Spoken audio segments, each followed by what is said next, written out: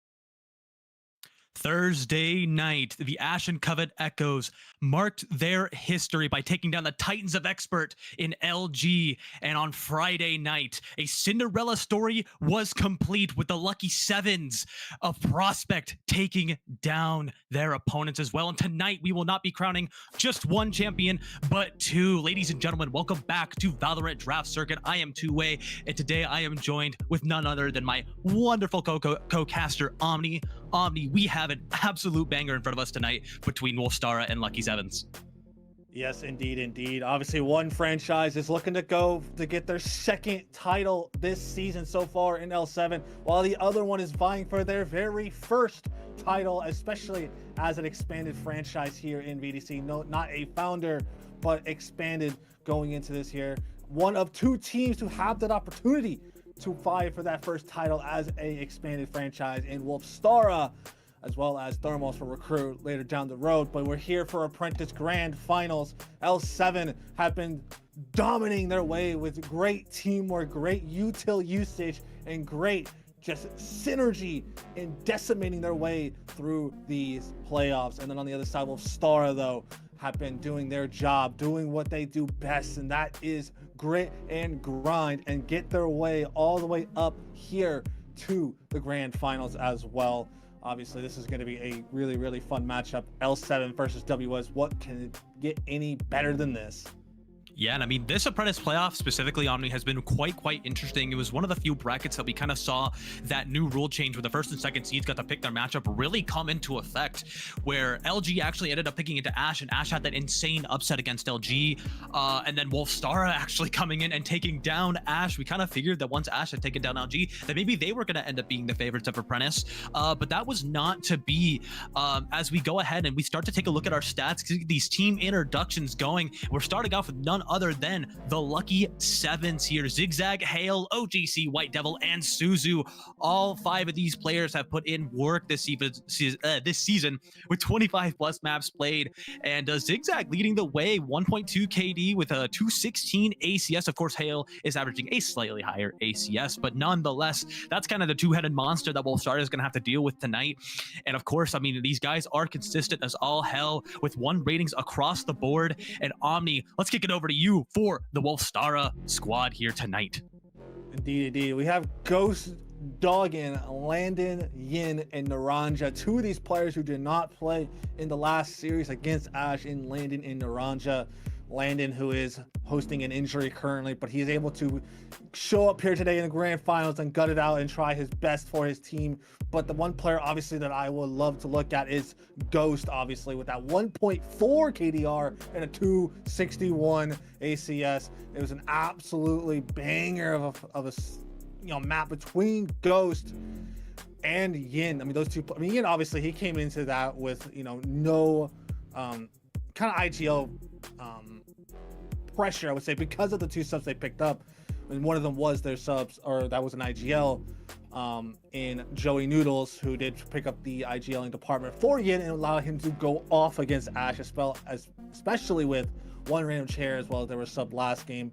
But they're here in full power. They're ready to go as we're going to go here in this best of 5 series. Indeed, this is still a best of 5 to see where we're going into it. I'm already seeing that 1 map of Pearl, and I'm already loving it. Oh my goodness. I mean, Omni, didn't we cast both Corrode and Pearl when we casted Ash? I think those are the 2 maps that they ended up actually playing. So it's, we're revisiting some familiar ground. Oh, was it Pearl and Split? No, it was Pearl Sunset. We didn't cast. No, Split was to the side. It doesn't matter. I know. Pretty sure it was Anyways, Pearl Corrode are going to be the first 2 maps. Those are going to be exciting maps, but I'm also really looking toward Abyss here, which we're guaranteed to get to no matter what. That is a map that I absolutely love seeing here in VDC. It's not picked very often by most teams. It's kind of one of those very kind of more decider maps. You either get to discard it or ends up being a decider when we get to the BO3s. Not a lot of teams like to prep for it, but that is a map that I'm really hoping that we get to have a good match up on. And it looks like here we're already into to Agent Select Omni. We're moving things right along here really efficiently. And of course here for the side of L7, they're just going to give us a little bit of a neon hover, all 5 of them. But over on the side of WS, they're starting to lock in. Ghost is on that chamber as per usual. And with Yin and Doggin filling out the duelist roles, I imagine Landon's going to lock in this Astra. And as I say it, he does so. And the Fade here is almost quintessential on a map like Pearl Omni.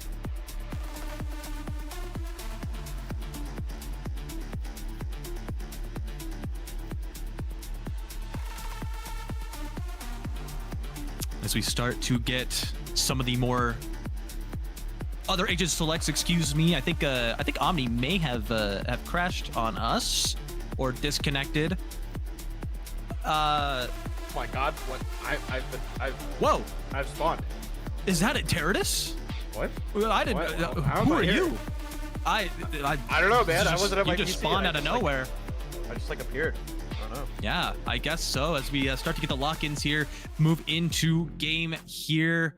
And yeah, for the side of Lucky Sevens, they're locking into this double initiator comp with the Tejo KO that I'm kind of fine with. I mean, they've got a healthy amount of information gathering between the stealth drone and the KO knife. And as well as that, they've got flashes to work with. They've got a lot of stall utility with the salvos. They've got a lot of potential here just to kind of hold things down when they get into the post plants here on attack. Yeah, I mean, we saw Teo last night, actually, in the grand final last night, and he was incredible on it, on that last map, and so I expect a lot of him. I am a little bit worried because the big thing about Teo is you kind of have to go into it saying, hey, we're playing this for post plan. And they have a little bit of an aggressive comp. You've got the KO, you've got the Waylay, you've got an Asher who can use their stars to kind of get them up. So I'm worried that they're kind of playing on 2 different fronts, and it's going to kind of pull that team apart. Absolutely, as we are only seconds away from getting this grand final underway. Grand final number 4. As this is happening, by the way, mythic grand finals are occurring right now. Cha did win map 1 of Haven against KC, so they are up 1-0 in that series, but it is going to be a 4-man, or excuse me, a 3-man push up here just to grab this orb here for the side of Wolstara. They're gonna start to give up that space now. They've got their orb, they've done their job, and now L7, they're making the way down into street here. Ghost and Landon gonna be the first point of contention here for the side of L7 to have to deal with as they start to make their way out. A stun to come out, a dash from Hale to come out. Opening pick goes his way. Ghost falling. As Suzu is gonna go ahead and get this bomb down. Zigzag on the lurk in the mid. Was able to pick up Doggin. And now Yin on this backstab. Naranja able to pick up OGC. As we go into the 4v3, advantage still in favor of L7. Zigzag's gonna make his way to B long, start to place down some of these stars for this post plant. Hale is in the 1 position here on site, able to shut down Yin on that push up, but Landon able to trade. It's just down to Naranja. Unfortunately, gonna be taken down by that salvo. It just landed now. No salvos there. And now the Cosmic Swell spams to come through. The bomb has gotten to half, but Susan with the spam through the smoke, able to clean that one up, and L7 pick up the first round of the series. Once again, we're seeing exactly that firepower of util that L7 has been making such a just path of destruction in these post plants, and that's a perfect example right there. Susu with the salvos, Zigzag with that pull, and then Hale just sitting there in that backhaul position being a nuisance to WS, and right there was a perfect example of that. And they get that pistol round already starting off very strong on a map that has been very comfortable for L7 so far.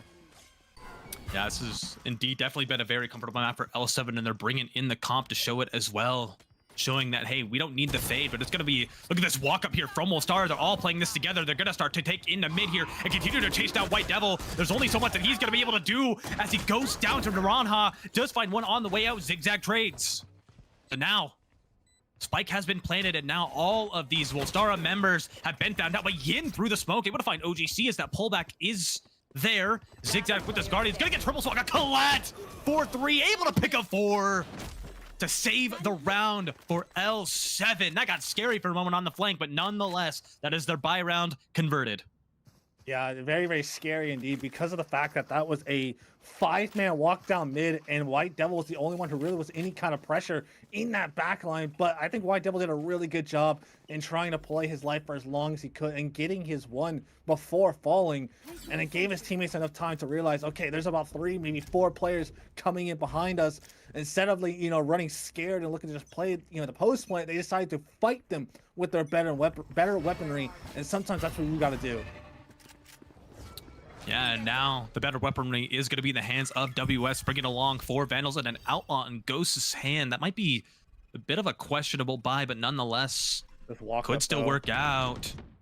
As Yin able to find that one in main, but Suzu trades onto Doggin, and now Naranja's going to try to find these trades. Able to find 2. Suzu and OGC falling to the Vandal. Naranja is now Hale and White Devil. A combined 3 kills to kick off this series as of right now. A little bit of a peek from Naranja is going to think differently of it. Got to go ahead and reset that fight. L7, they're going to look toward a different direction here. As they go into connector and land and just going to maybe see if this off angle could come into play. He's got a timing so long as Hale turns away. Landon unaware that the remaining 2 L7 members are making their way through connector, but now that trademark has been cleared, so it's going to alert Ghost and Landon to start rotating over to B. This noise is starting to be made. Ghost. He's got the right idea. This dash is primed from Hale. He's going to start to make his way out of the bomb site. Outlaw missed. Spike, a little bit of a tap. He's going to actually commit to this long plant spot. White Devil able to get this one down, and nobody's holding for his escape. At least not yet until Ghost and Yin get posted up in CT here. Now the flood from Wolstara gonna start to come out. White Devil with that Guardian able to shut down Ghost, but Yin trades on the Hale, finds the 3rd onto White Devil, and that is crisis averted for Wolstara as they pick up their first round of the match. Yeah, a beautiful usage right there of teamwork from the side of WS. I really wish from the side of L7, after that pick coming out from Suzu, or not Suzu, White Devil, starting to just keep swinging after the first kill because Yin was kind of in a really bad spot. He was looking at the wall, ready to swing, but the timing just wasn't there. But luckily they were able to avoid that as much as possible. And now they go into this round where they lost two rifles in that round into Doggin and Ghost. Actually, Ghost survived, but actually no, Ghost did die, excuse me. But still going into this round, it's still gonna be a half-ish buy. Just a Bulldog and an Outlaw in the hands of Doggin and Ghost while the rest of his teammates have rifles. I mean, yeah, but that Outlaw can still do some serious damage. Putting somebody down to just 10 HP is nothing to scoff at, Omni. Especially when you are on the weaker end of a buy. The stealth drone is going to spot out Ghost, though. He is going to have to TP out just in the nick of time. Had that hit him, he wouldn't have been able to get out, and that's a free pick. Be a sitting duck at that point. But now they are aware of L7's presence in long, as now the rotates are starting to get pulled over. These 3 members for Wolstara are posted up, but the Cosmic Divide is going to be utilized. Some counter util to come out, landed on the swing, able to pick up Hale. That's a first blood in his name. As now flashes exchange, and ODC able to find Yin, was able to time that flash out perfectly. And there's no trade on him whatsoever. So now we're in even scoreline here, but Landon able to get one on his way out to Zigzag. So we steady into a 3v3 now. Weapon advantage still in the hands of L7 as we go into the post plant. But there's no Tejo alive. No smokes either. They've only got nano swarms to work with. As all 3 members here from L7 are posted in long. ODC and Doggin going one apiece. White Devil to trade. And now it's just down to Naranja once again.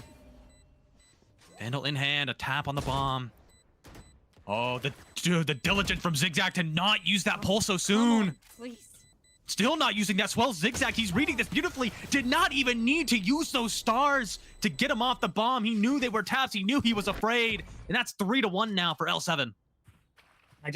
Right there, I'm already seeing the homework that L7 has done. Using that Tejo drone to just force Ghost off of that B long line. That was something that he was so good at against Ash, where he was just taking such an aggressive spot and just sitting there and forcing the hands of Ash. And this time L7 don't want to make that same mistake as that one right there. And they're doing that perfectly, pushing Ghost off the line. And as soon as they get the bomb down, it's basically wraps for WS because they just have to force them to use that util early in the post plant.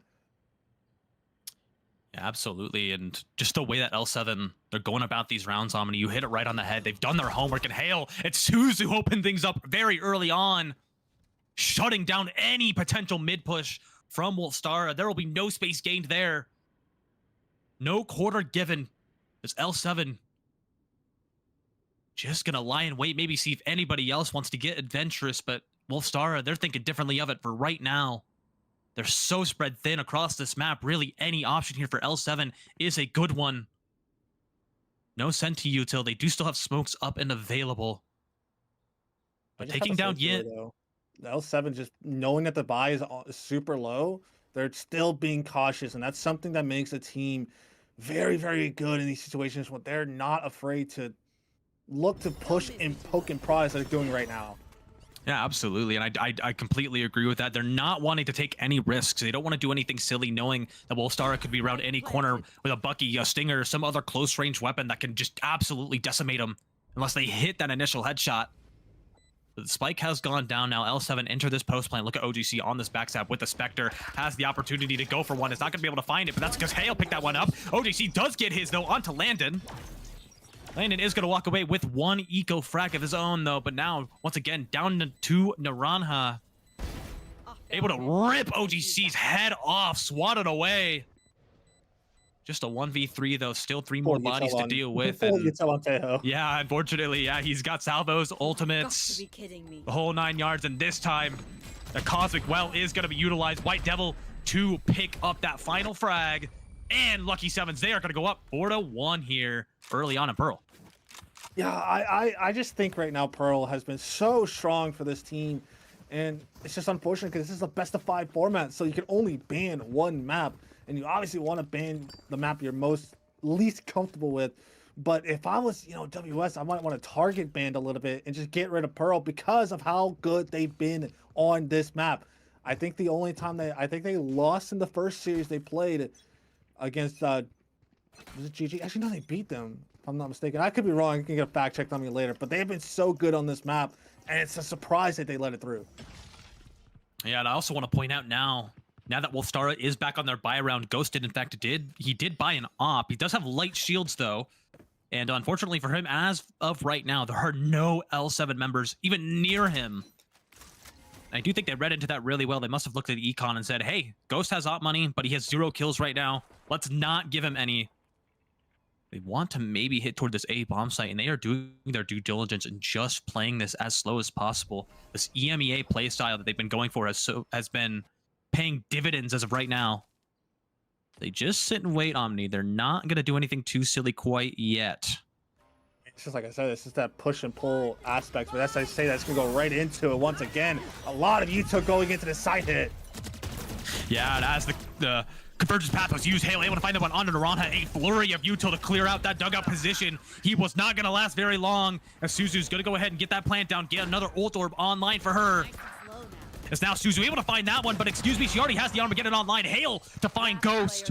And now just down to Landon. Hale on a 3K, but OGC says, you've done enough, Hale. I'm going to clean this one up for you. And it's a 5-1 start here for Lucky Sevens. I mean, they used 2 ultimates there from the side of Wolstara in that dimensional drift and the convergence path as well. And it didn't matter. L7 just flawlessly ran through that round pretty effectively as well, just using that one ultimate in the convergence path. And then still Hale was able to find 3 picks and got 3 more ult orbs to his ult again. He's already 5 away. Hale, who's come into this series, one of the best duelists in Apprentice right now, especially, I'm pretty sure, leading the playoffs in First Bloods right now. Yeah, now Wolstara, they've got to find a way to respond. They've got to find a way to put more rounds on the board. It may be in the form of Yin and Ghost walking up here, but Zigzag's going to be on this Overwatch right now to ensure that nobody's pushed up B long. He hasn't been spotted quite yet. Why? Oh, he's turned around. This could be a horrendous timing if they're not careful. Zigzag able to find that one, but Yin trades. It's going to be a rifle upgrade for Yin. But it is one apiece there. It's a start for Wolstara that they may just need. As now the hits are going to come in on A. They're going to be stalled up by this Cosmic Well for now. As now flashes to come through, but Naranja with his Vandal able to find OGC. As now, for what feels like one of the first times in this series, L7, they're on the back foot. They were hurt earlier on by this pull. They were caught out.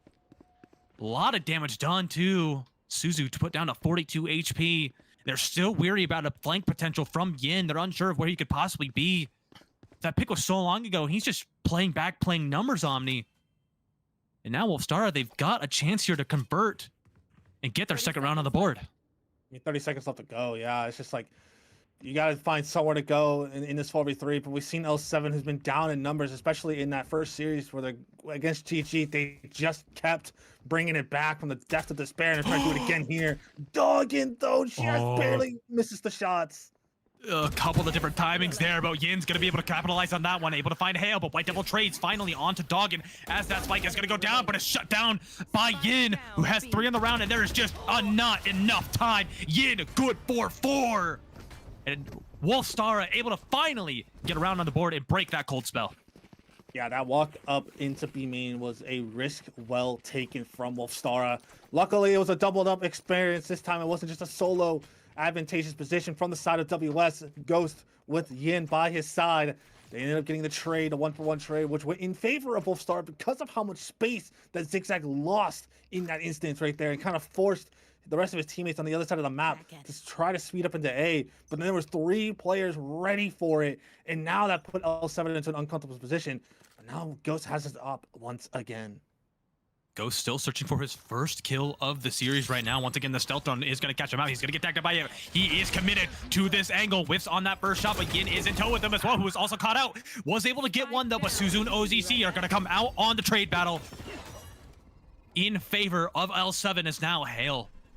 Oh, this dash up into heaven could be a backbreaker for Wolstara, and unaware of it, it's landed, but Landon able to make the right adjustment in the nick of time to find Hale and even things out into a 3v3 as the Nightfall is used, but White Devil on that late lurk and mid, able to find up Naranha. OGC finds Dawkins and now Landon once again. Can he seem to pull off more heroics? OGC swats him away once again, and Lucky Seven's picking up where they left off. I say this every single time I've casted L7 so far, because I'm pretty sure I've casted every single game in this playoff run for L7. OGC with that 100 ping is just insane to what he can do. 7-6 on the scoreline right now, and just being able to just control that ping very, very well. And that's giving him a good start, 6-2 right now. Hale, Zigzag also following up with the Ghost having a slow start though. The guy I was saying was going to be the one to look out for, who is currently 0-for-8. Yeah, Ghost just not having the series that I think he would have imagined right now, but there's still plenty of time though. Even if this map doesn't go Wolstara's way, they've still got plenty of opportunities to get back into it. As this time, Ghost is going to think differently of pushing up onto that long line, knowing that that stealth drone has been the bane of his existence. As now the null command is going to be committed by OGC. Another aggressive B is going to come out. Hale's going to dash up into heaven, but a hot to spot out some of these players. Suzu able to find Yin and Hale onto Landon. My goodness, the L7 attack is just suffocating right now for Wolstara. Spike planted. There's no form of playing in a pack right now that's been working for them, as now they're forced into another disadvantageous position as the bike is down and all 5 members of L7 are still on their feet. It's now the dash to come through, but Doggin, it's just not enough. He is able to get OGC on the way out. Now, just up to Ghost and Naranha to try to salvage this round, as now the swings are going to start to come out. Naranha getting a good timing onto Hale, but the lockdown is committed in street there. Another late lurk might be, once again, the bane of their existence. The White Devil's just going to hold on to this lockdown. They've got to make the move, but the bomb is so far gone, and at this point, defusing it is just not in question. Doesn't even matter that Naranha was found out. Doesn't matter if you have the salvos. Doesn't matter if Ghost finally got his first kill of the series. Lucky Sevens, they're going to have a winning half at the end of the day. It's just been so great to watch this post-playing util, especially with White Devil. The patience he showed there in street. He was just out of the range of that trademark in street, so he was just sitting there the entire time, seeing if maybe somebody's gonna walk into his crosshair, maybe they're gonna try to save or whatnot. And then finally, once the frags went in the favor of WS, is when he activated that lockdown. Just perfect protocols coming out of L7 right now. And right now, they're trying their best to make L7 our only 2-time franchise champion this season. Yeah, they're the only opportunity, they're the only franchise, excuse me, to have that opportunity this season. I think a lot of people did not expect L7 to be in this position, but here they are, potentially able to make history for their franchise, but they have got a long road ahead of them in this series. It's only map 1. It's going to be a little bit of a split offense here. A lot of mid space starting to be accrued by L7. They're changing the pace again here. Wolstara just going to stay in their positions as now they're starting to look towards street. 4 members here of L7 grouped up and ready to go. But Naranhan able to make lemonade on that one. Able to find 2 though, but OJC trades. Wolstara in the driver's seat for the time being, but L7, they've been known to not back down in these positions. As now OGC is going to have to make something happen here with Spike in tow. As now OGC caught out by that saturate from Doggin, is able to clean that one up though, and Landon stalled out here for the time being, but Zigzag does have a timing here into street. Is going to have to shoot that fake out. It's going to be flashed up as well. A lot of flashes coming his way, but Zigzag can't settle the shots on the Yin. Now it's all down to White Devil, who was able to find Doggin though on that swing. But 3 more bodies to find. And finally, the Outlaw sings for Ghost. Something for Ghost to find there, as now Wolstara, they find their 3rd and potentially could be a 5-7-half. Naranja actually sitting there in that street position. I'm surprised that OGC didn't flash that angle, because you know that someone could be playing in street. It's way more, you know, appropriate to flash that angle and be safe better than sorry. And that's exactly what happened there. Naranja getting 2 huge frags. I mean, he missed out on semifinals. Now he's here in the grand finals, trying to will this WS team together at 10-7 right now alongside Yin. Yeah, and I think for the side of Wolstara, they're starting to get a slightly better read as to what L7 want to do. They're starting to get a feel for this team. As we go into this first map, Dimensional Drift is going to spot out none other than White Devil in top mid. He's going to stay really close by. He's going to have to gate crash out of there, though, as all the barrels and all the crosshairs started to pull toward him. A lot of damage done as well, in fact. Again, just put down to about 30 HP.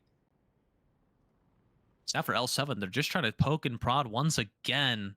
Maybe seeing if anybody else has walked up.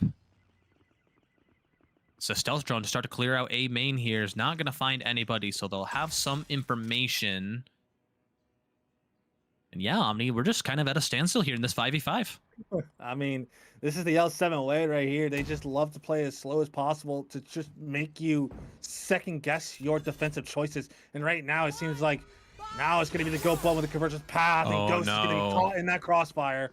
Yeah, the convergence path. I mean, his CP's there as well, unfortunately, but a counter convergence path to come out from the side of Wolstara as OGC finds an opener now onto Naranhan. Doggin trades, though. The Outlaw starts to sing. Only 1 shot, though. Puts White Devil down to 10 HP, but White Devil does find that one onto Ghost. Suzu making her way out onto this front bomb site position. Zigzag able to find Gin in dugout.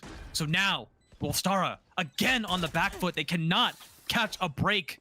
They can't seem to put back-to-back rounds together unless heroics are made by Doggin and Landon, who as of right now have not had the best start to this series, as the defensive Cosmic Divide comes alive, maybe to slice and dice some of the space up, maybe make things a little bit easier, as now Art could potentially get smoked off. They're looking to see if anybody's maybe on the bomb site, as now Cosmic Swell to be used, but Doggin, look at this timing. Oh, you gotta clear your corners, man. There is somebody tucked in that corner who can still hear the tap of the bomb, as OGC and Zigzag put round number 8 up for L7.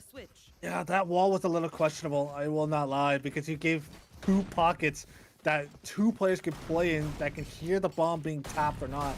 And that's exactly what happened. In OGC in that Art corner, you had Zigzag in the other corner in A main, and it just gave them so much avenue to be able to hear that bomb tap and then use the util to just stop them from even coming close to defusing the bomb. But L7, like I said, this slow gameplay, this slow tempo play has been kind of drawing the nerves out a little bit of WS, forcing them into little mistakes right now. Yeah, and I mean, they're just also getting caught out on a lot of individual fights. Sure, Wolstara, they've been known to be good in their one-and-dones, but when they get swung by 2, 3, even 4 members of the opposition, it's really hard for them to find those multi-kills. And L7, they've been doing a great job of just playing everything together. Now, the Armageddon finally being shown from Suzu. It's the last round of the half. You may as well use it to try to accrue some space, along with that Cosmic Divide, to help get a plant down for free. So now it's going to be a 5v5 duel. 45 seconds remain in this half.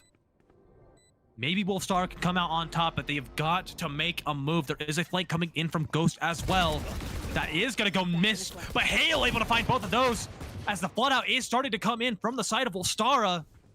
An immediate 5v3 as Ghost is able to find that flank pick onto Zigzag, but trades are across the board, and all of a sudden Naranja finds himself in a 1v3 shut down by OGC, and it is a 9-3 half for Lucky Sevens. They are not wanting to gamble here on Pearl. Yeah, that was just an absolute clinic right there on that B side, using the armor, getting it back, calls a force out, landed into CT, but luckily that Cosmic Divide from the hands of Zigzag just kind of kept them safe long enough to get out of danger, but then that smoke, unsure who threw that smoke in back calls, but it gave OGC and Hale just the perfect positioning to just stifle them from taking that retake positioning into back call. And then the flank coming out of Ghost was pretty decent. He got his one, but Suzu with the instantaneous trade and just kept that backline safe, and it just made that round virtually impossible to win once that backline is just being uncontested. And now going into the round, to the half, where WS has been pretty strong. They beat Ash on this half. So let's see if they can do it again here against L7. Absolutely, as now Hale is going to look to find an aggressive play here, but Doggin finding the opener of the second half. There were a lot of targets found with the knife as well, though. I got 4 out of the 5 members. The only member that was not tagged up was Ghost. So they have to imagine that it's a potential lurk still. They've got to do their due diligence here. And Suzu finds a very late trade onto Doggin with that classic free weapon, by the way. Just want to point that out as a flash comes in through backside. OGC is already in this backside position, starting to flood out, able to find Ghost, who was just sitting there blind. Figured maybe he was inside of the smoke, but was actually not safe. Naranja yet able to pick up one apiece there. So now, but White Devil trades, and now it's a 2v2. Things are even here. L7 starting to bite back. Now things halt. It's now Zigzag and White Devil. They're so spread apart here. Naranja is just sitting on top of this spike. Such an advantageous spot to be in. You have to assume that they're both there, but White Devil able to find that one on the Yin, but Naranja trades, and now that's going to activate Zigzag to have to get up there, but Zigzag closes the round out, able to find that one and avert disaster there, as now L7, they get to double digits. WS had a really good start. Doggin got the first blood onto Hale, shutting him down in the aggressive play, but then that knife just scanned 4 players, and it stalled them out just long enough for OGC to get into Flowers and flash out and be able to flood on with his team and do his best to just support them. And then after that, it just kind of fell apart from the side of WS, because you have one player sitting in default, you got the other player sitting in a main, and then it's just unable to really set those trades together. I mean, the only benefit for WS in that round was the fact that Zigzag and White Devil were just kind of so far apart, but it kind of went into their advantage at that point. Yeah, it absolutely did. And I also want to point out for Lucky Sevens, 4 out of 5 members are in double-digit kills. We've only played 13 rounds. That's insane. I mean, Suzu is also 1 kill off from getting to 10, so she's really, really close to making all 5 of these L7 members in double digits. That just speaks volumes for how well this team is playing together as of right now. But Wolstara, they've taken space here industry. They're going to start to make their way down. This push is going to start to come out here. Potentially, they're actually thinking differently of it. The slightest bit of resistance, and they're actually pushing Peter back into connector, but White Devil with a spray transfer, able to find 3 there onto Naranja, but cannot clean up onto Landon. But the damage has been done. White Devil says, my Spectre is the best Spectre of them all. And Yin's gonna have to start to clear out into A main, but Hale able to shut that down. A little bit of a consolation prize in the form of plant money as Hale shuts down Landon, and that is gonna be round number 11 for the Lucky Sevens. I just had to say that the protocols from L7 there was absolutely sublime, because of the fact that White Devil was under so much pressure in that connector position, and next thing you know, the 2 players that were on site in OGC and Hale says, all right, there's at least 4 players in connected. There's minimum or maximum 1 player in a main, if that. So let's take that 2v1 in there and then take that control. Luckily, there was nobody there anyway. But that's the protocols you like to see out of a team who is locked and loaded in terms of the scrim practice and the dry runs and all that stuff, and the protocols built into themselves over this time through the playoffs, and now is coming to fruition here in the grand final, starting off the first map 11-3, a huge way to start this series off. Yeah, they have definitely come in feeling more prepared than their opponents here. As Wolstara, they just can't seem to find answers. They seem so indecisive on these hits, but it's gonna be pretty decisive here as they are death falling down. Belong as Zigzag is able to pick up one onto Ghost. Just cannot seem to catch a break here as of right now, but it was traded out. So it's gonna be even now, 4v4. As the spike is planted in the hands of Naranja, Dawkins maybe trying to find an early pick here to try to put the advantage back in Wolstara's favor. Is able to get that one onto White Devil though. Now, there's a double flank coming in from the side of L7. It's going to be OGC and Hale to try to make, sorry, Suzu. Suzu able to find two with the Bucky, but Naranja finally trades. Now all of a sudden, we're back into a 2v2, but Yin able to make good onto OGC. So now it's just down to Hale, who has picked up a Vandal at this point. Both of these members from Wolstara are spread apart, but they're both in halls as these Prowlers are going to start to create pressure. But Yin is able to find the best timing possible to shut down Hale and get their 4th on the board. They have got a large hill to climb, Omni. I always try to catch the Kirsten, but Ghost is on pie watch. 3-13. Really struggling in this series so far. It's really coming at a worse time because of the fact that he's that guy for this team. 1.4 KDR and like a 260 ACS average for this team. And right now he's just been non-existent. I mean, pun intended. He's been a ghost in this map so far, but that's all that matters is how you can bounce back from this. Can he do that here? Oh my goodness, excuse me. I hate to cut you off, Omni, but Hale wants this map done and dusted. They want to get on match point as soon as possible.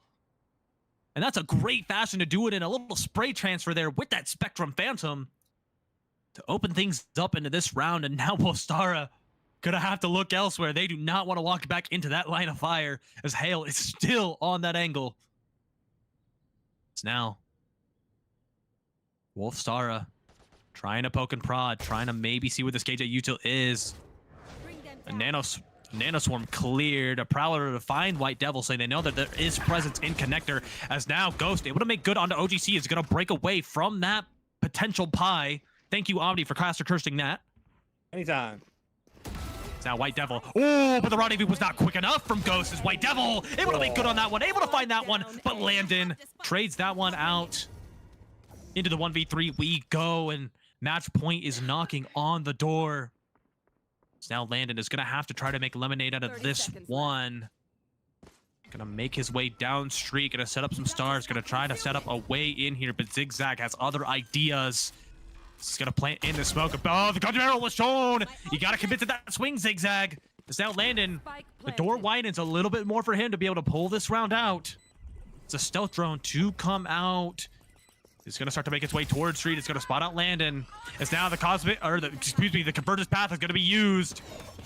Down to just 9 HP. Can Hale make good on that's what he can, but Suzu comes in as the hero they need to get them onto match point. Oh, close. So close from Landon right there. Just a little bit, you know, too close for comfort for the side of L7. Using a converter's path in the 1v2 was honestly the right call to make because you can't leave anything to chance, especially in Valorant where all it takes is one bullet to the dome and it is a game over for you. And right now that seems what L7 wants to do right now and put this map to bed in a convincing fashion here on Pearl and WS. They got to figure out what they can do differently going into map 2 unless they can find their voice and find their shooting powers here in the potential final round of this map. Yeah, it's going to be 8 straight needed for Wolstara in order to push this to OT at minimum, as now some damage has been traded back and forth. There's now a lot of space starting to get taken. Wolstara, they want to get onto this bomb site. They're starting to be more aggressive, and Zigzag only has an outlaw to his name as of right now. Spike planted. As that spike is going to get planted, a array of different weaponry here for the side of LG, or for L7. This now, Cosmic Divide is going to be committed from the attacking side. But some counter util and a lockdown to be used, and OGC is going to get a running gun kill. Yin going to get absolutely beat up there by that Spectre, but is able to find that one onto OGC. Is now the lockdown is going to push out the rest of this Wolstara offense. As now the post plant is going to start to come in. Now Suzu able to find one with the Armageddon. Or the Annihilation, excuse me. Hale able to get 2. Just down to Landon here, but the stick is going to come through. 1v4, the triple swing, but Hale good for 3 on that one. And a quick first map here. L7 is going to open things up 1-0 in this best of 5 grand final. What a just an absolute blender that WS got put in there on that last round. The lockdown forcing them all the way to B long, and then the Armageddon to just put them in between a rock and a hard spot and just know where to go. I mean, yeah, you had that cubby, but you could just spam that angle down, and exactly what they did there. They made that retake look very, very comfortable. In this map in general, very, very comfortable. As we look at the leaderboard here in just a few moments, 13-4 in favor of L7. A dominant showing on Pearl, making this their third straight win on the map in playoffs. Once against GG Apprentice, and the next one's against Ash as well. And now they do it again here against WS, making this a 1-0 start to this series. I mean, just everything. You just look at everything from the side of L7. There wasn't really any shining star. I mean, Hale, yeah, top frag, but everybody did their part. White Devil with 15, OGC with 14, Zigzag with 12, 6, and 9, Suzu with 13 and 8. Like, this team is so well rounded right now, and they are proving it here in this best of 5. I could not agree more. And this is going to be a much needed 5 minutes for Wolstara as we enter our break here. But yeah, they're going to need to talk things over, try to figure out a better strategy to, tie up this series, Omni. But that is going to do it for map number 1. We do have at minimum 2 more maps, but hopefully at maximum 4 more maps. We are hoping for a banger of a series here tonight. But yeah, we are going to go ahead and kick it over to break. Go grab a snack, go use the restroom. We might be here for a while, but in 5 minutes time, we will return with map 2. Don't go anywhere.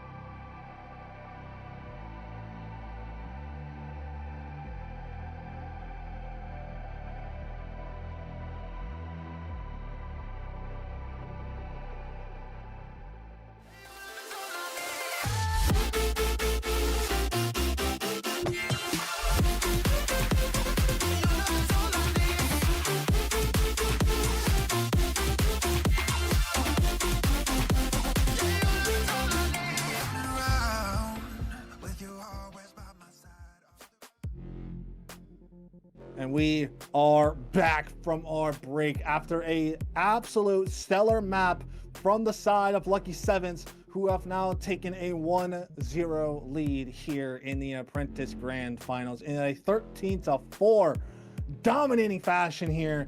We are back now. We're getting into map 2 in just a moment, but after that last map 2, what do you think of that last map? I think it was an absolute slaughter, but that was just a clinic put on by L7. I mean, we said it time and time again in multiple different ways that, I mean, L7, they just looked prepared. They just came into this. They knew what their game plan was. They knew what they were facing against, and they had the answer to every problem, it felt like. And I mean, it doesn't help that, you know, a player like Ghost, who we have kind of known to be one of WS's top performers this season, both generally statistically, he's been the top performer.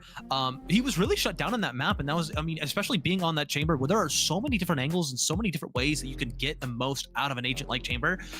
We just didn't see that out of Ghost.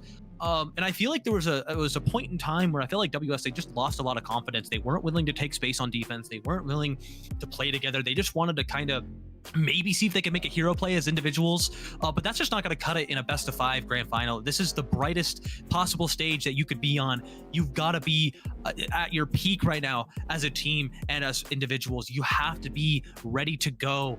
And from Wolstara, I'm really hoping that they use that 5 minutes wisely to really talk things over, to really recoup themselves mentally, because that is not a match that is very easy to get over. But you have to have goldfish memory in this case, Omni. You have to be able to just kind of flush that out, say, hey, it happened, whatever, move on. We've got Corrode coming up. What are we going to do for that? yeah, I mean, it's always half the battle in Valorant is that mental game.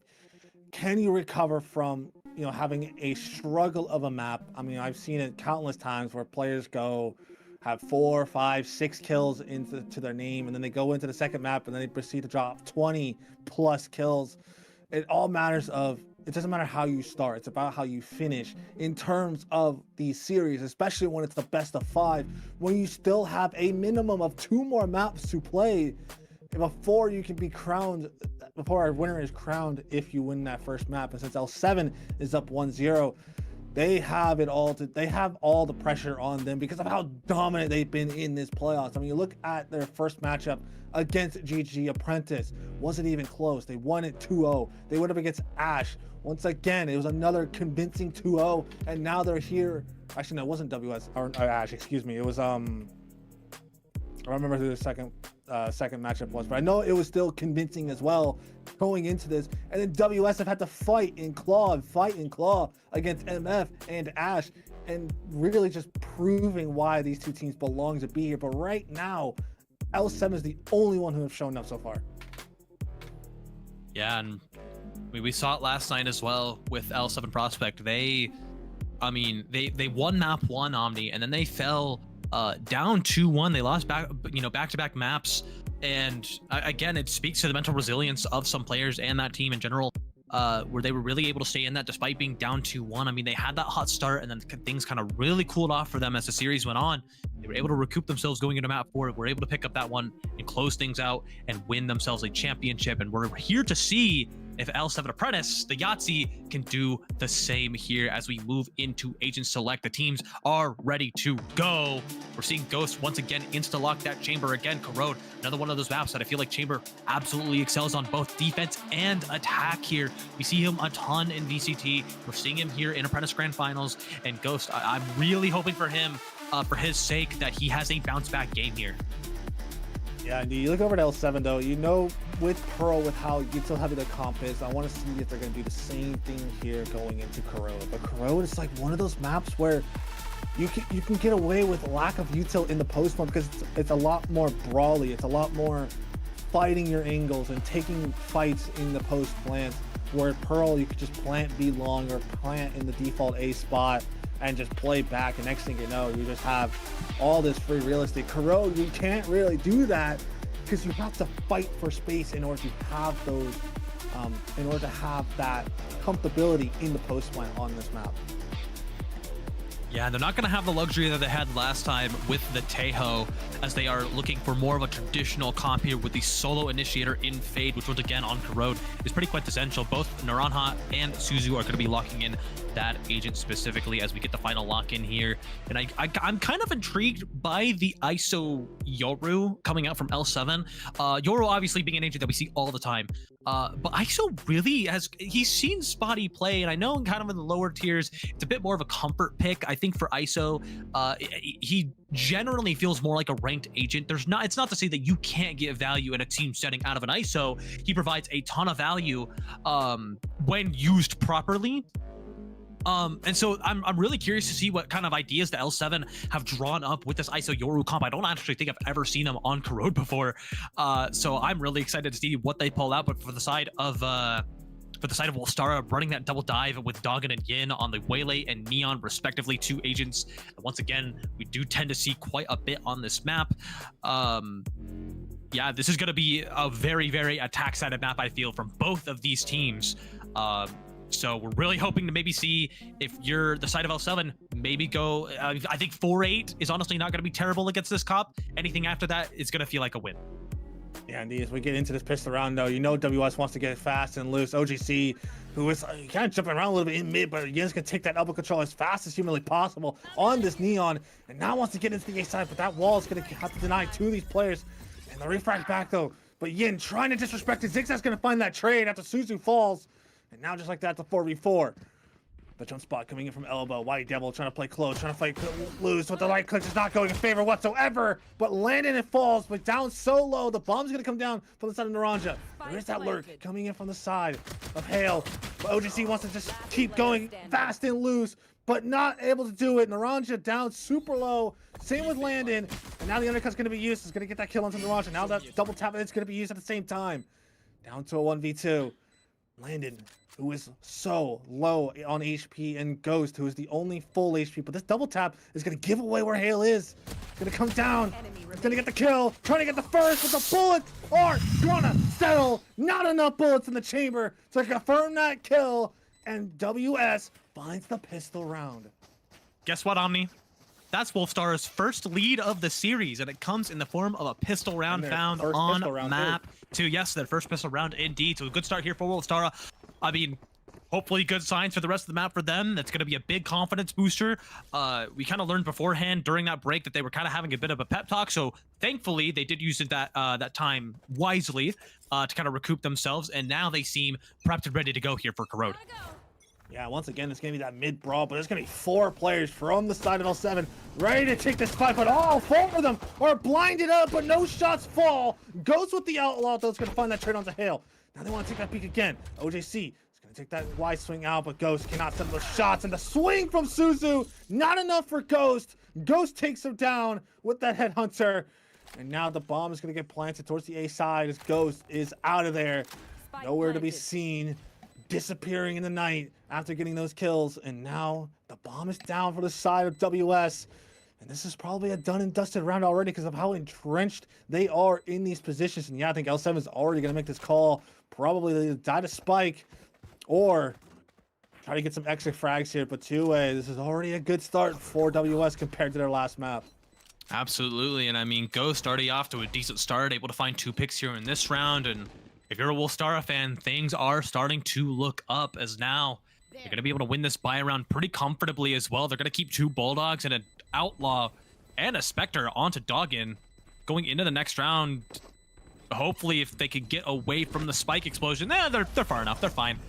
And from the side of L7, they're going to go ahead and fall to that spike, ensuring that they don't save those classics going into next round. And yeah, for Wolfstara, a pretty stock standard kind of buy round from them. Kind of run it down mid into A main as well. You know, let Ghost hold on to mid because you know that there's probably going to be pressure there. And he did a great job holding on to that space as long as possible with that Outlaw and punishing anybody that went ahead and peeked him and was able to get 2, like I said. So now it's going to be how can they convert this bonus round? They've got decent weaponry to work with. They've got full shields across the board. They even put a Bucky into Yin's hands, which again, in the hands of a Neon, a capable one at that, can be absolutely lethal, especially on a bonus round. Yeah, now they're going to be going for that fast A main control. That Haunt did get the scan on the 2 players for that refract coming in. Zigzag has to TP away because he was hindered up. not want to get caught out in the open just like that. OGC with that smoke in the hands is going to smoke that A elbow. But from the side of WS, they are backing away from that. They took a lot of pressure into A, and then now they're backing away into mid. OGC, the only person here, but now Hale's going to back him up. But this smoke going to cause some doubt in the minds of OGC. He's going to see that there's a gap in there, but can't take the shots just yet. Wants to hold the trigger first. And from the side of Suzu, trying to set the shot, but Yin with the Bucky. He's going to find that kill on the Suzu. Now it's Zigzag. Here left on the side alongside Hale. Hale's going to find 2 kills and elbow. Just like that. Doggin left in a 1v4. It's a Spectre in his hands. Has it all to do. I don't like this bonus round. It's going to be as clean as possible. One falling and an armor down onto OGC as Doggin's going to walk straight through the smoke, and Zigzag is already on the angle. Coming from Astra, playing the Yoru now, off to a hot start for Zigzag. Yeah, that was a much better look there for L7. Got a little bit scary with Yin finding the opener with that Bucky, as we did mention. I mean, that was the only gun that did actually find any value there that round. But, you know, Wolstara, then all of a sudden we're like, hey, let's just die to the rest of L7. I mean, it was more just L7 kind of had the right timings and everything like that. And then, the kill feed just lights up in L7's favor. But no, very well done there from L7 to keep things in check, to not get bonus. That was kind of a tough one to come out of, considering the weapons that Wolstara did have. But now we go into an equal buy round here, and it's going to be a brawl in B. Oh, what a beautiful shot coming out of Hale. Taking down Ghost just like that. And now trying to trip that wall. They are going to trip that sheer wall, and now that's going to be out of the equation. The haunt coming in from the side of Suzu to get some information. But I think from the side of WS, they want to still go into that A elbow position. White Devil's going to be under a lot of pressure. He's going to find the first onto Yin, but Naranji's going to find that trade. But Zigzag, who's here on the angle. Suzu on the backstab as well. Landon trying to do it all. Can't do it at all. Suzu finds the kill with the backstab. And that is yet another clean round coming out of L7 with the rifles in their hands. Yeah, they're starting to get a much better feel for Wolstara on Corrode. Wolstara, they were doing a lot of good things early on in this map, and all of a sudden, L7, they're starting to respond. They're going tit for tat on these rounds as of right now, and I know we're early on into Corrode, but you can't let things snowball for L7. They're already building up a massive economy. Zigzag already almost has 6,000 creds. Suzu almost also has 6,000 creds. I mean, there's a lot of money to be spent here for the side of L7, and they're going to put an Odin in the hands of OGC. As now, Wolstara, they're on this eco round. They're going to have to look into mid here to see if they can find any response. Yeah, obviously now it's going to be fast. OGC is going to find the first off to land it, and Doggin is already down so low. Yin is going to be here in this corner position with that Bucky. That Yoru, who's in that corner position, got out. And OGC with the Odin once again taking down Ghost. And Yin falls to White Devil as well. Now these two players are really just stuck between a hard rock right now. Nowhere to go. I mean, they do have nobody pinching them enough, but they have that OGC with that Odin just fully holding that angle, waiting for them to come out. Now Hale's going to come close. The double up with OGC, and now the undercut's going to be used at the same time. They're trying to get the kill, and the double kill lined up perfectly. A flawless round for L7. Off to a better start now. They're getting 3 rounds in a row. I mean, Omni, that's just wrong. Like, just morally, that's so wrong. I mean, you're a damn turret in OGC with that Odin just holding left click the entire way through, able to find 2. And then you put some other members down low, and then it, not to say PC check on Hale, but that undercut hitting both those members and then cleaning that round. L7, like, they just can't do any wrong as of right now. They were like, okay, we lost our buy and our pistol, whatever, who cares? We're going to win the rest of the rounds. Yeah, Zigzag wants to get back again, gets that kill, and then TB's out right away. Just nothing you can do to get that trade. Now Hale, who is down to 21 HP, holding this front smoke with the thorns in front of him. Again, wants to take the peek, but there's that Odin again, making it sing, but the paranoia is going to force them back. Trying to use the counter paranoia, but nobody is out just yet. It's Hale and OGC, and in that on site alongside Zigzag, who's in heaven, but now Ghost getting a little curious now in mid, as this default now starting to come back into fruition for WS. But L7, they are still holding strong. OGC now picking up that mid position with a jump spot. And these 3 players in B main still are waiting for a mistake. But now Hale's going to hear that noise, hear that footstep coming out of Ghost.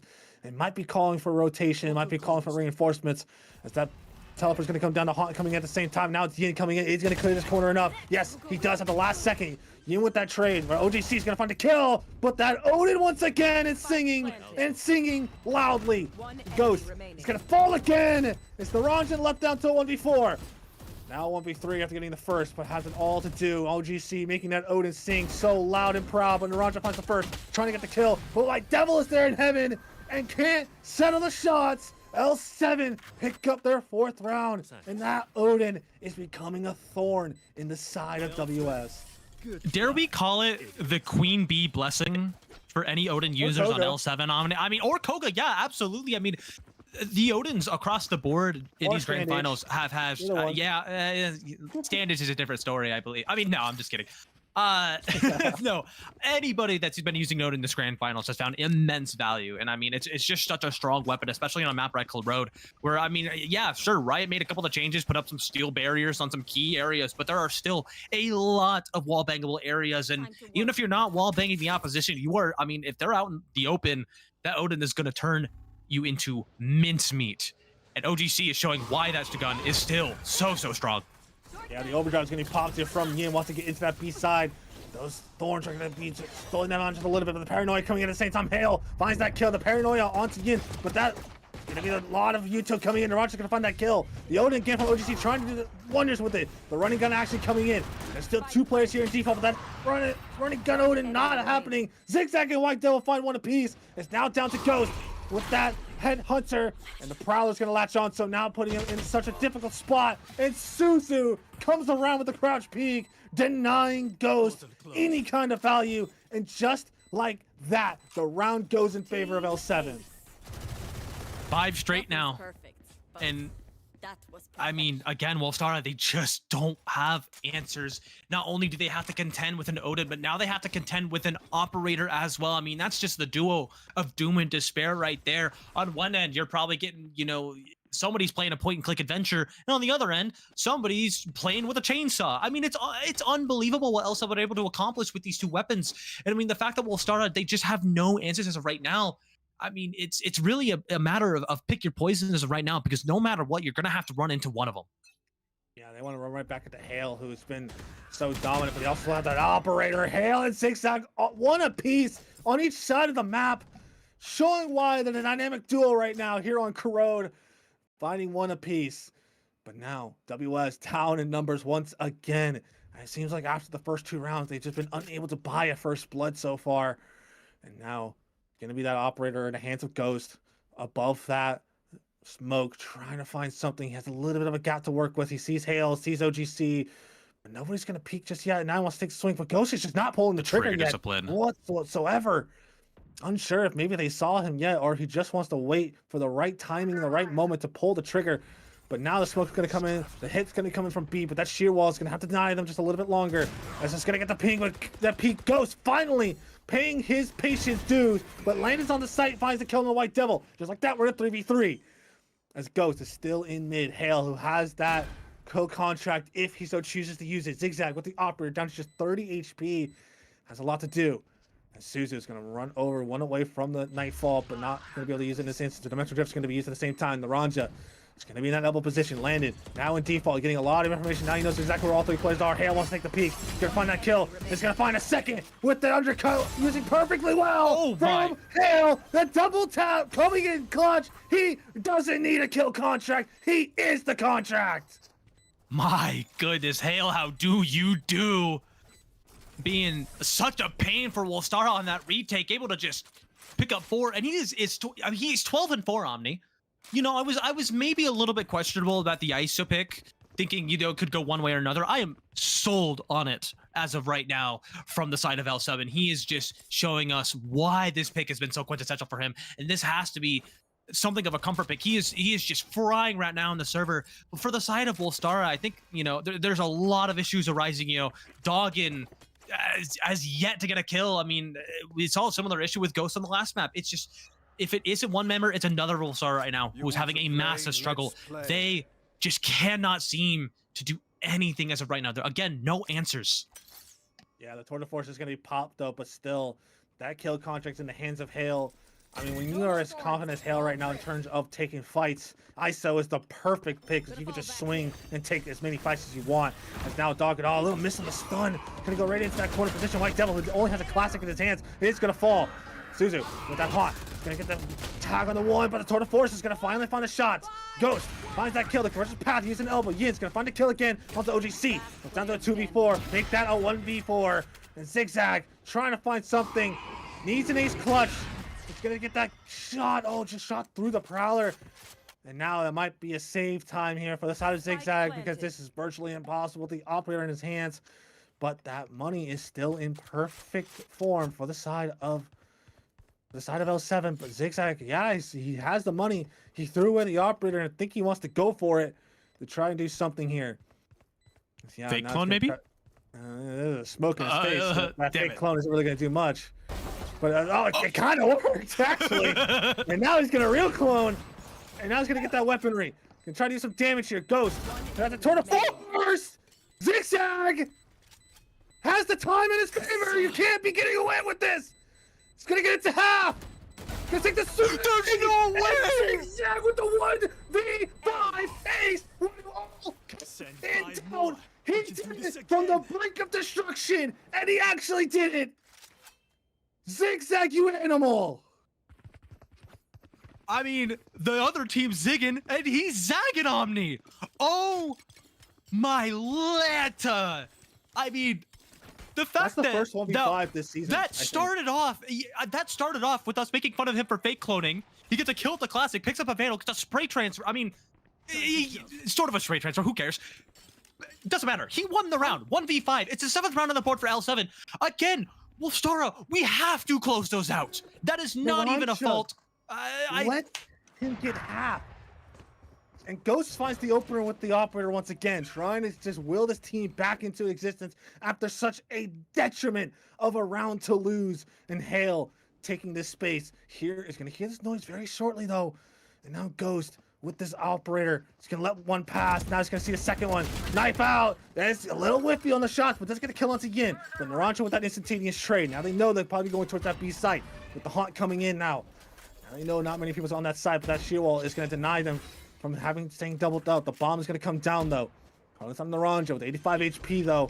The Nightfall and the Steel Guard in the hands of L7. I mean, nothing is impossible after we just saw from that last round. Dogging with that hinder. Zigzag, the hero, falls. Suzu gets the trade, not down. He's going to see that Omen in the corner. Lane just can't shoot yet because the cut's not back up yet. And now the Ghost with that operator is going to get the kill on the White Devil. Suzu, let them know 1v2. Has to try and do it all. The jump spot finds the fork. You can't get away with it again. L7 will not quit. Suzu with the 1v2 and the 4K to find the 8th round on the board. These guys and girls cannot be denied. They can't keep getting away with it, Opti. They can't keep getting away with it. Versus a 1v5 from Zigzag, and then it's a 1v2 from Suzu. Wolstara, yeah, no, honestly, I'm ready to go to map 3 if I'm being honest with you. Like, as respectfully as I could possibly put it, I think we just need to go to map 3. Yeah, right now, but he can't dwell on that again. You got to bring it back into it. Hale with the undercut. Zigzag once again with the collat with the operator, and then gets out instantaneously. And now in the 5v3, it seems like WS just can't buy a round anymore after a stellar start, getting the first 2 rounds, and then the 1v5, and then the 1v2. Now, see if they can battle back. Hale, who's close by, has been the unsung hero so far in these early rounds, while Zigzag has been that closer. And same with Suzu. I mean, this team has just been absolute. OGC with this Odin in mid has Suzu to jiggle for him in case anybody's walking up with them. Ghost with that Guardian. There's a buy from the side of WS with that 1 rifle and 2 Guardians going into mid now, as they are just trying to find something, find any kind of chink in the armor of L7. And right now, there is just nothing that they can find. Not even a scratch right now. Because now they're about to be walking right into the blender of this Odin, as OGC is going to take the peek and now pull out the paranoia. Suzu got his back. That TP coming across. The Ranja has to run away. And there's nothing he can do because that Odin is hole and running you down and putting you round 6 in the feet half. under. Okay, now that I have had time to collect my thoughts after the last couple of rounds, because we've seen some really chaotic things happen, and thank you, Wolfstar, for calling a timeout so I can yap about this.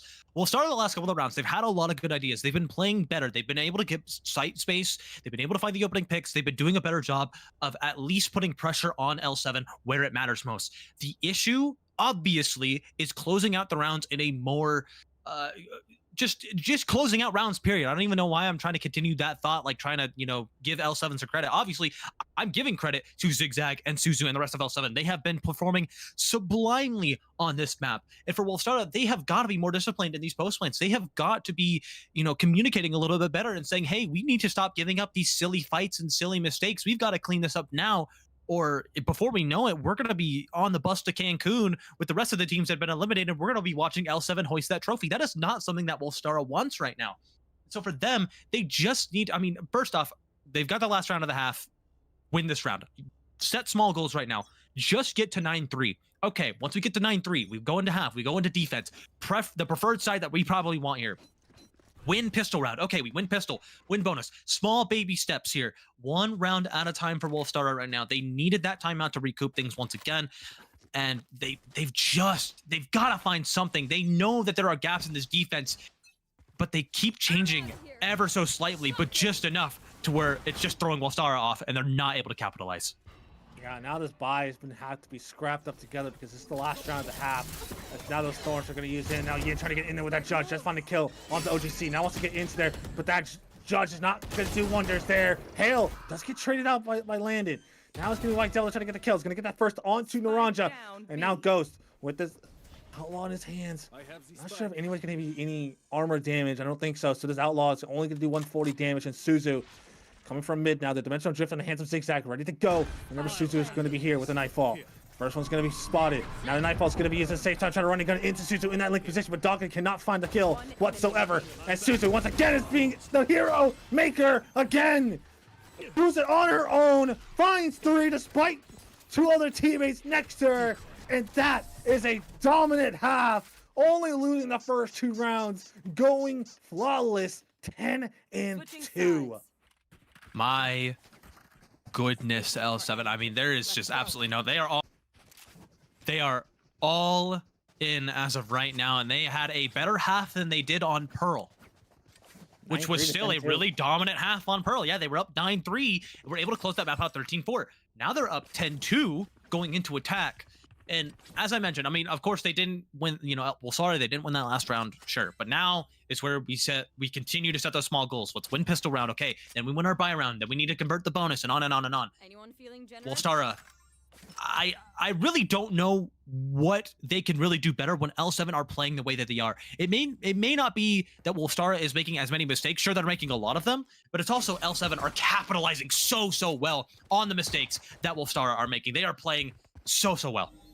Yeah, now this Headhunter from the side of Ghost is not going to get any kind of damage whatsoever. And now this Link pressure coming in from Zigzag at the same time. Now it's going to be these huge players in that cubby position, I guess you would say. Suzu finds the kill, and White Devil finds the kill on the other side again. And this is a disastrous start to this pistol round. Doggin finds his first kill of the half. OGC is going to trade it out, though.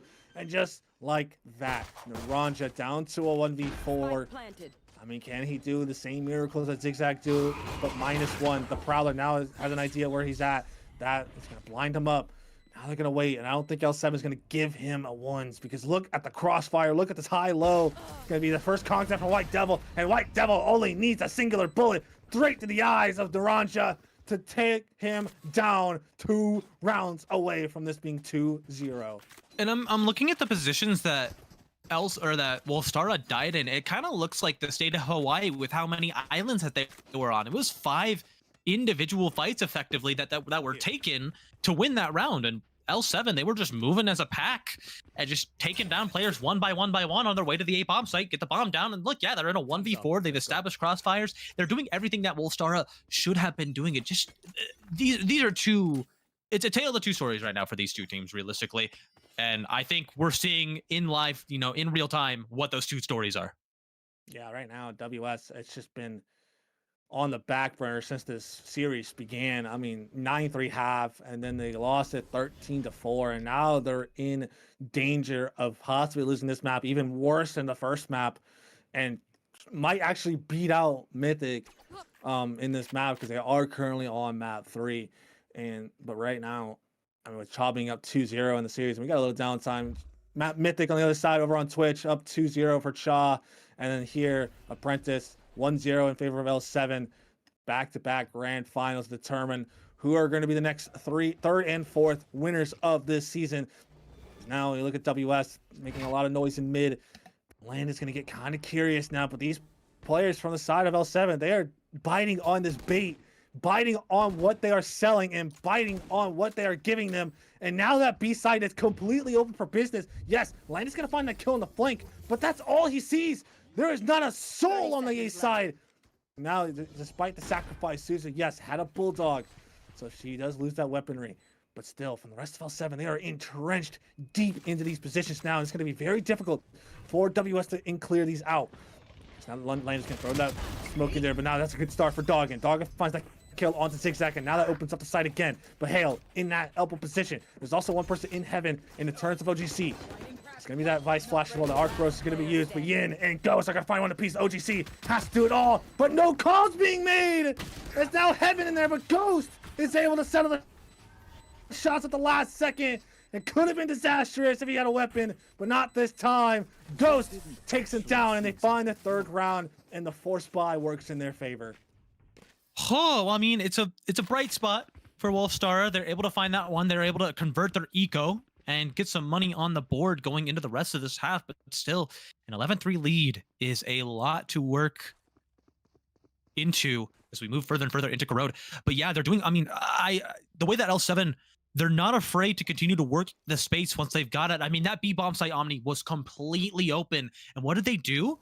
They got the bomb down. They kept going forward. They had no information on how close any of the Wolstara members were to CT. They continued to work forward into it, but they did so as a team, which is why they had the confidence to still do so. Yeah, now they go into this round. There's going to be all pistols in the hands of L7 after losing out on the anti-eco round. And now it's going to be Landon close by with that outlaw. The smoke's going to come in, but Landon's going to have a lot of value here with his outlaw as he finds 2 big kills, and Yin finds it, and now he's going to trade it out just like that. Jumps down and finds 3 to end this round as fast as you can without the need to die anywhere else. Yin and Landon, only the 2 better players you want to get those frags in terms for WS. I also want to mention that Doggin was originally on Watch, and we didn't even need to caster curse him because he's no longer on Watch. So hey, that's a another bright spot for Wolstara. But no, much better looking round from them. I mean, it was over in the blink of an eye. A little collapse there from the outlaw, and then a hop out with the bulldog, able to find 3. I mean, not much that L7 could have done there in that round. I mean, for Wolstara, you were willing to take anything you can get, even if that means Doggin sitting in a corner with a judge. Do anything. Be rats. I don't care. You got to start putting rounds on the board. Yeah, but now it's not going to get any value. Yes, it does on the first. Get the second on the Susan, but OGC is going to find that trade onto Doggin. And now it's going to be trying to get the kill, but Naranja finds that kill again. And this might be a bonus conversion here for the side of WS when they so desperately needed it. And Ghost finds the kill, and now it's just left to White Devil, who was sitting in spawn, possibly waiting for a lurk or a flank of some sort, and now has to back away and probably save this rifle and use this time as like a makeshift timeout here, because now you have a whole minute if you want to save this rifle. Yeah, and I think the save call is correct here. They have absolutely no money going into it, so he can pass on this rifle to someone like Hale or Zigzag, who have been absolutely sublime in this map. 16-7 for Zigzag. And Hale 15-10, so the 2 duelists are putting in a lot of work right now. And on the other side, Wolstara, they're starting to finally find their footing a little bit. It's going to be a 5th round on the board, so it's a 6-round gap. They're starting to close in a little bit here, but still, I mean, the confidence has to be through the roof for L7 as of right now. They're only 2 rounds away for putting themselves up 2-0 in the series, and they've got a massive lead to work with. I mean, they're allowed to make a couple of mistakes here and there, maybe take some risks, maybe do something a little unexpected. I mean, we saw there that OGC, he actually TP'd right next to Doggin while he was gunning down his teammates in that cubby position, and was able to actually pick up that frag. So he was able to find that trade in a very unique way. And those are the kind of risks that when you're up 11-4, 11-5, you're allowed to, do that. just so long as you understand that a comeback is always possible, and the game isn't over till it's over. And so for L7, sure, you can have a little bit of fun right now. You're still up big. You can be a little crazy with what you want to do, but you gotta stay disciplined one way or another. You don't want to open the door for Wolstara to make a comeback into this game. So realistically, it's just kind of a fine balance between, hey, let's close out the map, and hey, we can do some, crazy stuff, try to throw them off guard, maybe throw a little bit of a different look at them, and try to catch them off guard. But this is going to be an eco round for them, so it might be a good opportunity to maybe try something out. Yeah, they do have that hero rifle onto Hale. That White Devil did save from the last round and gave it to, of course, Hale, who has been solid enough in the first half, and now trying to do the same thing here. It's going to be going onto the site now, but that's Zigzag with the Bucky with the TP, rated the smoke, gets the kill on the Ranja. Now it's down to a 45 just like that with the opener from Zigzag. Now he wants to get even more aggressive in that level position, but the Odin in the hands of Doggin, making it sing just as loud as OGC did. The paranoia though in Link. There's still two players, one in elbow, one in heaven. Looking through a lot of pressure. The conversion pass used from the side of Doggin. Yin's gonna find that kill. Now Doggin making it Odin sing again, and Hale just can't settle it at all. Can't move an inch, can't move whatsoever. The Odin is just too powerful in the hands of Doggin right now, who is starting to come alive when his team needs it most. Doggin was just 4-13 in the last 2 rounds. He is now 9-14. He's starting to come back up here in the kills department. And yeah, I mean, if you can't beat him, join it. If you don't want to deal with an Odin, buy your own Odin and shoot back. And here's a timeout coming out from L7 that I honestly don't disagree with. It's the first time, Omni, that I think that Wolstara have been able to string together more than 2 rounds in a row. And so for them, it's a massive confidence gain. They've put 4 together in a row right now. And so now L7 are like, hey, we don't really care that we're up 11-5, 11-6. Okay, now's the time where we need to say, hey, they're starting to get momentum. There's a chance for a comeback. We need to blunt that momentum as soon as possible. Talk things through. They're going into a round where they're going to have guns here, so they're going to have a really decent time probably trying to win this round, if I'd imagine. But yeah, still, again, Wolstara, just 1 round at a time. They're starting to play a lot more cohesively. They're starting to retake together. They're starting to fight together, string util together, do everything together. And I mean, they've had a decent ult cycle coming through. We saw the convergence path be really, really impactful there in winning that round, and just enable the rest of that Wolstara squad to swing in and flood back in and retake the bomb site, Omni. And so now they've strung some rounds together. They're starting to put momentum together. Confidence is brimming. I really am hoping for their sake that they can maybe pull this back within striking distance. Yeah, for this L7 though, it's like they're 1 away from 2 massive ults in the Nightfall and the Steel Garden. Like, they've been so good at being able to default the map and actually work it, and on Pearl especially, but on Corrode, it seems like they're not really prioritizing those orbs as much as they really should. As Hale already popping that double tap, wanting to take a fight. This might be a B split here, as it's going to be OGC to find that kill. Zigzag, yeah, this is a B split coming out of L7. What a call to make here. Now they completely cleared out that link with Doggin, with that Odin. We've seen what kind of strength he's had with it, and exactly right there, takes down Hale. Now wants to get close again. Prowler's going to have to force him back. That hinder, I think, pretty sure got onto Suzu. Yeah, but Suzu with perfect crosshair placement. All you need is 1 click to the head. Doggin falls. And that's the Odin out of the round. Now left down here to a 4v3. Suzu left down just 1 singular HP. He's going to use the Nightfall now. He's going to get the scan on the 2 players. OGC gets that trade. And now it's going to be Ghost who dropped down, but false OGC. And Landon is here. But OGC, the 100 ping warrior, gets 4 on the round to give L7 that map point here on Corrode. I also realized something. I was kind of setting up for a bit to bring up Apprentice's favorite stat, which is the timeout stat, where usually whoever calls the timeout comes out on top. Actually good. And luckily, I actually do get to bring that up because L7 called that timeout, and L7 won the round. Crazy. So shout out to Apprentice. It's a wonderful stat to have. It really, really is. It honestly, I love that stat because it does speak volumes 70%? to not only 70%? stop it. Yeah, 70%. They're a 70% team. Yeah. But yeah, so I mean, yeah, we're here on match point. 6 opportunities to close out the map and go up 2-0. Yeah, now you go into here in this round. The Eye's going to come in. That's going to get that orb onto Hale, who does get that kill contract in his hands. But there is kind of a lowish buy on the side of L7. They have 2 shares, and the rest have rifles. So they might be looking to give that rifle over towards Hale when he wants to use that kill contract. Unless it's going to be walking down, and a beautiful shot from OGC to take down Yin. Absolutely belting shot. Dogging with the Odin. He's gonna have to refract away. Not wanting to use the Odin from that range. Ghost was had the TP away as well because he was flashed up, but he's still in a very, very difficult off angle to clear unless there's a Prowler or an eye that's going to come in here from the side of Suzu. Actually, he's a Dimensional Drift instead to get him off the angle. And now, yes, he's going to get caught right at the end of that kill contract and now only has a shorty in his hands and an operator and not anything to do. And that falls to Ghost. And they're one step away from possibly losing this map here as Landon Doggin says otherwise as they find 2 apiece. Now in 3v3 with that undercut. Used very well, but Landon's got his teammates back, and so does Naranja. They are not done yet. It seemed like they were done and dusted, but they brought it back from the brink of destruction to bring this back. Now just 5 rounds to go. Ooh, that round was really, really scary. And luckily, not only were they able to come out on top of the round, but they were able to salvage the Odin and the Op that were dropped. Actually, they already had the Odin, but the Op was dropped. You get the point. They still have the 2 weapons. Yeah. They're kind of giving L7 a little bit of a taste of their own medicine in that regard, where they do have to face down either the Odin or the Op. They were more or less toward the same side of the map that round, but I do want to see them kind of spread that love a little bit around the map. Where like make them either peek into the Op or make them have to hit into the Odin. One way or another, let's make it hell for you guys to hit these bomb sites. Yeah, they're finally doing exactly what I was saying they should do, is start to min-max those orbs. And they already got it back into the hands of Hale. Because that ISO has, you know, you would say, it says on the ultimate orbs at 7, but it's actually 6 once you get your first ult. Because either you die, you get an orb, you get a kill, you get an orb. So no matter what, it's a 6 ult orb ult. So using the min-max as much as possible with those orbs to get those kill contracts online. And now Landed in that smoke. Oh, he is so low. He got 3 bullets straight into his back in that smoke. And at a haunt. The second eye did not see into him, so that's why he's not pinged out. Now, L7, look to play it slow once again. Keep this default strong.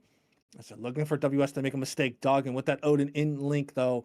We've seen the damage he's been doing with this weaponry, as well as the operator in the hands of Ghost on the other side of the map. But L7, they are just not wanting to do anything to deal with this mid position right now. Yeah, and I like this from Wolstara. Just be disciplined, be stoic, don't give up anything too silly. You know that, you know, they've got to go somewhere. Again, it's got to be into the Op or into the Odin, one way or another. They're going to have a hard time hitting into this, as now the hit's going to start to come in, and Ghost finally gets an Op kill. Yeah, but there's guy on the other side. Landon finds the kill onto Hale. OGC finds the kill onto Ghost as well. But the front of the shadows was used into Elbow. Landon down to just 17 HP, with just 13 seconds to go. The overdrive's going to have to be used here. Trying to get on the side, but OGC is not wanting to let them through. You are not allowed pass. Access denied. As the Nightfall's going to be used, and Doug is going to have to run in through with his Odin. Gonna find that kill onto White Devil because he can't hear a thing. The Paranoid also gonna be used from OGC. OGC has 3 on the round, needs a 4th, now needs a 5th. Zigzag with a beautiful flick from the other side of the other sides. And now, what a belting shot to end the map. And now 7 go up 2-0. I just gotta say, Omni, in the last couple of rounds after that timeout, OGC turned it on. I mean, he was on all map long, but after that timeout, he was going insane, and he didn't need an Odin in his hands like he had on defense, by the way. Yeah, 342 ACS. He drops a triple-double, 23 kills and 10 assists. I mean, a 110 econ rating. What does this guy not do? I mean, just having 110 ping as well is insane. Yeah, 100 ping player. Because that's insane.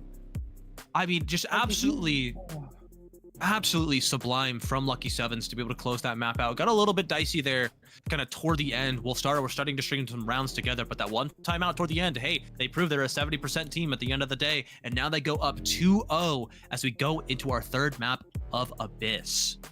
Yeah, we will be taking another quick 5-minute break, so if you want to go check out the other series, if it's not done yet, no, might be done, might be not, I have no clue, I can't tell, but if you want to go check it out anyway, you can, but come back here in just 5 minutes. We'll continue for this map as L7 is up 2-0. Don't go anywhere.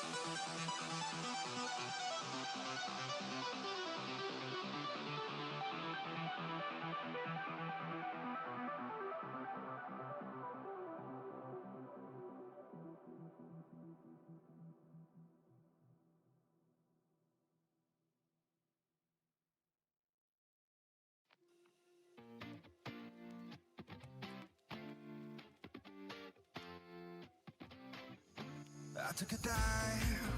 I didn't know I'd fall so deep into your eyes. I've never been somewhere so sweet. I'm hypnotized. Yeah, you put my mind at ease. Yeah, you're divine. I'm thankful that you're mine.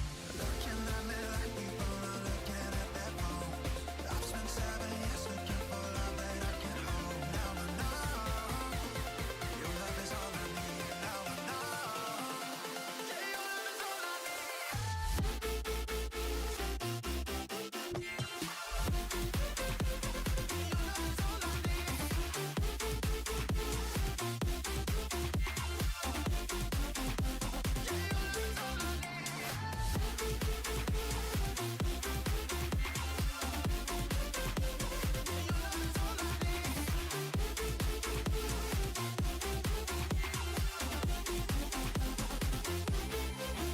Running around with you always by my side, off of the ground.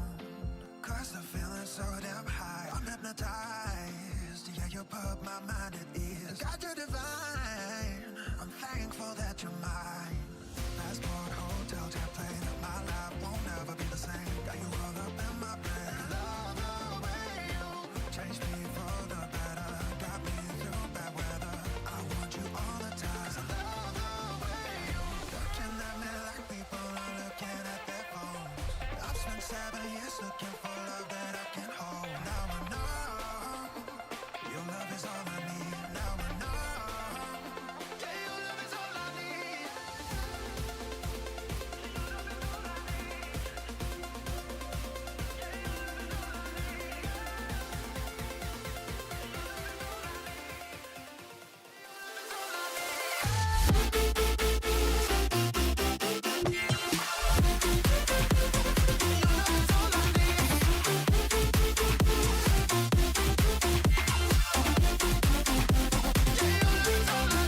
Running around with you always by my side, off of the ground. Ladies and gentlemen, welcome back to our grand final best of 5 in Apprentice here between the Wolstara Aventis and the L7 Yahtzee.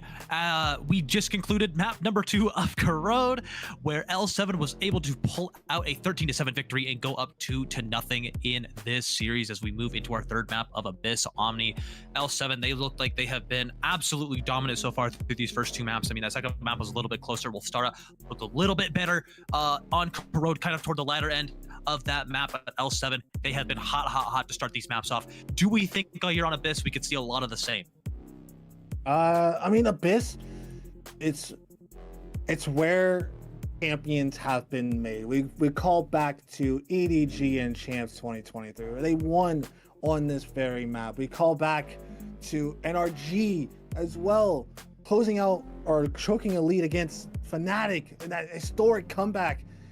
A lot of history is made on this map of Abyss, and we're looking to see it here again. After, it seems like everybody has been loving, playing these maps in these playoffs. Abyss has been the one that's kind of been slipped through the cracks.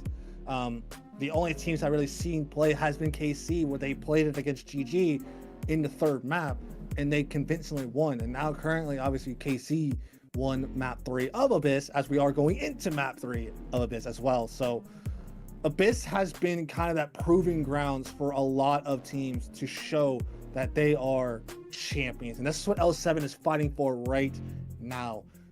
The chance to be the season 9 Apprentice champion and to be the only franchise to have 2 titles this season in terms of Lucky 7. It cannot get any higher than this. But you go over to the other side of WS, they are still vying for their first ever title, and this is their first chance they've had since their inception.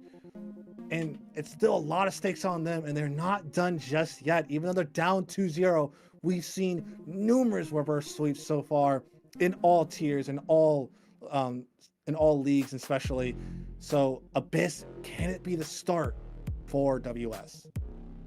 Hopefully so for them. I mean, they find themselves in one of the deepest holes that you could possibly find yourself when it comes to a best of anything series. Realistically, not having won a map quite yet, your opponent is on the brink of closing out the series and becoming champions. I mean, the lights are the brightest as of right now for Wolstara, and they've got to make the most of it as of right now. For their sake, they gotta lock in for this map of Abyss as we start to move into Agent Select here momentarily. But yeah, no, they've got a lot of work ahead of them. They got a massive hill to climb, but they got to take it one step at a time, one round at a time. Continue to communicate, continue to talk. Mentally is where they've really got to stay locked in here. I know going down 2-0 cannot be easy on the mental, but they have got to be in it mentally as well as physically, as we are starting to see the lock-ins come in, and is an interesting couple of lock-ins here already. Ghost, of course, is going to be locking in that chamber once again, but Yin locking in the veto on WS. So we're going to be looking at a bit of a double Senti comp here for Wolstara, and on the other side, for L7, looking like a double initiator comp. They already have the Breach and the Silva locked in on OGC and Suzu, who have been two amazing performers here tonight. As if L7 really haven't, everybody on L7 has been putting in a lot of work. It's really hard to pick one particular player who's done more than anyone else. It just feels like an all-around great team effort from them for the first two maps. So as we go into Abyss here, I'm really hoping to see Wolstara cook up something interesting with this double Senti comp. Yeah, obviously look back on the stats of Abyss. L7 went up against Thermals in the first round where they lost their map of Pearl. So I was wrong earlier about saying they were undefeated on Pearl. They're actually 2-1. But they went into Abyss as the second map against Thermals and absolutely cruised through them 13-5, running this exact same comp that they have right now in the Astra, Breach, Cypher, Waylay, and Silva. So this has been proven to give them a lot of success. We've seen the plays they do with OJC's util, with the fault lines into heaven, or the flashes in the backside to set up Hale. Hale was the star of that map, where I think he had 25 or 26 kills on that Waylay and had an insane 4K or ace or something like that as well. So this map really is going to be a true test for WS because of the fact that L7 has been shown to be super strong on this map against Thermals, where they just convincingly won 13-5. But now for WS, this is really their backs against the wall. This is do or die. If you go off to a slow start, it's the same thing that happened when it came to Ash versus LG. And next thing you know, it came off to a slow start, and next thing you know, as Ash came away with the win.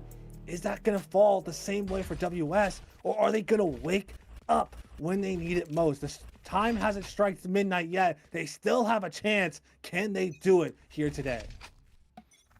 Yeah, absolutely. And I mean, we saw it there on Corrode early on. They won the pistol, and we thought, hey, it might be back in this. And well, 10 rounds later, they're down 10-2. So hoping to maybe see a little bit of a different look as we go into the first here of Abyss. Hale has already made his way deep into mid here. Already up into top mid, and Doggin is aware of this with that dash primed and ready to go, and Ghost is going to look to be the first point of contention here as the Flood is started coming into B-Link, but Landon's going to be the opener on Abyss, going up against Suzu, able to find a second and a third with that Ghost, making a statement here early on, as OGC does find some salvation and taking down Ghost, but now a 4v2. Spike is down, and all the work is going to be on Zigzag and OZC, but Gin has something to say about that. They want another pistol round, and they are going to find it with Landon opening up a piss with a 4K. Very well done. Wolstara go up 1-0. A beautiful call from the side of L7. It was a good idea to go into that link position and go through CT into B, but it's just one thing that they messed up on was they could not smoke that position in spawn, and that gave Landon an easy crossfire with the side of Ghost, and was able to pick up those 3 kills to make that site hit just that much more just lackluster going into B. And Landon really coming alive now, getting those first 4 kills in this pistol round. Maybe he can wake up here and give some assistance to his team to force a map 4, because right now it might be something they desperately need. I fully agree, as Yin's going to get spotted out by that cam early on, and yeah, Wolstara, they're going to do anything and everything they absolutely can to die. One enemy remaining. Yeah. Are we that afraid of a camera, Omni? Let's break down the round. Let's L7 just jumped off the map. They don't want to keep any ult orbs, and yeah, that's it. Oh yeah. Indeed.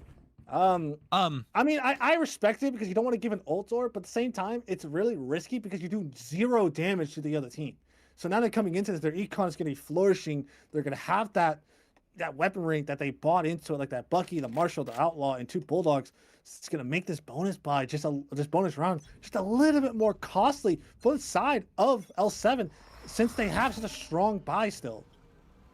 Yeah, but also you kind of have to assume that there's an Outlaw on Ghost Sands, so I don't necessarily, you know, disagree with that play as well, because now L7, they have full shields, and there's going to be a lot of flooding here now, but Landon's going to find a beautiful time to go into front sight, but it's going to go one apiece there as OGC trades on to Landon. So now we go into a 4v4, and space is getting taken away from Wolstara here. Spike has yet to go down, but Zigzag is going to start to get it down. It goes with the Headhunter, finds OGC on a wall bang. Didn't need to find the head on that one, and now Wolstara in a prime position to be able to flood back out, but Hale has something else to say about that. White Devil on the backstab. Now all of a sudden, L7 are in the driver's seat.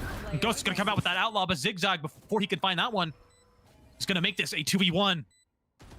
Ghost has to make good with this Headhunter somehow, some way. He knows there's at least one player in main as of right now. Zigzag hiding in this smoke.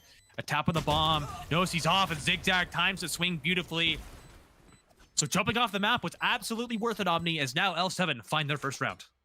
Yeah, it was a good play, but at the same time, like I said, this round was very costly because of how many guns that the side of WS had to be able to fight them, in terms of, like, if you try to get, you know, a couple of kills with the pistol, try to get the bomb down, and the next thing you know, it becomes a little more easier. But that's not to discredit them. They still were able to win out on the anti-bonus round and get that first round of the board. But this is exactly what happened on Corrode, where L7 got that round, and then they came into this round with a lackluster buy and still managed to win out on it. I'd also want to say that L7 are bringing 3 sheriffs into this. They're electing to not force into this round, where I feel like it would have been advantageous to do so, but that's not going to matter because Suzu's going to find the opener onto Yin. And that's going to be the veto down on the A bomb site. So one avenue has been opened up, and White Devil in mid, able to find Dog in here. So one by one, the dominoes of Wolstara are starting to fall. It's now 5v3, a drone to come out from the side of Wolstara, from the side of Naranja to clear out this be main position. And Hale, that was a missed drone. I don't think he needed to shoot that one, but he does reveal his position. So now Naranja, aware that at least 2 members of L7 are still in A main, but they're going to look to leave. OGC knows that that trademark is close by, is going to wait for the rest of L7 to catch up here. Not the round that we expected out of Wolstara being down this early against the guns that they're going up against. There has been an upgrade as well. So 3 Vandals and 2 Sheriffs on the side of L7 to still work with. As now the hit is going to start to come in. 30 seconds left. Ghost smoked off. He's going to plant. Suzu's going to plant in this long position. It's going to be planted for a lot of different angles here. And now clock is ticking for Wolstara to make their move. Still possible to do. They've got to win a couple of the key fights in order to do so. They've got to clear off these site guys. And now a Cosmic Divide is going to be the first piece of the puzzle for this retake. A flash to stall. There's another one to be potentially coming, but Suzu able to find another one there on to Ghost. Second on the round for her with that Sheriff, but not looking the right way. Naranja catches her out. So now 4v2, Landon able to find OGC. So now the flood started to come in. Wolstara able to possibly make good on this, but Hale swatting away Landon once again. Down to Naranja not looking the right way. And a considerably lesser buy from the side of L7 still converted. I mean, like I said, this is a tale of the same thing from last map, where on Corrode they won the pistol and they won the anti-eco round, and then proceeded to lose 10 in a row because of the fact that they just couldn't settle on that 4th round, where they did a considerable amount of damage to L7. Where they only came in, last time they came in with 3 rifles, this time they came in with 2 rifles and still managed to win. Just something that WS has got to figure out is the fact that they're giving way too many 1v1s to L7. Yeah, I mean, it's been the bane for them. It's been just kind of this everlasting problem that continues to go unfixed. As now L7, they're going to make their way onto this A bomb site, and Hale going to be stunned up by his own teammate. And OGC scanned out by that dart as well, and Yin just rips the head off of Hale on that 1v1 fight, and Doggin able to find Suzu. So now the team fights are going to finally start to come through for the side of Wolstara, but White Devil answers back on to Naranja. So now a 4v2 now, but Yin trades on to White Devil down to Zigzag now to maybe try to find this 1v4, but the clock is ticking as the pinch has started to come in. He is getting boxed in as we speak, and now Ghost, he's just checking this corner, slicing the pie, sees the gun barrel, can't hit the headshot though. Yin able to clean that one up. That should have been a kill in Ghost's name, but nonetheless, a round on the board for Wolstara, and the lead still theirs. Yeah, finally, they're playing together there. I mean, a little bit of the miscommunication on the stun from the side of Hale and OGC. OGC stunning that left side while Hale just kind of went right into the fault line. Let's see, maybe just to punish that Sova in Heaven, who's been playing in that usual Sova position. Where are you darting from Heaven? If you use the fault line Astra Star pickup, it's a free kill onto that Sova if you were to do it. But right now, going into this round, finally, WS finding yet another lead, whereas unlike the last two maps, when they lost their lead, they were never able to bring it back. Yeah, Elf 7, they still got a considerable buy to work with here, but they've got to make the most of it as of right now. They don't have much money left after this. It's going to be another mid play here. Hale is spotted out by the recon drone, but is still able to find out Naranja, who just came out of that recon drone, was ready to fight it, but Hale quicker on the draw there. L7, an early advantage. Yin and Doggin maybe seeing if any L7 members want to try to work their way up. They're going to look to try to double swing this, but Hale is ready for it. But Yin also faster on that trigger. Suzu and Yin able to go one apiece, and Ghost shuts down OGC. White Devil and Zigzag with it all to do in this round. A timing through Vent here is going to catch out Yin, though. And now the neural theft is going to be found there. Landon and Ghost are both going to be pinged out not once but twice. And now the more notable position from Landon here in top mid. Zigzag's gonna maybe try to find a timing through the smoke, and White Devil has a considerable amount of work to do, able to find Ghost. But Zigzag catches Landon out on the swing, ties things back up at 3-2-3. L7, they're not going away anytime soon. Yeah, a beautiful round again in mid. Hale doing the job that he's been shown to do, dash straight into middle, get the kill onto Naranja, taking him down after he was just in the drone. And next thing you know, that mid was just absolutely open for business. Even though that the reclear from the side of WS was really, really well. Yin and Doggin walking up together, double peeking into Hale and taking him down. But then after that, it was just trades went back and forth. And then White Devil just having that perfect positioning in vents that he managed to get in the early parts of the round. You are divided. Yeah, now Cosmic Divide to come in from the side of L7, and some suns to come up. Landon was able to evade almost all the Utos. Gonna get saturated. Only so much time before he comes out of this one. They've already made note of his position, but Ghost able to pop out and get two. Landon able to find that one on the Hale. So now L7, worse for wear. They're down to a 2v5. Once again, Zigzag and White Devil, the two remaining members of L7. Wolstara starting to look a lot better into this map in prime position to finally win a fourth round, something they have not been able to do in this series quite yet in the first half. Still, magic can be made from this L7 squad. And Omni, we are here just kind of waiting things out, and I think this might be a save angle from the side of L7. Yeah, I mean, it's the right call to make. You were going into that B hit, you had the Cosmic Divide, and it was just unfortunate that Landon's position was so just entrenched because you only have that one dive in Hale. You don't have the Yor or a Jet or a Neon or anybody else who could follow up on the Waylay's hinders. And now, I mean, that Cosmic Divide, I think the Cosmic Divide that was used is not really very good for taking B. Like, yes, you split it in half, but that one person who's sitting in triple back there could just easily swing through the wall, find a kill, and then just tuck right back in between the wall, and just kind of gives the defenders way more advantages than it really needs to. But, and also, I mean, from the side of OGC, I mean, when you see that hinder coming in, when Hale calls that there's some guy in hell in that position, I would like to see him use that Aftershock to clear out Landon in that position. And now the timeout, yeah, I mean, they just had a 40-second long conversation. Now they want to have a little bit longer to talk about the mistakes that they're making right now. Because this is a map where they only dropped 5 rounds against Thermals. And right now, WS is 1 round away from tying that. as well as tying how many rounds they had in the last 2 maps on the first half. Because right now they've had 3 rounds in the first map and then 2 rounds on the second map. And now they're coming into Abyss where they're slowly creeping up to the point where they might be able to win this half. But L7 is something that they need to clean up on a little bit. Is their side hits? Because yes, Hale diving in, getting the refract, and then getting the hit and then refracting out isn't really finding them any value because nobody can capitalize on that. So instead of doing that, why not just use your breach fault lines, use the flash to get you into positions where you can find those kills and find those openers and then refract out.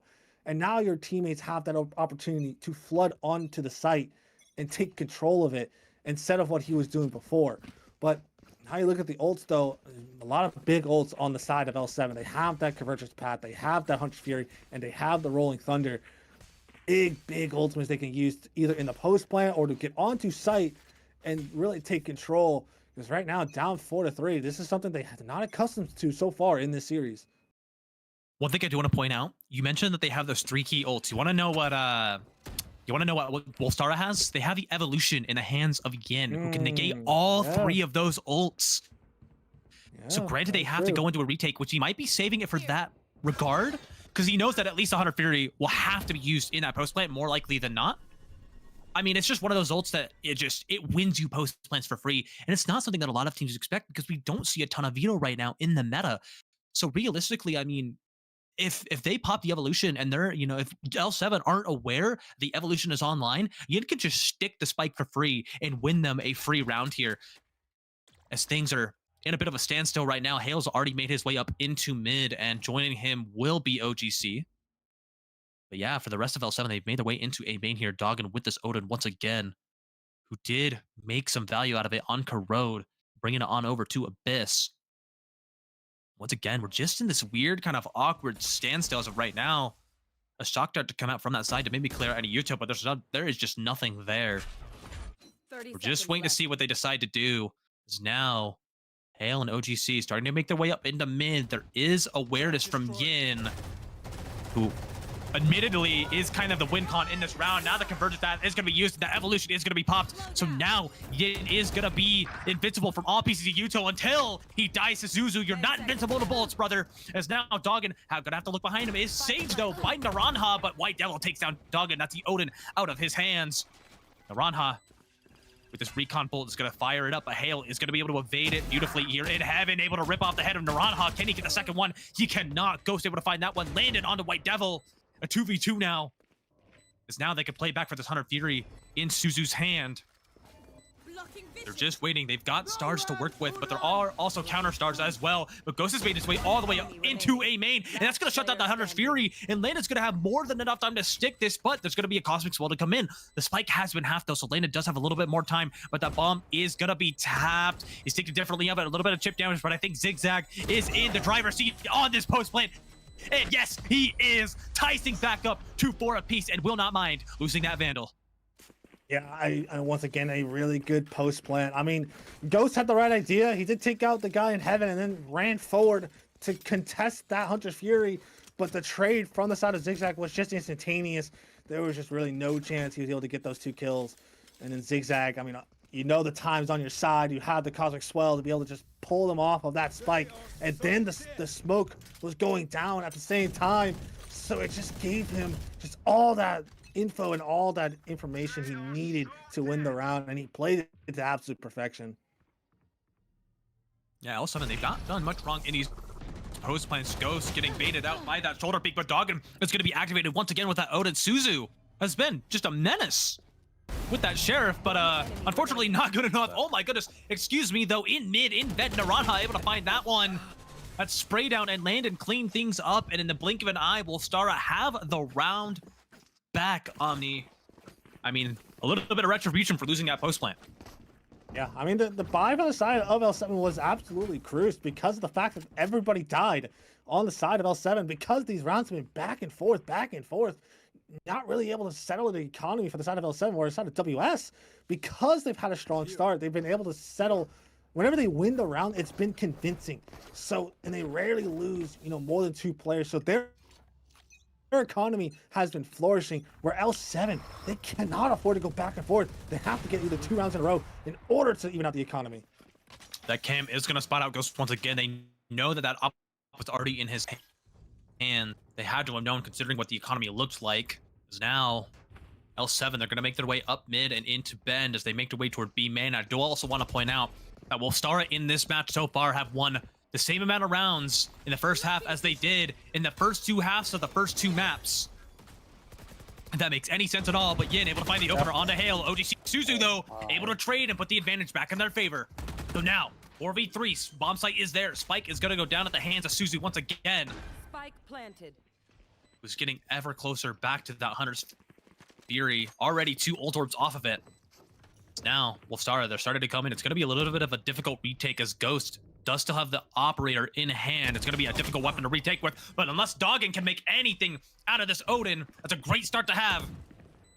And Ghost is going to elect to keep this operator. Did have a Vandal right in front of him, but it's planted so beautifully here for the side of L7 as a cam to come through, but Ghost able to find OGC, so now it's a 3v2, but wipe double trades from window.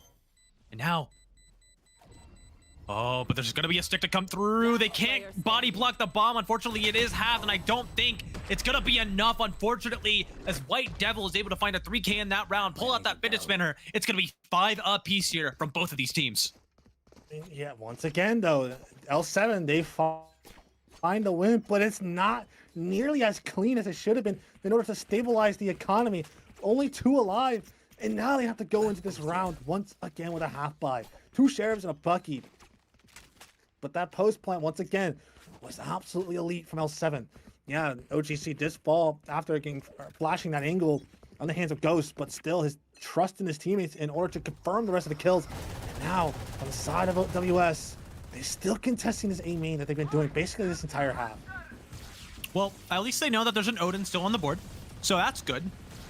And now Hunter Fury is going to come out from the defensive side of kind of questionable one at that. There really wasn't much other util to back that up or make it any easier there for Naranja. So for L7, it's going to make things a little bit easier. As I think the call is just to cut noise in A main and just wait and look at Yin all the way up into Bend already. But White Devil potentially aware of this possibility. I think he's watching more for the mid walk down than for Bend. So if Yin does swing this, Gonna have to be a nice shot from White Devil.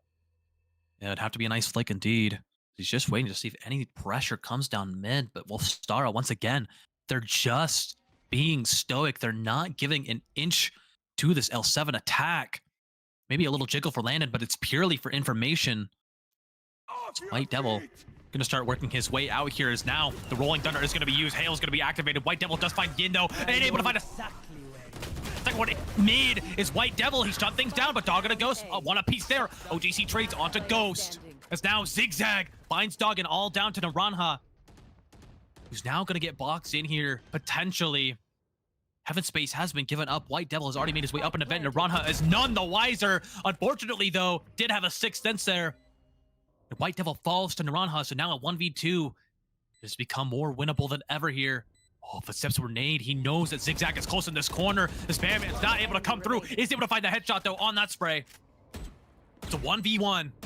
Naranja unaware of where OGC could potentially be, but it's not quite planning for him. This is an awkward plan, and Naranja from way downtown able to find a 3K and make a guaranteed scoreline possible, or guaranteed tied scoreline possible, excuse me, for Wolstara. I just have to say, though, that was probably L7's first blunder in the post plant. I have to say, because of the fact that that bomb was not planted for that really well for that A main position, and the fact that they were giving 1v1s. Zigzag pushed up into backside to hold that CT position, and the next thing you know, kind of gave away his position after making a step. And Naranja, realizing that's a free 1v1, gets the kill, and then the bomb just not in a favorable position for OGC, who, yes, picked up the Odin, and we've seen how strong he's been with it, but it just wasn't the case that time. Yeah, and I think it was just weird for Zigzag because Naranja got that pick in heaven in that, or right before the bomb went down, I believe. Or right after, excuse me. It was one of the two. And Zigzag wasn't sure if maybe there'd still be, like, if Naranja was going to continue to make his way into heaven, or maybe if he'd turn back around. Nonetheless, though, I do agree that you know, in that post play, OGC needs to be pushed up there onto the bomb site, being ready to trade that out. You have the own in hand. You have to trust your teammates in that situation. Because now, the B bomb site is going to be littered with util, and Hale is going to catch out Landon. He dropped down, almost Goomba stomped him, as Yin and White Devil are able to find one of their own. L7 still in the driver's seat, but Yin able to find a second one onto OGC, but Hale trades onto Yin. The trades are plenty in this round as of right now. And Hale down to just 30 HP with that regen shield. The Ronha gonna rip it away from Hale. But White Devil trades once again, back and forth, dogging with this Odin back in hand. Has it all to do as the spike has been planted. He's already passed this Cosmic Divide. It's gonna clear that camera out. Tap to come through to bait out the utility of the Astra. And now it's gonna be walk up here into mid. A couple of taps are still gonna make him aware. He's beautifully in this range though. Looks the wrong way. White Devil able to get his third on the round, and it is 6-6, effectively 0-0 as we go into the second half of Abyss. Yeah, absolutely sublime. I mean, that's something you don't notice on the stat sheet from Zigzag. The fact that he was just running around making a bunch of noise for White Devil, just jumping around, making a dog and kind of just overthink things in the 1v2. Oh, is he coming from above? Is he coming from to my left? Where is he coming from? And then White Devil just picks up the timing to be able to confirm that kill, to make this a 6-6 half. I mean, you see it on the timeline. How many rounds in a row went 1-1, 1-1, 1-1, and it was just back and forth. Something we wish we could see for the whole entire series, but now is the time for that, and it cannot come in a better time. Absolutely, I fully agree. As now we go into the second half of things for right now, and I do also want to point out that map 4, as Hale does find that opener on a Ghost, map 4 of the Mythic game, currently tied at 7-7. So very, very close brawl there in the Mythic Grand Finals between KC and Cha. But yeah, Yin, look at this walk up into mid, able to find that one, but traded out by immediately. As now Wolstara still behind in the man advantage here, as Hale's going to look for maybe more here in mid, able to find a third on the round. Will be no ace potential those. No Ronha trades. 2v3. Wolstara. White Devil was spotted out there, and Landon is now aware of this positioning. Has timing around these trips. Able to rip off White Devil's head. The equalizer found, and the spike should go down for absolutely free. The Ronha plants. 2v2 post plant we go. Wolstara, this is a must win. If we want to pull ourselves ahead back in this map. They've hung with L7 so well after a grueling first 2 maps. They are still in this. It's now Zigzag Suzu going to start to make their way out onto the bomb site. And Naranha, a well-timed swing, able to find Suzu, but has Yuto out at the absolute worst time. Zigzag trades. It's a 1v1 now. Scanned out by that recon bolt. Gonna have to put up this. Oh, but that pull misses. Oh no, Landon's gonna have to spam him out. He thinks he might be off the bomb, but unfortunately, the spams are just not gonna be there. The reload is gonna come through. Fight it in the nick of time. Landon, with 0.14 seconds remaining, finds the headshot and saves Wolstara from disaster. Right there's the kind of luck that Wolstara has been waiting for, just needing and praying in order to bring this back from the pits of despair, and they have finally found that luck. One shot from Landon lands right between the eyes of Zigzag, and that wins them the pistol round. And here's the thing, they have, I'm pretty sure, tied the scoreline in pistol round at 3-3 if I'm not mistaken. So, and the fact that it's 2-0 is impressive to me, to the fact that they've won these pistol rounds. Yeah, I believe first map, it was L7 winning both those pistols, and they went one apiece on Corrode, and now Wolstara have found both pistol rounds.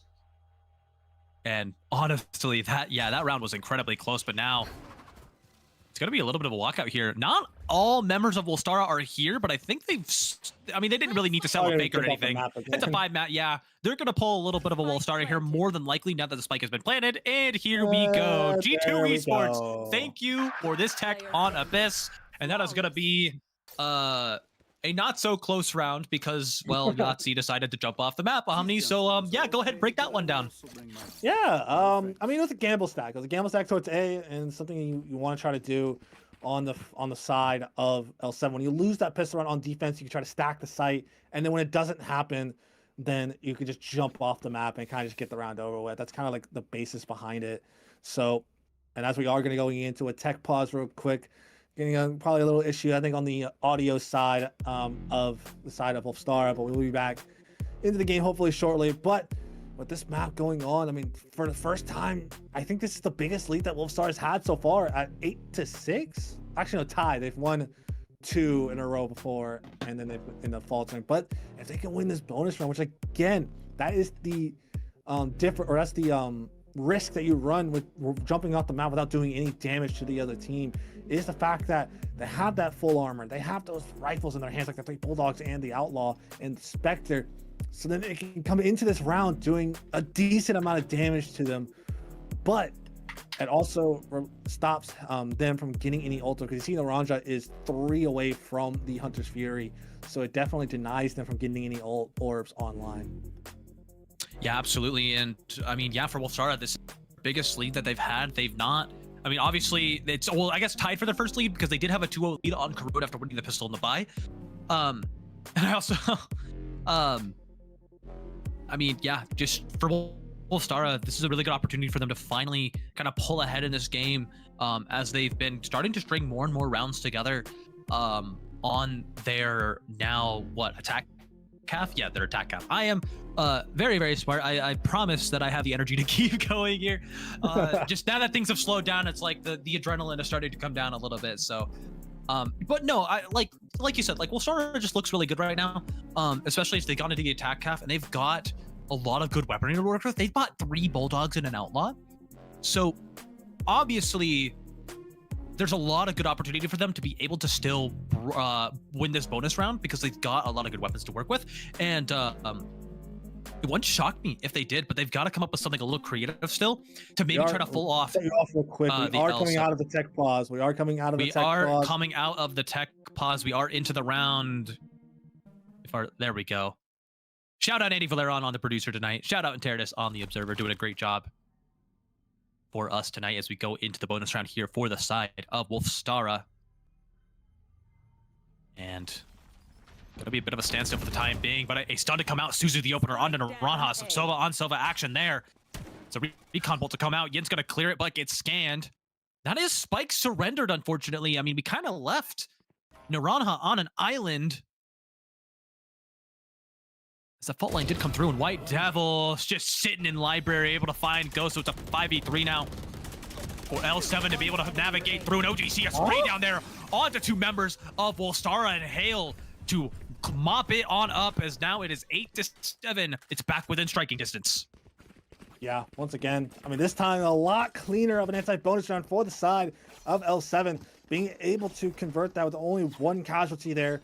And now that's going to help them a lot in terms of the finances, because like I said in the last half, L7 just could not settle those finances because of the fact that every round they won on their defensive half was so close and was so tightly contested on their attack half, on their attack half. And now taking 4 into this round, they can definitely look to buy and look to start the snowball effect because of the fact that that bonus round was so convincing in their favor. Ooh, Zigzag, we are looking the absolute wrong way, brother. I understand what the kind of plan was there, but unfortunately does not work out as Zigzag finds the opener. It's now an immediate plant and taking of the site is going to come down. Naranja gets that spike down, a 5v4 now for Wolstara. They are in the driver's seat once again. A recon drone to come out. I don't think spotted White Devil, so I think it was turned the wrong way, so a potential miss drone there. It may not matter in the end, though. He is going to have to come out that same choke point as Ghost finds Hale in that heaven position. Doggin and White Devil, good for 1 apiece there. Suzu is going to make things a little bit more doable for L7. Is now the flood is going to start to come out, but the bomb is ticking away. Naranja finds White Devil, and Naranja closes on to Suzu with a 2K of his own. 9-7 in favor of Wolstara. They're inching closer to map 4. I mean, if this goes the same way as the last half, then I mean, it's going to go in favor of WS because of that 2-round differential they have right now. So if you're the side of L7, you need to find those rounds again and find that momentum that you found earlier on in the series where you were just so dominant in those fights. And this is what I'm talking about, the stamina difference. WS might have been started off really slow, but they were pacing themselves, and now they're starting to come alive as Hale's going to come close and take a big pick onto Doggin. Yeah, I mean, sure, just dash up, find your one, get out. Definitely balanced agent. I mean, honestly, let's face it. I mean, Waylay is a really balanced agent. She's just also really good as a dive agent right now. And Hale proving to us why she is so good. As now, the rest of Wolstara who are still remaining here are going to make their way out onto the A bomb site. But look at Zigzag, who has his amazing timing onto bridge. Can not get more than one, though, as Yin shuts down that possibility. White Devil finds Yin, though, on the trade. As now, it's just down to both Landon and Naranhan to try to find this round, but they do have the Hunter's Fury in their pocket. Could be a massive detriment to them unless Susie finds Landon, and now he's gonna have to come out of it. Unfortunately, you can't have a gun and a bulb at the same time as Suzu cleans up on a Naranha, and now we're back to a 1-round differential between these two teams. You failed. Now flee. Once again, that's the same thing I was saying on the first half. They needed to make this clean, and they have made it clean. They only lose one person in Zigzag, and a beautiful retake coming out of L7 there. I mean, just the fights in that beginning from Hale, just dashing straight in, taking the head clean off of Doggin, and then just refracting away, just untradeable at that point. And then they just had the main advantage, and they held down the A side as much as possible. Zigzag in that smoke, swings out, kills Ghost, and almost got the transfer onto Yin. But then after that, it was just kind of just easy pickings for L7. Run down the players in A main with those 4v2, making that ult virtually useless from Naranja. And I mean, despite the fact that L7 are not having as much of a dominant map as they've had in the first two maps, I mean, it's plays like what Hale are making, where it still seems like they got a ton of confidence, Omni. They've still got a ton of confidence to still do what they're doing as of right now. And I mean, look at Wolstara. They've already got a ton of site space, and Zigzag was gonna try to maybe rat in that corner and find one, but Ghost is going to shut that possibility down. So it's going to be a 5v4 as the Hunter Fury is going to be used. I maybe tagged up onto one. I actually do think, no, I think he hit 2 targets there. So I think he put both Ghost and Naranhan down. Flank though. 80 less HP. OGC finds Landon though on this backstab, on this flank. Again, is there on the Overwatch, and Naranha shuts down OGC. Ghost on the White Devil. It's all down to Suzu. And there are so many guns and knives and all kinds of pieces of util coming at her. She's just down to 11 HP. Can't find the headshot onto Naranha. Naranha says, no, thank you. We're going to double digits. We've got 3 rounds to go. Yeah, I mean, the flank coming in from L7 was really well played. It was just unfortunate that they just couldn't settle the shots onto Yin. And instead of OGC helping out Hale on that lower level, decides to try to take the pick and try to take the fight onto site to help his teammates in heaven. And next thing you know, both of them ended up dying after getting only 1 kill on the flank. And then WS was able to just convert the round from there. And now, once again, this back and forth nature has been so close together. And now, I mean, with just 3 rounds left to go from either a map 4 or 4 rounds to go before we get a winner. I'm also going to take this moment while we are in this slow round for a score update in the Mythic Grand Finals. I would love to give congratulations to Chaos Theory. They close it out 3-1. They just finished map 4. Chaos Theory won it, and they are Season 9 Mythic champions. But we are still in the Apprentice Grand Finals after all. There is still some action to be had as Doggin and Yin are able to just bulldoze their way onto the A bomb site and make mincemeat of the L7 defense. Really whiffy there from Doggin. Did find the dink onto Zuzu. Puts her down to just 10 HP. So while Suzu does find that kill, it's going to be spotted out by this recon drone as well. It's going to have to back up, and I think pretty early on, as this round is going to conclude, as the save angle is going to be the best call here for L7. But yeah, Omni, once again, congratulations to Chaos Theory. They are Season 9 Mythic champions. Yeah, they rewrite the wrong from last season where Cha fell to KC in 5 maps. And now they were able to call themselves champions here. So congratulations to everybody over on the Cha side of Mythic. And, you know, and congratulations also to everybody else who's also won so far. Ash, who's been a champion, and L7 Prospect, who are champions as well. And now we add Cha Mythic to that illustrious group of Season 9 champions. As we are going to get a timeout here from the side of L7. As now they find that streak of back-to-back rounds have been broken as WS finds that second round on the board. And now, with just 2 rounds away from going to a map 4, I mean, now L7 for the first time in this series, they are really on the back foot. I mean, it seems like it's been a while since L7 has been truly, truly tested because of how dominant they've been in this playoffs. I mean, Thermals, yes, they won, or Thermals tested them in a 3-map series, but really those 2 maps were kind of blowouts, I would say. And then GG Apprentice really wasn't close either because of the amount of mistakes they had made in terms of GG Apprentice. But L7 has just been on top of it right now. But right now, WS, though, they have been clicking. They're starting to figure out the ways to defeat L7, the ways to counter them in terms of the firepower. Because right now, Naranja, Yin, 15 apiece, and then Ghost and Landon at 13 with 11 as well. It's been absolutely insane to see from these two teams, but L7 is trying to stay in it with White Devil, the man who's been their hero so far on this map. I gotta see Hale wake up here if he wants to bring this back. This has been his map as shown against Thermals. Can he wake up again here in this round? It goes without saying, too, that obviously this is Wolfstara's best map that they've had all series long, as Hale is just gonna, once again, dash up into B main and just take down Doggin early on here. That is not the first time that we've seen that. And he's gone 2 for 2 on that play on me. I mean, that's just unbelievable. There are Wolstara members there facing him, and he just says, you know what, I'm gonna get my one and get out, but Ghost.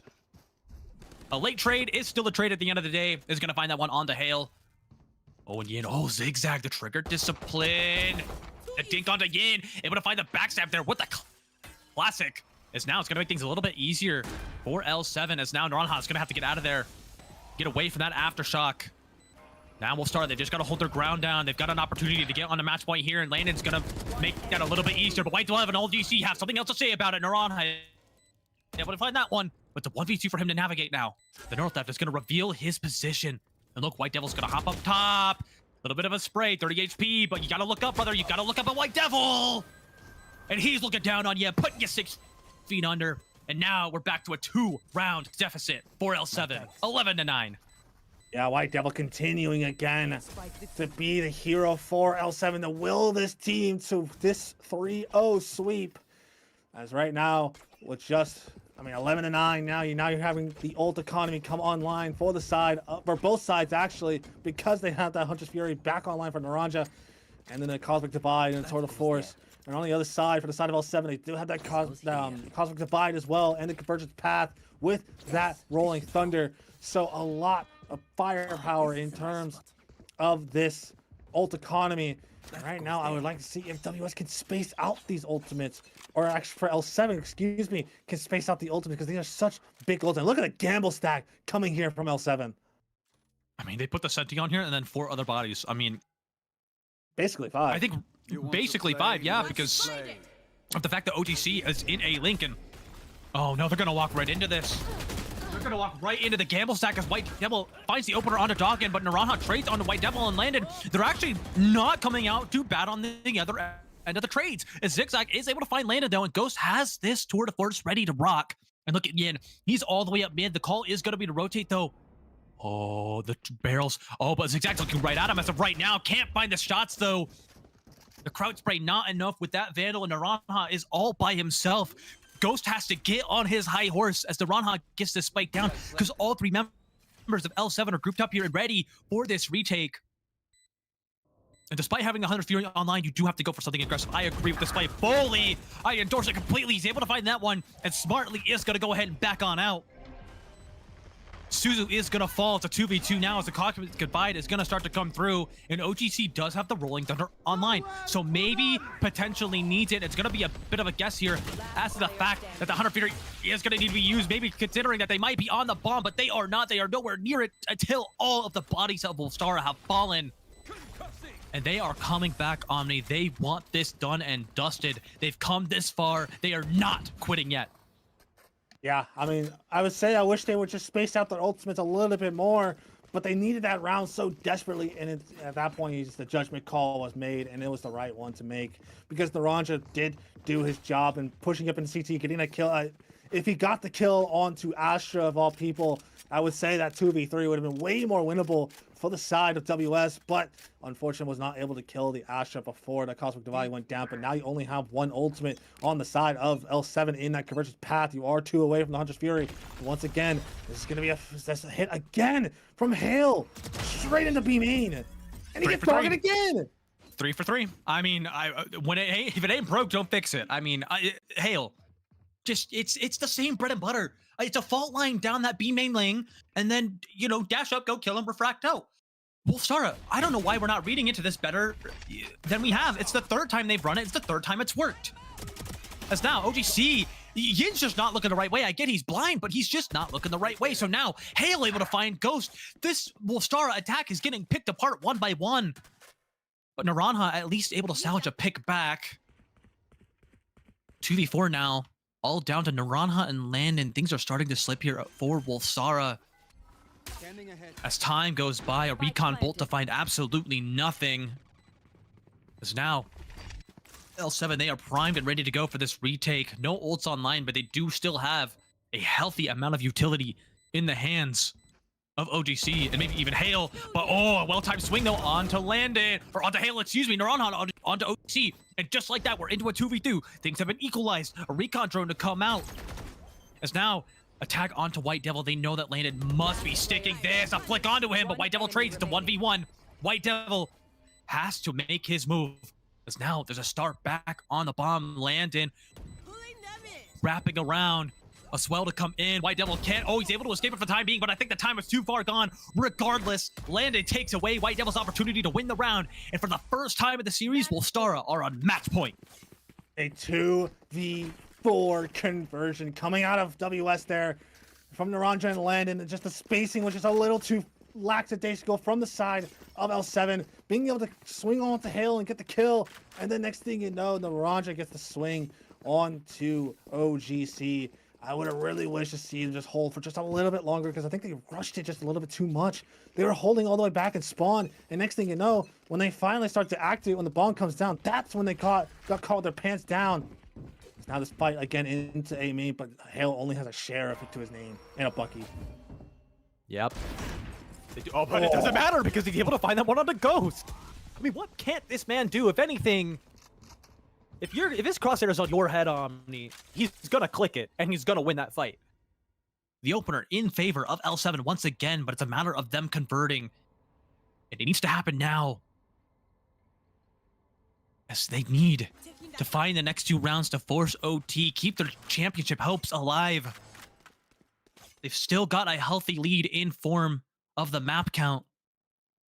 They don't want it to slip. They don't want to open the door for Wolstara to work their way back into the series. They've got to close it out. They got to close it out now. Look at Yin, crouch walking up. Does see the shoulder of White Devil.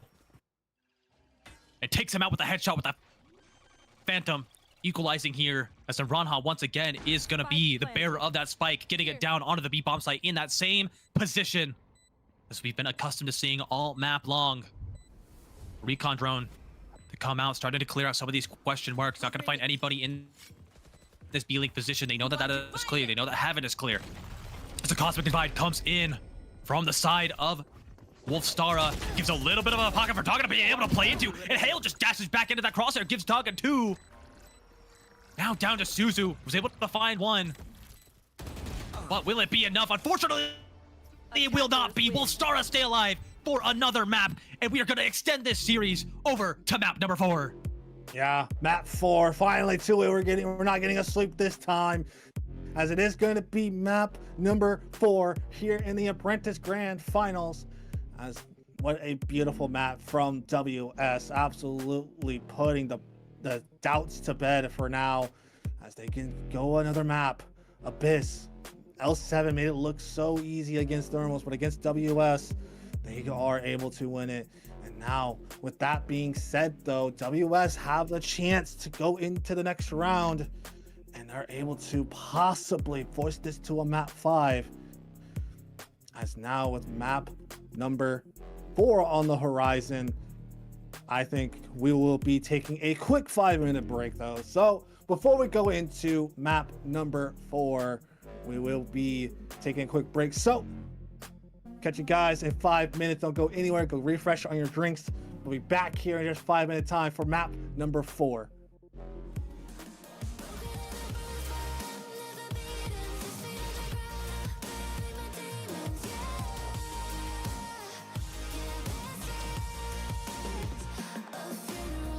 In the dark, drawing cold blood, hide away.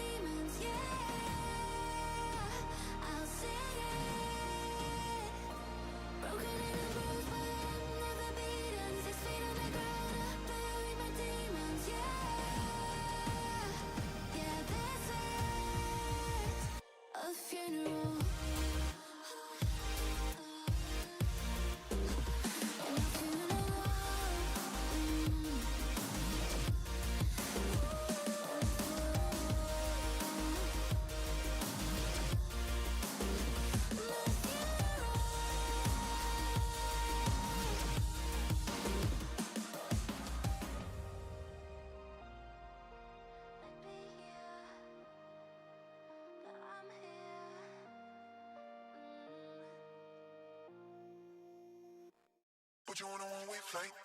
I can get you here tonight. You know I can change your life. First class, alright. Put you on a one-way flight. I can get you here tonight. You know I can change your life. First class, alright. Put you on a one-way flight. I can get you here tonight. You know I can change your life. First class, alright. Put you on a one-way flight. I can get you here tonight. You know I can change your life. First class, alright. Put you on a one-way flight. I can get you here tonight. You know I can change your life. First class, alright. Break, break, break, break, break, break, break, break, break, break, break, break,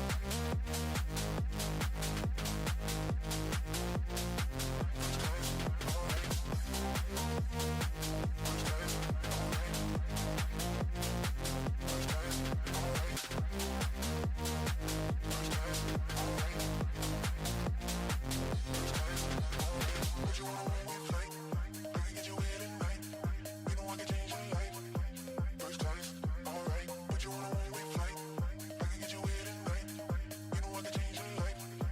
First class, alright.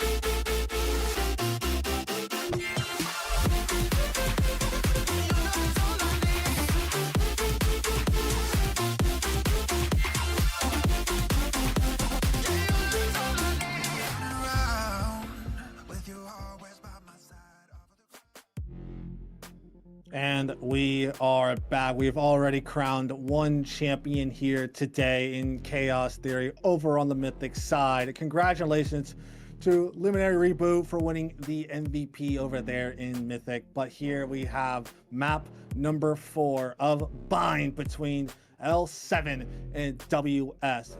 WS were able to hand L7 their very first loss on the map of Abyss this season. They were going into that map 8-0. Now they are 8-1 on the map of Abyss. What a map to take from WS and now force a map 4 of Bind. This is still do or die for the side of WS. They lose, they are second place. They win, they force a map 5. L7 has all the pressure on them, but it's Bind to it.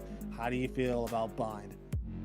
I mean, it kind of feels like that, you know, all the chips are kind of on L7's side still. I mean, they lost a little bit on Abyss there. They were, I mean, that map wasn't, but nonetheless, yeah, I mean, there's a little bit of pressure on L7 because they've still got to close out this series. I mean, look, the job's not done, as Kobe would say.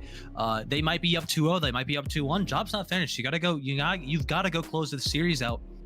And Yeah, for L7, the ball's kind of back in their court. They're coming off of a loss on Abyss and a very, very rare loss, as you mentioned. I mean, 8-1 on the map. I mean, for one of the few teams that has probably consistently played Abyss this season out of any other team in the league, that is still an insanely crazy stat to have. Winning 8 maps in a row before losing for the first time on it is something that I don't think many other teams in VDC can say as we go into the Agent Select here for Bind, and we're seeing Hail hover that raise zigzag, maybe on that Brimstone, maybe a little bit of a double controller comp from the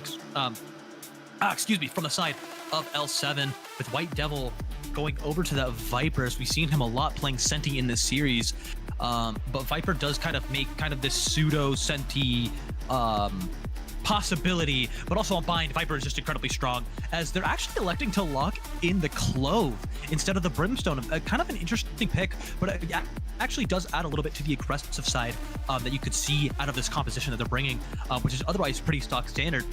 And for the side of Wolstara, I mean, again, kind of stock standard stuff from them. Yim maybe considering the Veto, maybe considering the Chamber, but also seeing Ghost potentially not on Chamber. We did see that Double Senti comp work on Abyss. Don't know if they'll see the same success with it on Bind, but they are hovering it. They're probably talking about it and might be thinking differently of it. We'll see. We'll see when we get there. I mean, we'll get to that bridge when we cross it.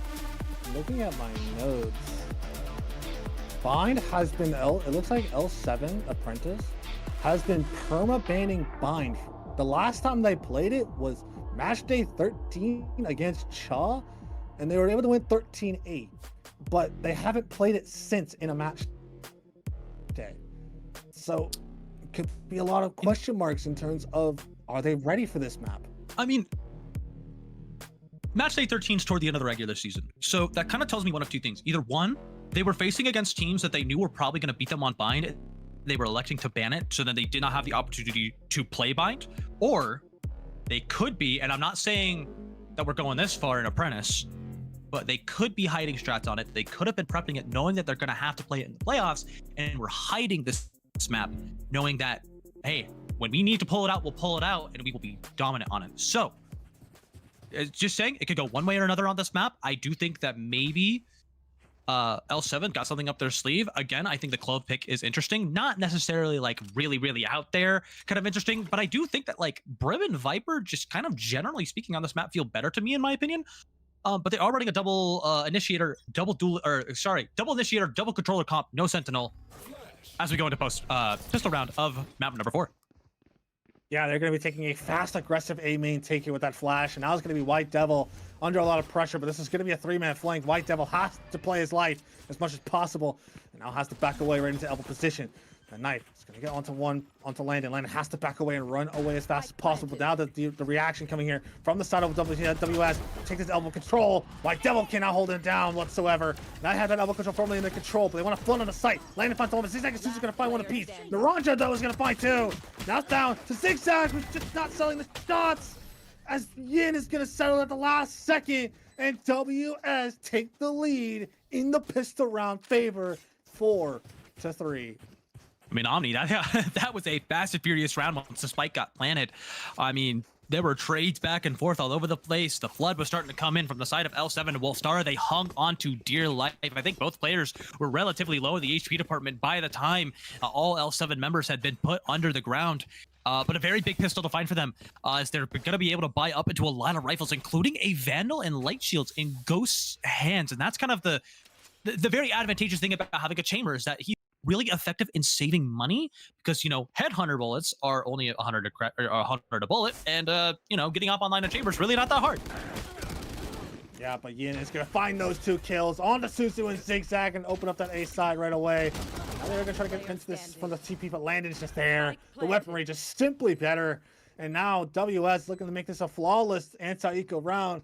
White Devil, the only one left alive, with the right click just not falling. Doggin is going to find the kill. And they do convert the anti-eco round. And that's a 2-0 start for WS. Yeah, unfortunately, we're no longer on Abyss. They can't quite jump off the map, but they can try to go for a TP play and try to backstab them. But unfortunately, Wolstara read into it beautifully, and they were able to shut that down, getting us a quick buy round in the books, and it was a flawless one at that. So, again, really good look for Wolstara here. They're on the attack, Evan. kind of historically, this tends to be a more defensive-sided half. It can go either way. More often than not, it kind of does. But I feel like historically, this can be a defensive-sided map. And for Wolstara, getting 2-0 on the attack so far, great start from them. Yeah, now you're going into this round where these close range weaponry and the Spectres and the two Bulldogs are going to give it a huge advantage to Basusa's going to find a kill over on Showers and deny 2 players in Showers. Now it's going to be 3 players left alive here on the side of WS. Here already. Looking to just go right into that U-Haul position. Ghost is going to be holding it down, 62 HP. The bomb is going to come down, but Suzu again finds a pick onto Doggin. Now let's take the peek ahead with the pain shells. It's down to Ghost in a 1v5. Finds the first, but cannot find the second. Zigzag denies it, and only 1 casualty in the anti-bonus round. That is a great response from L7, all things. It was a really, really ugly eco round from them going on. Then they were able to keep this round relatively inexpensive, keeping up 4 out of the 5 rifles they came into this with. So it should be relatively easy for them to be able to force into the next round to try to compete with Wolstara's upcoming buy. And yeah, I mean, again, just a lot of aggression is going to be coming out from both of these teams, both on the attack and the defense, on retakes and floods alike. I mean, it's going to be a brawl between these two teams. And it's really going to come down to who fights better as a team, who synchronizes to their util better as a team, who layers their swings as a team, who communicates better as a team. There's going to be so many factors going into this map of Bind that are going to dictate which way this map goes, whether L7 walk away with a trophy or whether Wolstara can push this all the way to map 5. Yeah, now we're going right here into this round, and that's perfectly flash from Hale's going to find a kill onto Ghost. What a flash from OGC. Finding that opening pick right onto Ghost. Just like that. Numbers advantage in the favor of L7. Those 2 players here in long, though, it's going to be Dog going to take that control. Disrespect the Motley, but that pain shot is going to hurt just a little bit. Down just a little bit. Down to 94 HP. Now it's going to be, again, this slow pace again from WS, waiting for a mistake from L7, but L7 is perfectly willing to play in their off angles and play the numbers. Dog is going to TP, but he has his own gate crash back to Fountain. Yeah, he is going to gate crash back to Fountain now, and that's going to be these 4 players on the side of WS who are still here, but it might be drawing some rotates here out of L7. OGC is already rotating over to A, and the smoke's going to come down. And now this might be, yeah, it's going to be the go call from the side of WS. The site is completely opened up, and we know how notoriously hard it is to retake B site. Now Yin on that veto was making it work on Abyss. He's trying to make it work again here on Bind, here in the 5v4. Nightfall incoming. Yeah, Nightfall in from the side of Suzu. See the gun barrel of Yin, but Yin is going to falls down, but Hale finds the kill on the Doggin. Yin and Zigzag gonna find a kill again on the land, and now down to a 5v2. Making this retake look absolutely easy. Not a soul falls from L7, and they make that B retake look simply too easy. Flawless. Yeah, very well done. I mean, as you pointed out beautifully, that B site is one of the hardest in the game. Well, it took 1 Nightfall and a full team fight from L7, and they just win them out in spades. Very well done there to tie things up here into 2 apiece. As now L7, they're going to be forced down, or excuse me, Wolstara are going to be down to a very, very low buy from them. Going to have to save for the next round. And right now, every round matters for Wolstara. Every single decision they make, every single kill that they can get, it matters. It really, really will. They have to do their best to either keep L7 in check, or they've got to put rounds on the board. One way or another, just continue to keep pressure on this L7 squad. Yeah, and that flash through the TP here. He's going to try to force Ghost into an awkward position. He's going to drop that wall. He does get the kill, but Suzu's there to get that trade. Yin and OGC is going to find him, but util out in the hands. It's going to be under a lot of pressure from OGC. That Prowler, Yin, again, making that Sheriff sing. And now just like that, despite the buy and the favor of WS, Spike planted. they were able to get those rifles back in their hands, but now it's down to a 2v2. It's still going to be Suzu and Zigzag. They've been so deadly together, but this is, again, it's going to be a very hard position to entrench them out. They still have both ultimates in that Nightfall. I forgot the ultimate for Evolution, actually. The Evolution on the side of Yin. And yeah, he is going to pop it now. And Zigzag looking to get close. Is going to get that first. But now trying to get it again. Zigzag's going to find that kill. Now pop the overheal. Take the swing onto Yin. Perfectly timed. Perfectly played from Zigzag to convert the 1v2 and give them the lead here in Bind. I can't lie. I'm kind of scratching my head. Why did we need the Evolution there? I don't know if I'm missing anything, but I don't know why we needed to necessarily use the Evolution. feel like with the way that the post plant was going, Wolstara they had that. They absolutely did. They just needed to kind of be a little bit more patient on the swings when it came to taking the initial fights as they were working their way on, and allow for that trip that's already on the bomb to get its value. I don't think there was a need to necessarily pop the evolution. Maybe save it for a later time when you're trying to take a bomb site and counter the util that's coming in on the retake from L7. So, I mean, hopefully he gets that evolution back online soon, as he does find the opener onto Hale. So he is that much closer. Yeah, it's going to be give a zigzag look at the play around the smoke. It's going to pop that overheal again. It's going to block the pick me up. Landon, though, was trying to get that trade, but zigzag using that speed boost on in that movement to get away from that position. But now that's the pick me up is going to run out. He's going to be down to just 36 HP. But these 3 players here from the side of WS are still here. But Yin is not going to clear his corner. White Devil's going to find the kill with the judge and pick up an upgrade as well. Now from the side, it's going to be OGC to rotate over towards A because of the fact that everybody's here. Now it's going to have that shorty, but no, it's going to be that default plant. OGC wants to just run it down, wants to get in there and get the kill on the one. Tries to get the trade. Landon does get that trade down to a 2v2. Landon does have that orbital strike in his pocket. Zigzag looking to take some space into U-Haul. The bomb trying to come down. Zigzag is creeping ever so closely to the angle. He's been trying to find a kill, but no, just unable to stop the shots. And Ghost finds White Devil as well. And just like that, disaster for L7. Zigzag, who was down to just 36 HP, one body shot to that Vandal, and the orbital strike in the hands of Landon. Very costly, as he's gonna pop that orbital strike now to force Zigzag off the bomb. Ghost, who's in that showers position, has that security measure for Zigzag and a swing from Landon into heaven. But Ghost, who's in showers, the time not on Zigzag's side.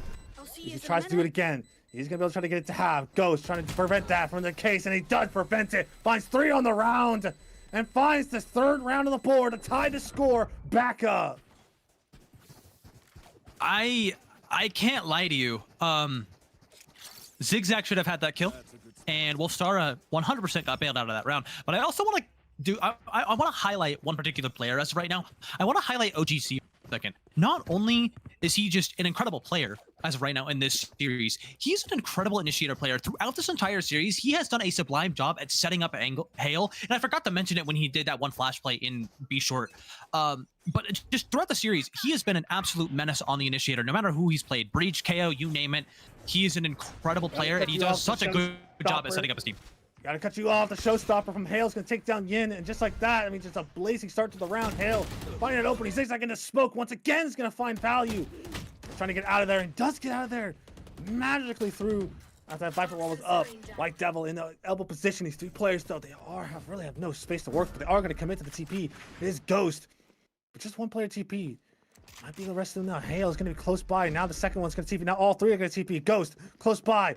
Looking to try to get the swing. Hale playing a little bit with his food. Finds the first. Trying to find a second. Cannot settle it onto the Ranja. The crouch peak.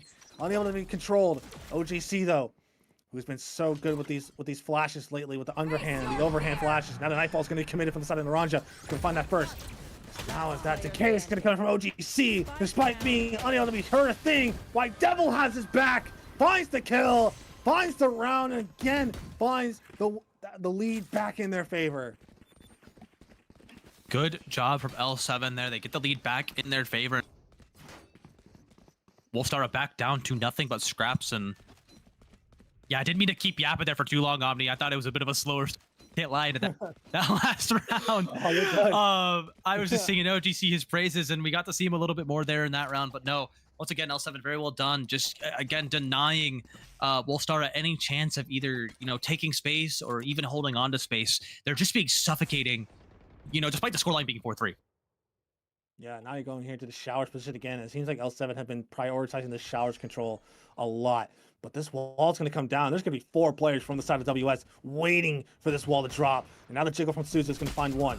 It's going to see Hale's going to find the kill. It's going to be Suzu and Hale together once again.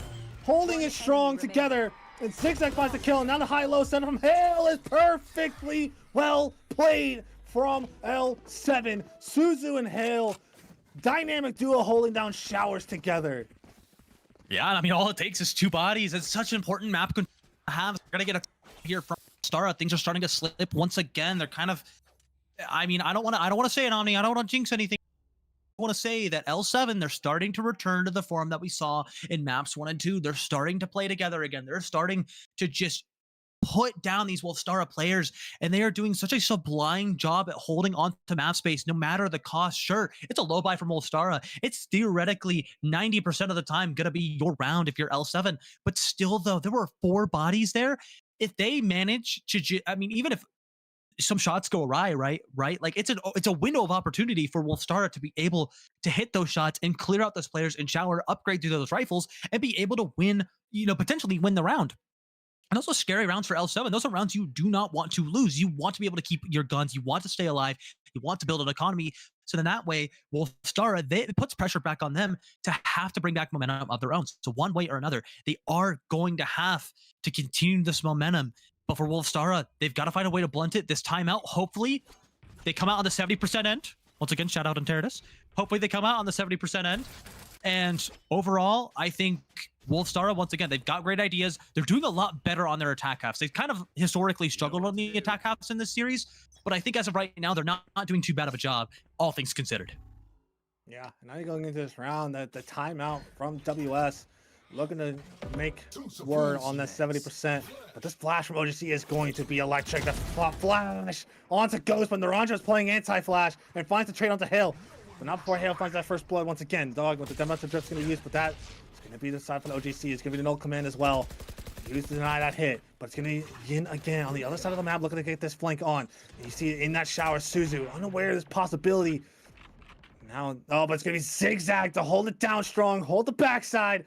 And now WS really kind of lost a lot of control now. It's now going to have to go right into the B side. OGC, who's on that backside. Going to use that flash. And it gets partially blinded to Dogger, but that's just enough to get the kill. And just like that, though, it's a 3v2.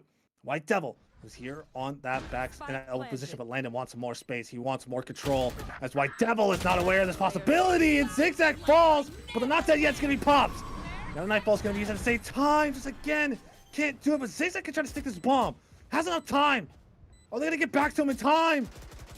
He's trying to stick it all the way, and he does somehow at the last possible second.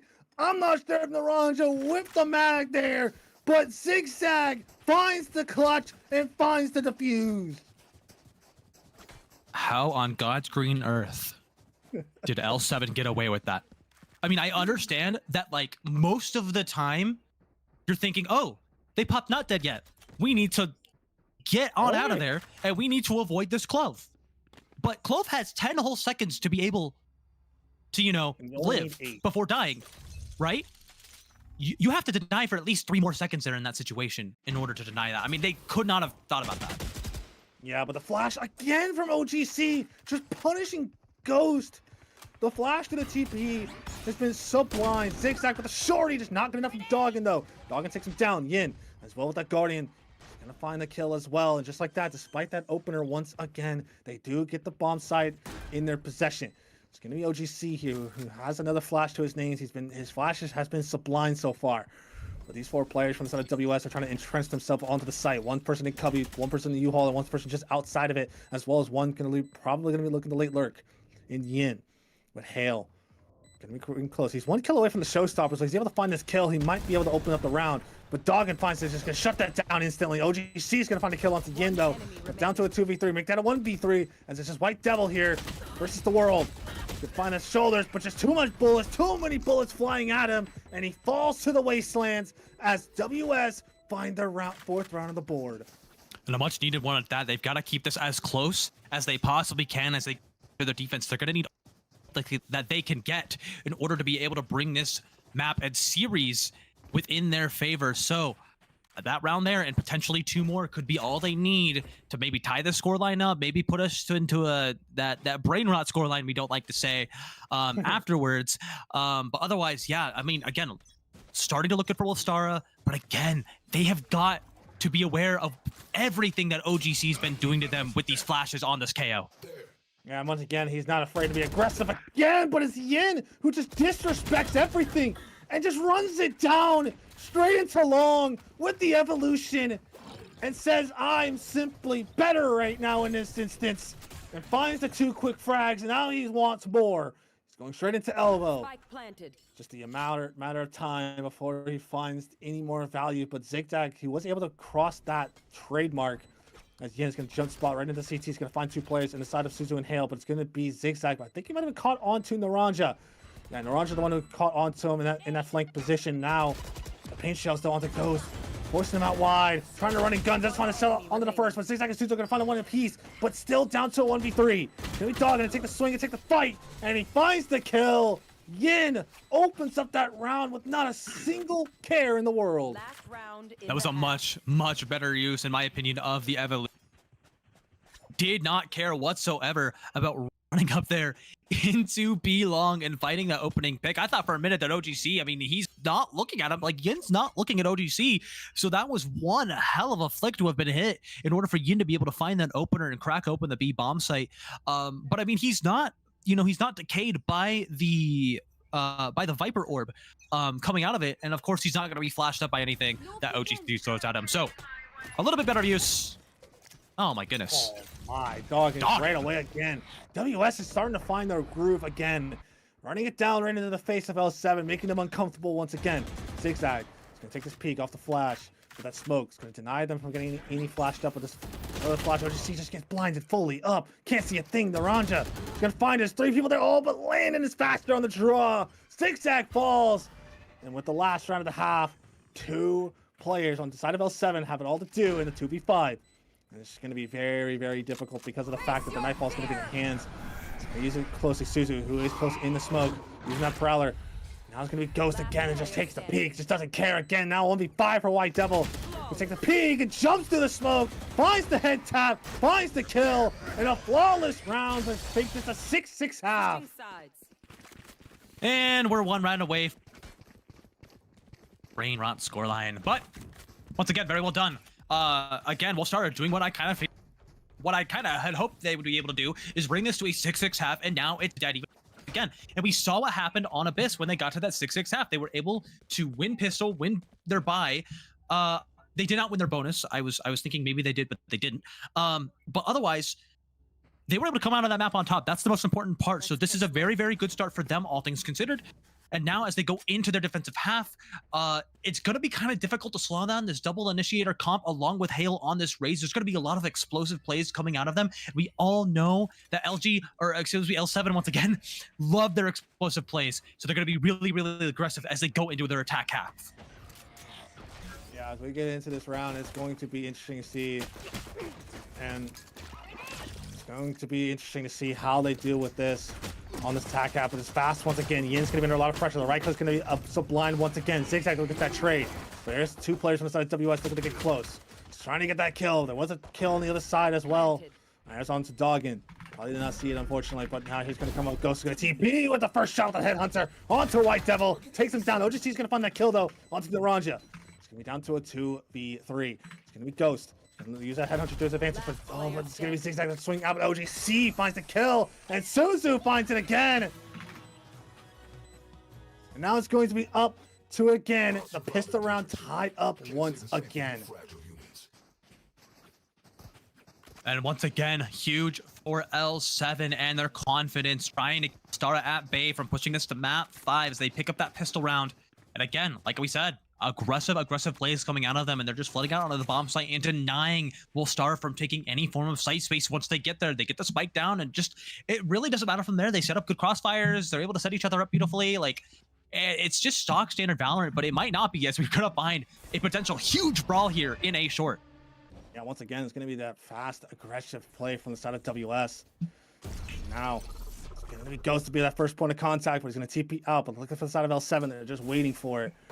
Waiting for this aggression. Another wall's going to be put up, and White Devil's the one that's going to find 2. And Ghost trying to see if he can get 1. He does get 1 with the Zigzag, and Doggin has to TP out. Now down to a 2v4 just like that. As Naranja's going to get spotted by OGC. Now he's going to get the firing squad to swing right into him. And now it's down to Doggin. Does get the dink on the Suzu, but Suzu gets 3 on the round. And that right there is a textbook way to deal with the anti-eco round. Yeah, very well done there. I mean, it was going to be a brawl, and a brawl.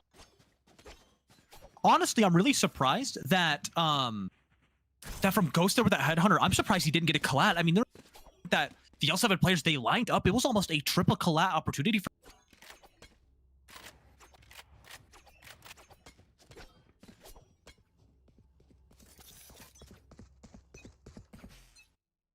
You get into this round, I mean, it's going to be just that bonus round from the side of from the side of a L7. With the Bucky and the Bulldog and the Ghost and the Spectre and another Bulldog in the hands of White Devil, but landed in his U-Haul position with the Phantom in his hand. It's finds two. Tries to pre-fire into Suzu, but Suzu's gonna get that kill.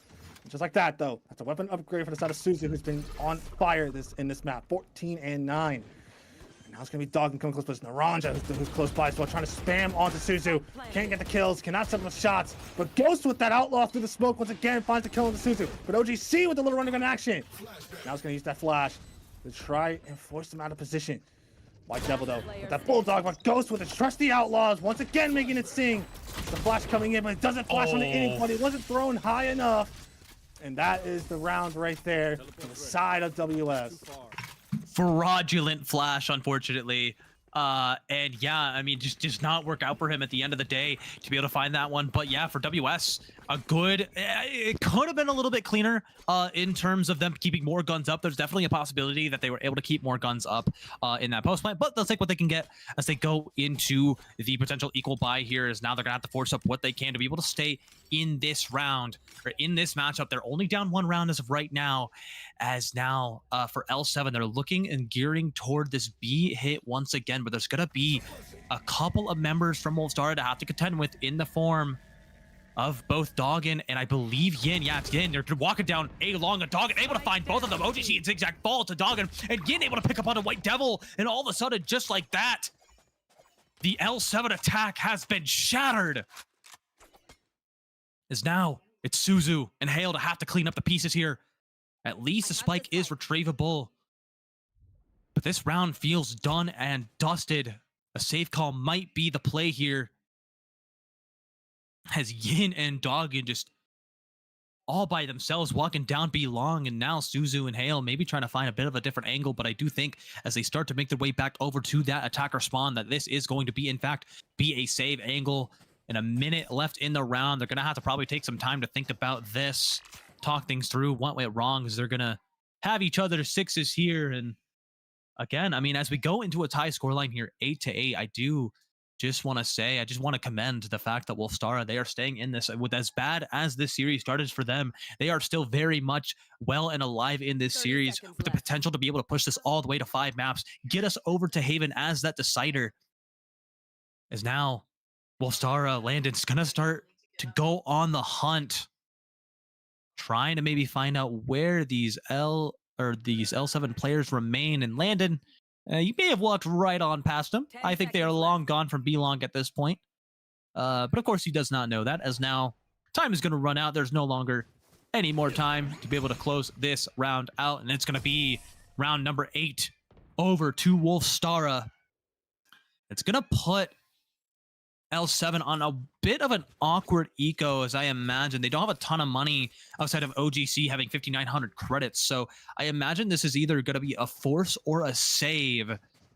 I mean, they've already got 2 Phantoms and full shields. I'm just kind of curious here, Omni, what they might get themselves into as we go into round number 17. Wolstara able to equalize things once again here after an amazing walk down in B-Long. Doggin and Yin completely shutting down that possibility, and you know, we're going back into things here. It's gonna be probably an A hit here, but they got both senties to get through. Yeah, it's gonna be tough. Naranja's gonna find that first onto Hale, and also Suzu as well, taking a page out of the book of L7's book. Oh my! To get that shower control, and once again, I mean, blink and you miss it, and it's over. Like less than 15 seconds, and WS holds strong in shower and short.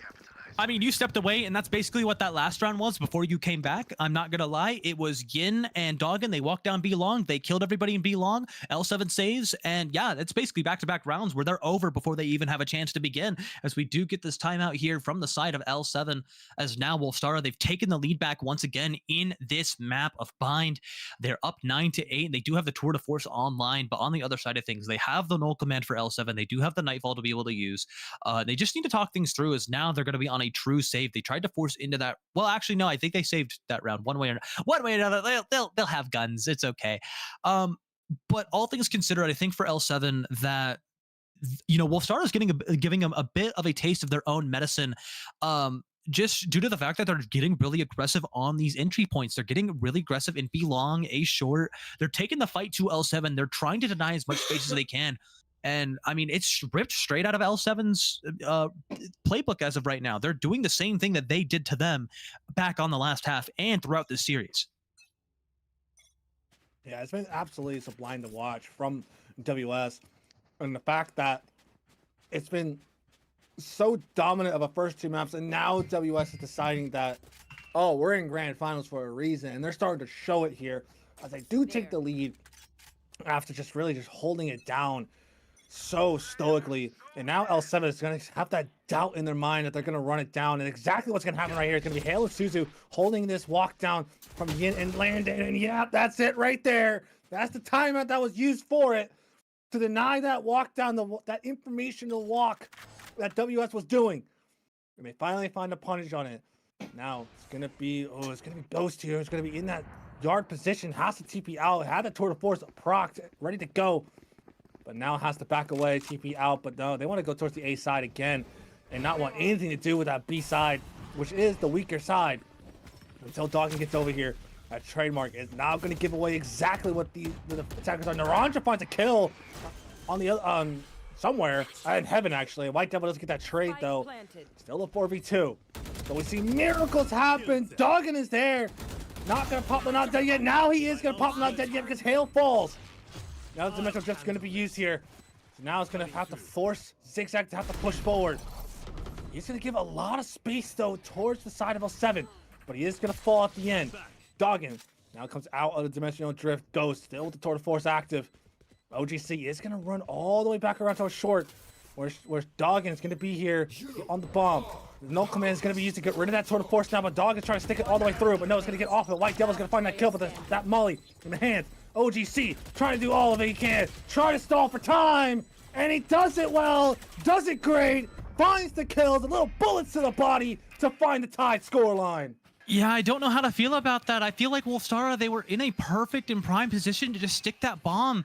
I think in that situation, you've got to trust each other that like, hey, one of us has to stick the bomb. They're really, really far away from us, supposedly, and I'm just going to try to hold for you the best that I can if I'm your teammate. That was a perfect opportunity for just stick through that molly and win that round, but instead, L7 are able to come out on top and tie things back up here.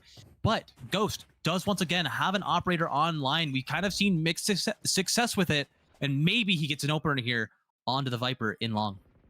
And now Doggen, he's been doing this entire series, using that Odin to his advantage. And L7 and Ghost is going to find that operator kill onto White Devil over in showers. And WS, they find their opener after a disastrous last round where they got picked apart on a informational walk down B long, and they almost brought it back from a 1v1. But Doggen again with his Odin in hand, but Hale shuts it down right dead in his tracks. Yin's gonna pop the evolution and take the wide swing in the hands, but Hale is gonna shut it down before it even starts. Just like that, it's a 4v3. Landon, who's in the CT position, Spike planted. looking to hold inside the smoke to make sure nobody can go any further across. But Kale is gonna take this elbow position though. We've seen what kind of damage she could do. He has his crosshair trained on this angle, and Landon just can't settle the shots. Just a little bit of a strafe, a little bit of a movement to deny the crosshair placement. Now Ghost with this operator knows exactly what race it is. This Hale's in this fight in elbow. Naranja's going to win it this time, but it's still a 3v2. OGC with that first flash is going to flash onto one. Naranja down to just 30 HP. Can have so much to do, and yeah, I think the call's been made from Ghost. He's not want anything to do. Naranja trying to do some sort of damage, but can't do anything. And this is going to be a double digit for L7.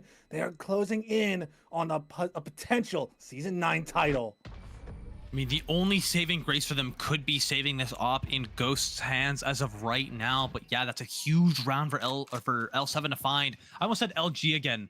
I hate that their acronyms are so close to each other that I get them mixed up. But anyways, no, that's a huge round for L7 to find. They do pick up double digits. They are 3 rounds away from becoming Season 9 champs. But for Wolstara, they've still got a decent amount of money to work with, all things considered. I mean, everybody's going to be able to fall by here. They've got another crack at this. They've got another attempt to be able to tie things back up and retake that lead. So it's just going to be a grudge match as we go into the final rounds of regulation and potentially the final rounds of the Apprentice season here. Now goes with his operator. He's gonna get tagged by the Prowler. He's gonna take a random shot, but now has to TP away. So use that Prowler again in shower. He's gonna get tagged on the zigzag just barely at the end of its lifespan. Hale looking to go in with a showstopper, looking to go right into the face of Naranja. And now go right in the face of Ghost. Hale trying to do it all, but Landon is the one who's gonna keep it up and keep this a 3v3. But the TP is going to be called here. He's going to go right towards the B side. Yin, who's going to be here quickly enough now, but does not have his gun out just yet. Out in the open. Zigzag denies it. But we still have that orbital strike in the hands of Landon. He chooses to use it, but the Viper's Pit is going to be used here. Susan's going to try to get his bomb down. But the orbital strike is going to cause a disarray. It's going to cause them to go astray. But Zigzag's going to find Landon. But Doggett is going to use his timing to get across. But White Devil is there on the angle to deny anything from Doggin. 2 rounds away from immortality. I saw the vision there from Doggett. He wanted to wrap around that Viper's Pit as the orbital strike was coming in. It completely masks the sound of him entering out into the bomb site until it at least dissipates. So he's got an opportunity to be able to wrap all the way around that. I think he just swung in a little bit too early to, you know, try to make an impact play with that Odin, and unfortunately it does become his undoing. But I gotta say this, Wolstara are electing to force into this round with everything that they've got left, Omni, and this is a absolute must win for them. If they lose this round, it may just be over for them, and L7 might be hoisting that trophy here in just a few moments.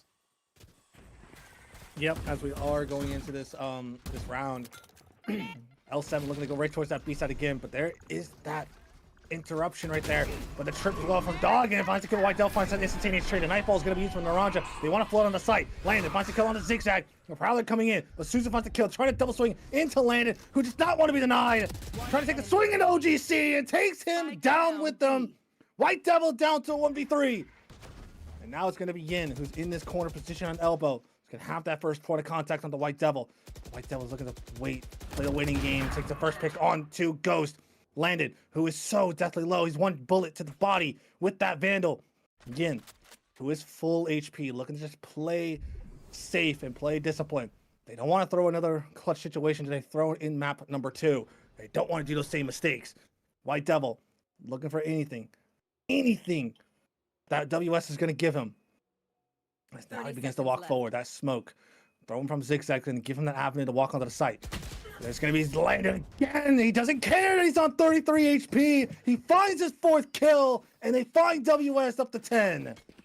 I mean, broken armor or not, Landon is here to play, and he wants Haven so desperately bad, and that keeps Wolstara afloat potentially for just long enough to be able to buy for the rest of this game regardless of what happens.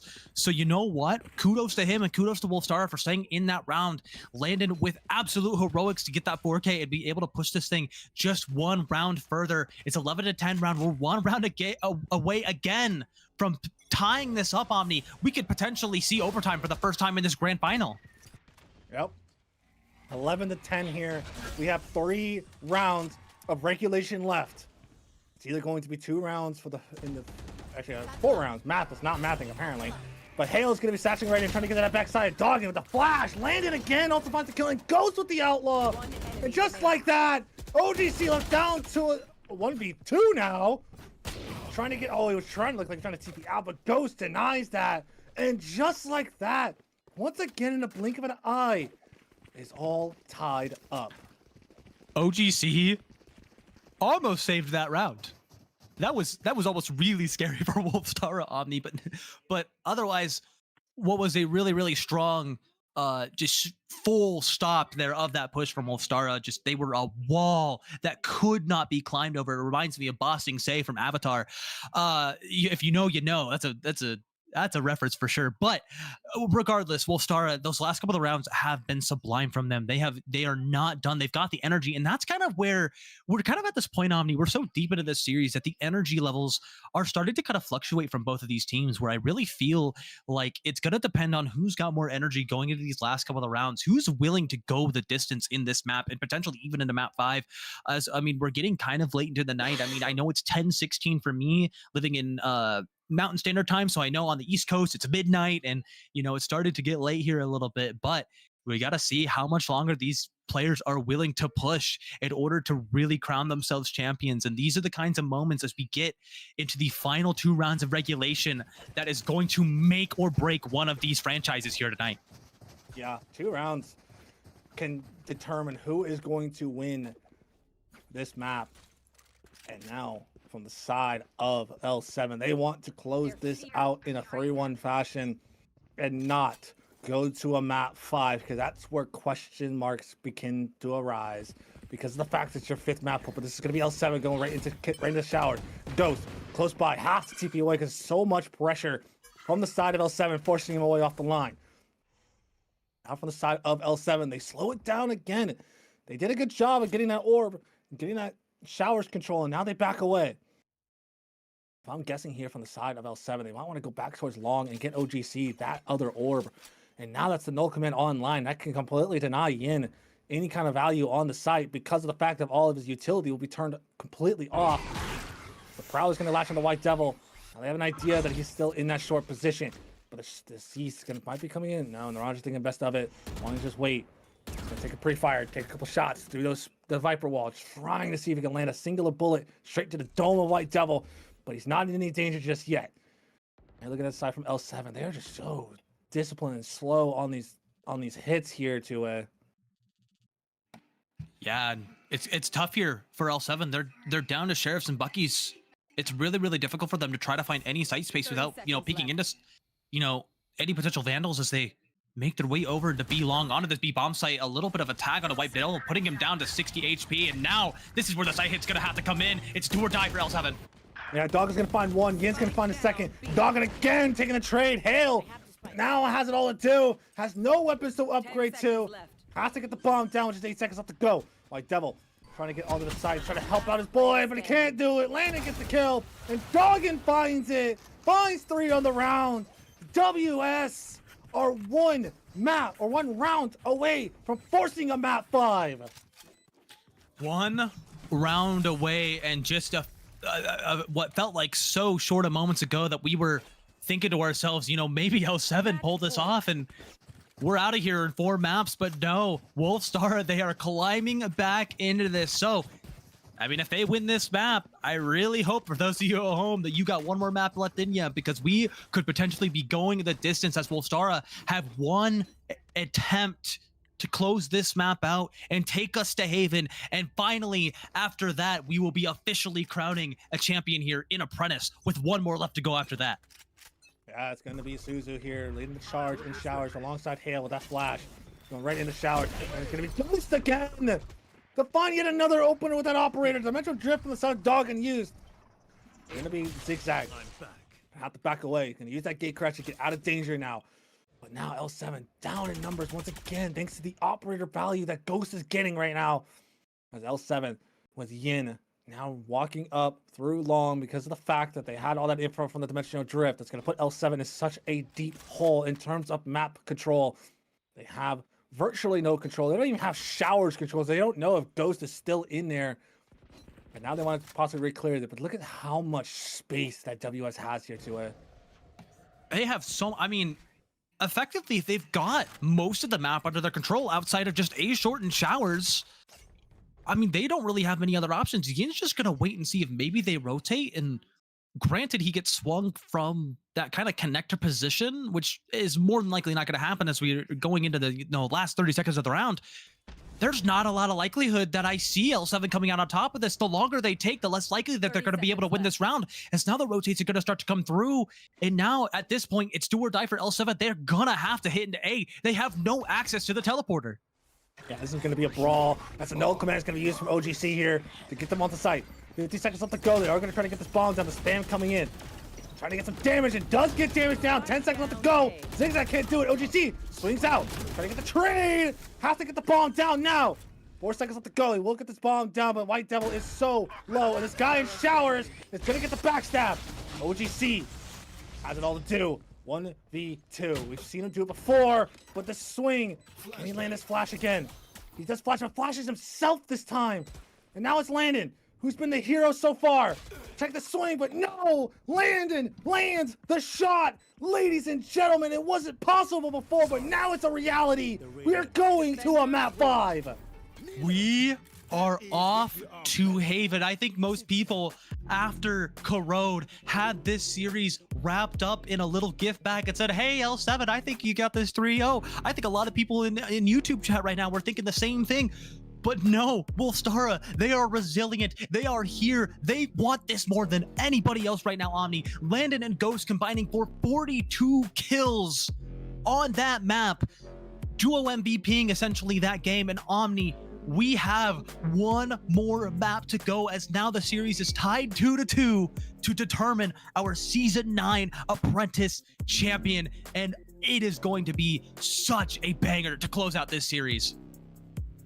Me and you were begging for a 5-mapper to cast, and we are getting it here today in an unlikely situation with Apprentice, where it looked like it was doomed from the start. But WS, like a phoenix rising from the ash and becoming whole, they are here in map 5 of Haven, where it is do or die. Officially do or die for both teams. As now we are going to take a quick 5-minute intermission, so we will be right back. So get some more drinks because this is going to be an insane map 5. You don't want to miss it. We'll be back here in just 5 minutes.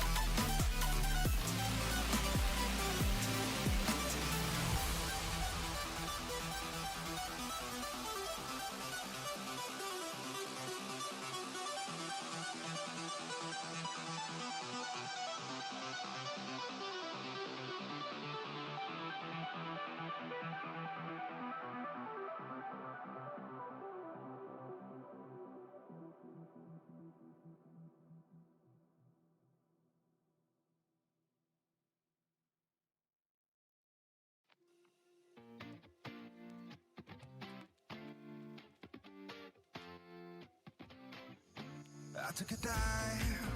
I didn't know I'd fall so deep into your eyes. I've never been somewhere so sweet. I'm hypnotized. Yeah, you put my mind at ease. Yeah, you're divine. I'm thankful that you're mine. Looking at me like people are looking at their phones. I've spent 7 years looking for love that I can hold. Now I know your love is all I need. Now I know. Yeah, your love is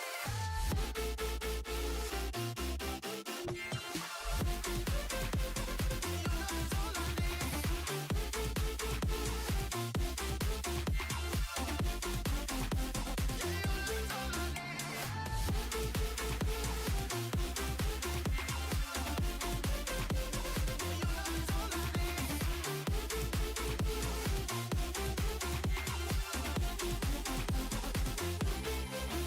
Running around with you always by my side, off of the ground.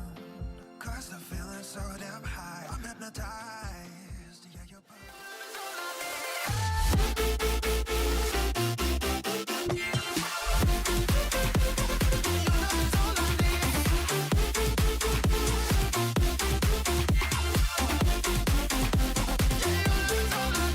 running around with you always by my side. Ladies and gentlemen, we are finally here for our final map of Haven here in this best of 5 grand finals to catch everybody up that may or may not just be joining us for the first time tonight. The first 2 maps of Corrode and Pearl were won by L7 pretty darn decidedly. Then Wolstara stepped up on the 3rd and 4th maps of, I can't remember, map 3 and Bind that we just concluded on. It was Abyss and Bind. There we go. Now I remember. And they've stepped up and they've brought it all the way back. And we are tied 2-2 going into this final map of Haven. And these 2 teams have been at it all night long. And we are here finally in this best of 5 grand final on this final map. And we are only so far away from crowning a champion here in VDC, crowning the 4th one with 1 more on the way later on in Recruit between THR and High Tide. But we are not there. We are here in Apprentice. And I'm also kind of here solo for now. Omni is having some PC issues. He will be joining us shortly, but we will be getting this game underway here shortly, as Omni, I believe, might be resetting his PC, so there might be a world where we cut to break just for a little bit longer. But of course, yeah, I don't really have anybody to talk to right now. It's kind of just me. Oh, I may have summoned Omni. Omni, are you there? Omni is alive! We are on the desk. We are here for map 5. PC's having a great time right now, as much as I am as well in this Apprentice Grand Finals. A lot of technical difficulties on my end, but oh well. We live, we move forward. That's what 5 maps of Valorant will do to you. And if I had to play it, I would go insane. But that's why I'm casting. That's why I'm casting it, because it's a lot more enjoyable. But hopefully, I will be in the lobby very, very shortly to watch this banger of a map. But as we know, this is do or die. This is the Apprentice Grand Finals map number 5. Obviously, there's not only we'll have this map as well. I know it's getting late for a lot of you people over on the East Coast and in the Central as well, unless you are 2A for some reason who's in Mountain Standard Time, which we don't care about. I'm kidding. We love everybody there, but I know it's getting late. We do have not only this map, we do have the interview and the announcement of the Apprentice MVP. So I know it's getting a little late, but we can stick it out till the end and we'll be fine. I'm trying, producer, but my game doesn't want to load, so give me a second. we're just building, we're just building some hype for this map 5. We're keeping them on their toes, the viewers at home, and unfortunately also keeping the players on their toes. But this, these first, I can't lie to you, as I'm trying to find the words to actually use to describe what I'm trying to say. I think a lot of people, as I mentioned before, felt like after the first 2 maps that this was easily L7's series. Winning as decisively as what a 13-4 and a 13-7, I believe, what the score lines were. 10-3 Incredibly half decisive on Corrode wins. as well. Yeah, 9-3 half on Pearl, 10-2 half on Corrode. I mean, L7 were just dominating the first 2 maps. And then whether it was L7 kind of running out of steam, letting off the accelerator a little bit, or Wolstara just deciding, hey, we're done messing around. One way or another, Wolstara just really came back into this. They found a new breath of fresh air, a new breath of life into their team, and they were able to claw back in 2 very, very close maps there on Abyss and Bind that came down to just such key moments that has led us all the way here to Haven. And I cannot be more excited to get into map 5 here. But unfortunately, just to give you a hard time, Omni, we're still waiting on you. I'm trying, man. I can't make this thing load any faster, man. I'm trying. I'm trying. I think no, he's yeah, we gotta shoot him in the, there you go.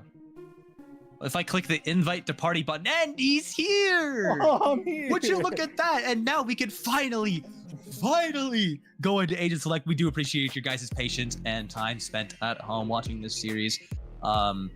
It has been quite a long and grueling one, unexpectedly so, to be entirely fair, but we are getting into Agent Select, and the lock-ins are coming fast and furious. Yin's already back on that Vito, who he's found a lot of success with here, and they're bringing back out the Chamber, of course, on Ghost, so the double safety comp is coming back out once again to play. And on the other side, it's going to be, again, L7, they tend to run a lot of this kind of stock standard comps here, and they're running a really, really standard one here with the double initiator of Sova and Breach to help set up Hale. And we know how absolutely lethal OGC has been on these initiators tonight, Omni. Yeah, I mean, we've seen what kind of stuff we can do, but the last time, remember, the last time they played Haven, once again, I'm pretty sure it was against Thermals as well, and they were able to systematically pick them apart with this Breach because of the fact that they were able to really use this Breach to take a lot of space in the CT, in C-Link, or an A-Link, and in Garage Window. A lot of things that these teams have been able to use with this Breach. And obviously the thing is though, with this agent, with this map pull for the side of L7, it seems like they're letting it slip because they have a really, really strong map pull. Abyss was undefeated on it going into it. Bind was their technically their permanent for the majority of the season, but they still looked really, really solid on it. Yeah, they absolutely did, and I think Haven is such an amazing decider map. I love that we get a map like this that can really go either way. For both of these teams, with the comps that they're bringing in, everything like that, it really can swing either way. And this is that map where it got left up long enough where both of these teams, they felt comfortable enough to let it through all this way, but did not want to ban it, knowing that, hey, we might actually want to play this map. But it wasn't necessarily a first pick of theirs. So this is about as even of a game that we could potentially be getting as we go into the pistol round of map 5.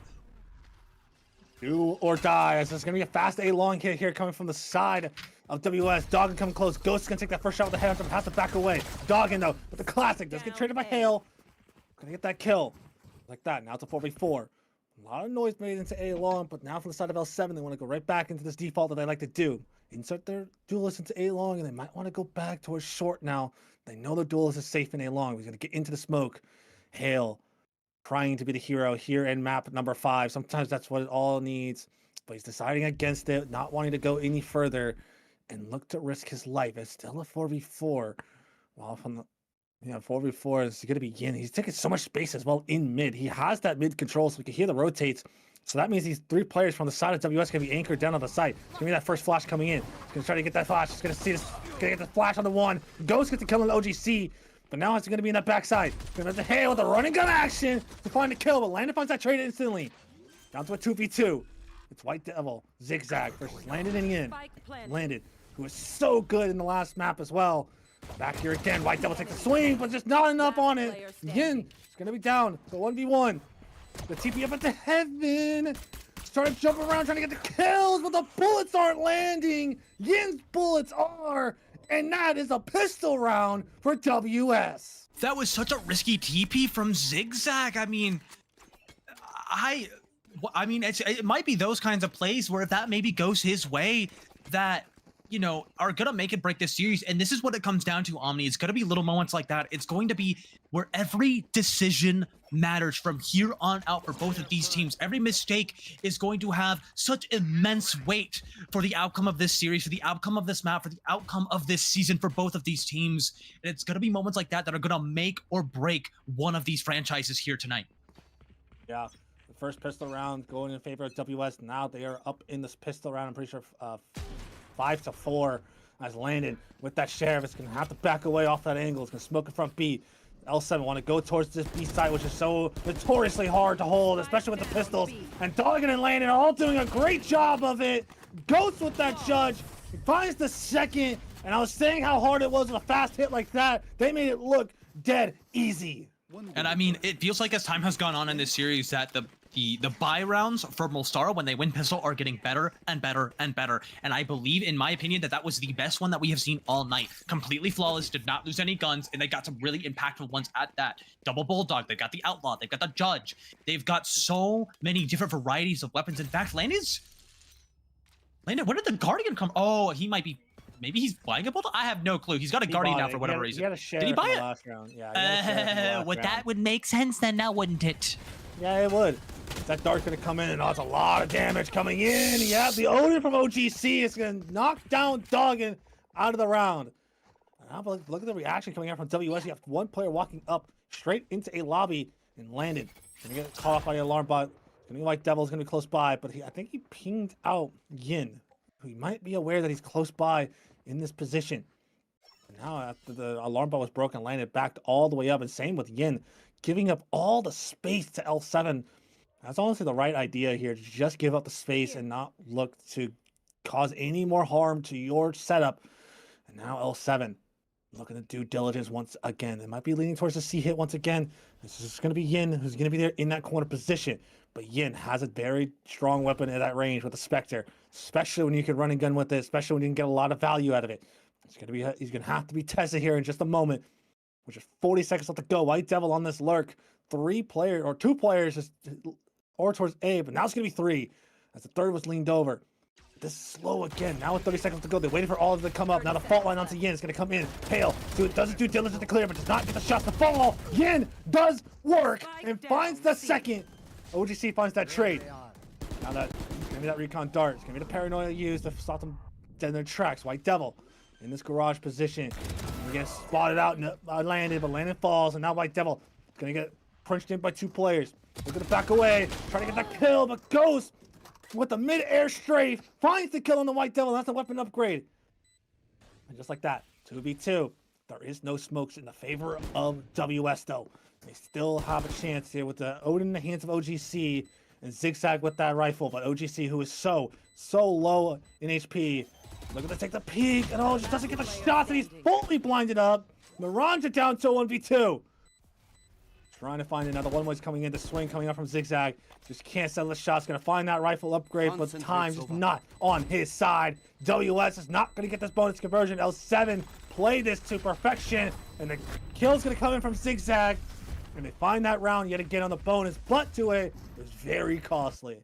That was a very good example of not necessarily needing your guns to win rounds. All they were really relying on there from OGC and Zigzag were to just, keep tabs on the bomb, right? Every tap, there's a jump spot from OGC for in the info, and then he throws a flash, and then maybe, I don't know if they necessarily saw Ghost coming down on one of those jump spots, but that flash was sublime. They double swing it, and they take the 1v2 fight.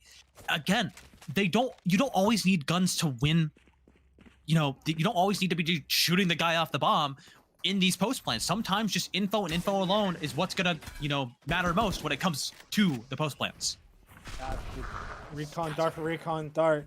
As the front of the shadows is going to be used right into the heaven position, but the ping has already been made. It's going to get the kill from Naranja. Yeah, just so aware of that possibility. White Devil's going to get the turn again, but Doug's going to find that trade, but Suzu and Hale finding a kill apiece. He's going to open up that A side just like that, but Ghost, who's here in that short position, was never cleared out. Now waiting for White Devil. White Devil's going to fall to Ghost. Now they have an idea that that chamber is here in Ghost, but Landon close by. Looking to hold it, but hit with a beautiful shot. And now Ghost, who did use that TP right back into short. Now look at this break this crossfire, but just can't do it. Hale is there to hold the crossfire, hold his nerve still, and find the kill onto Ghost. I mean, that's just gonna be what L7 needs to do, continuing to fight as a team, continuing to do everything as a team there on these executes.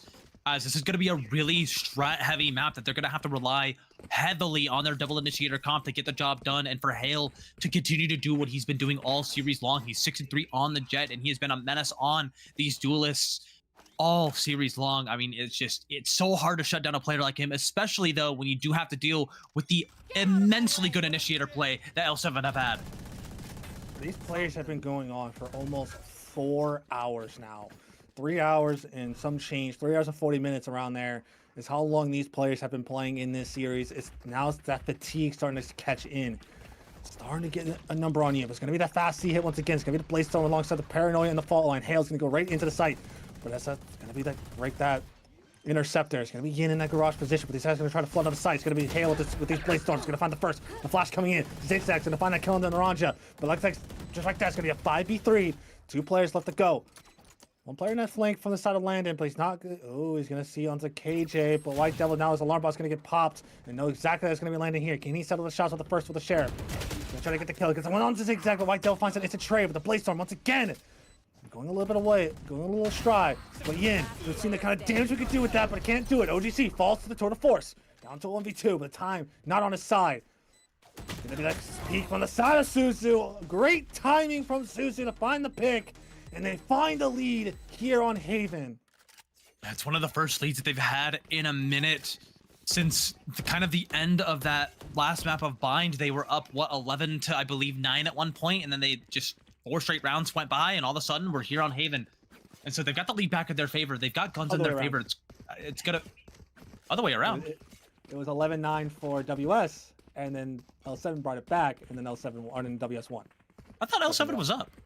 I'm pretty sure. This series has been a long one, Omni. I'm shocked that we remember anything that has happened. True that. But that typical garage hit you see from a lot of players, that flash from the breach, and then the Jet just dashing right into garage. Anybody was in there and let you dodge from that flash, and Ghost with a little swing, a little body shooting happening, gets that kill.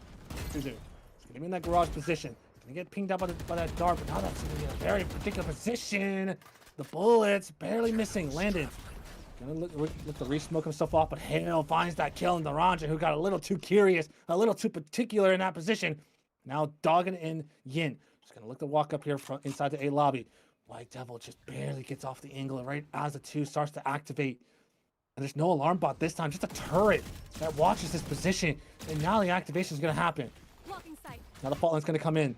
This timing though from the side of Doggin and Yin is going to be a little bit off though. Ready to swing, ready to activate, finds the first. He gets the second on OGC as well. And now it's a 2v3. The Paranoia used. Recon Dark's not going to scan onto one because the Empress was popped. Or not the Empress. The Evolution. Getting my ults mixed up. Hale. And here's Suzu just can't settle the shots on the Ghost. Now it's a 1v2. It's Hale versus Ghost and Landon. Takes the peek. And just, almost. The timing was there for Hale, but Landon lands the shots. They tie this scoreline back up. I mean, this is what it's going to be, Omni. It's going to be back and forth all the way through, and I think you and I are both as well prepared as the rest of these teams to go the distance on this map as we tie things up at 3-3 apiece. You're messing up your old lines. I'm just not able to talk at this point. It's messed up our English at this point. Absolutely. Like it is definitely getting late. Don't get me wrong, but again, for Wolstara, very well done there on that flank. That was huge. There was no flank you till holding that A-long walk up, and 2 members of Wolstara are able to get up in there and find impact one way or another. So that was really the win con there for them, was winning to some fights on that flank to keep things as even as possible. Yeah, now going right back into this A-long take from the side of L7. That dart. Not sure if it was thrown short. It was thrown short instead, and dogging with the Odin, but Hale shuts it down within inches. And Hale finds 2, finds Yin and Doggin out of the round, and he wants more. But Naranja's already here, and the crouch was perfect, barely outlining the bullets. Hale, a little too aggressive. Landon. Now that alarm bot's going to scan onto him, has to back away, give up this flank position. Naranja with his Owl Drone, but that aftershock is not going to hit him though. So he's going to be safe from that. But still a 4v3. Now the Hunter's Fury is going to be used, but the flash is coming in. Going to be OGC to try to get into this cross, but Ghost follows up on the util to find a kill on the OGC. It's now a 3v3. The first smoke's going to come down, but it's going to be Ghost who wants to take this fight. But it's going to be Zigzag there on the angle, and the Hunter's Fury is going to be used for the side of Suzu. There's going to be Landon to find the kill on the Zigzag, but White Devil finds the kill. White Devil finds two, and denies them completely to get that lead right back in their hands. I gotta say, that updraft into heaven from Hale off the ammo box was a heat check, and I do not blame him. Through 7 rounds, he's already 12-6. I do not blame him for that heat check whatsoever. And honestly, it's been a lot of the driving force that has been what is keeping L7 in this series. Holy moly, I cannot speak. But again, Hale has just been having so much impact on these entry fights, and there's been less and less util needed for him to take these fights. It's going to be a fast mid hit again. Overdrive's going to be popped right away. It's going to go right into the face. The fault line's going to be used at the same time, dogging. And it's going to get under a lot of pressure. White Devil's going to find the first. Hale finds the second. Now it's going to be just like that into a 3v5. Ghost with the headhunter in his hands. Has to back away, but landing on the flank once again. Which has the classic in his hands. Can't settle the shots. Zigzag finds it. Naranja finds the trade. 2 of these players on the side of L7 are super low. And White Devil and Hale. Probably lower, at least probably 8 to 9 HP or lower. Now it's going to have to go right towards the A side, scramble over there. It's just going to be Ghost with just this classic. I'm not sure if he has any bullets left in that headhunter, but I mean, I'm looking at White Devil. It might be a DC, hopefully not. But waiting to see if that's going to be the case. Naranja is going to find this flank timing. Has to reload the weaponry, and White Devil is still just sitting there, not moving an inch. Definitely think it's probably a DC or maybe something else. Now it's going to have to be Suzu on this play. The alarm bot's going to give away his position. Yes, now it's going to be Suzu. There's a lot of pressure. He's going to find that first flash, but Naranja found the kill, but Hale finds the second, and now White Devil comes alive at that moment. Luckily, it didn't matter. The 2 players left alive were able to convert that round. And luckily, White Devil was still in range of that alarm bot, so the flank util is still alive for the team to be able to close that out. But yeah, very well done once again from L7. They're starting to pull away here as Naranja is disconnected. We may need a P10. Yep, Yin is calling the P10. We are paused. Thank you, Wolstara, for pausing it so we don't have any issues. But yeah, P11, yeah, P11, right? But once again, for L7, I mean, they're starting to kind of run away with things a little bit here.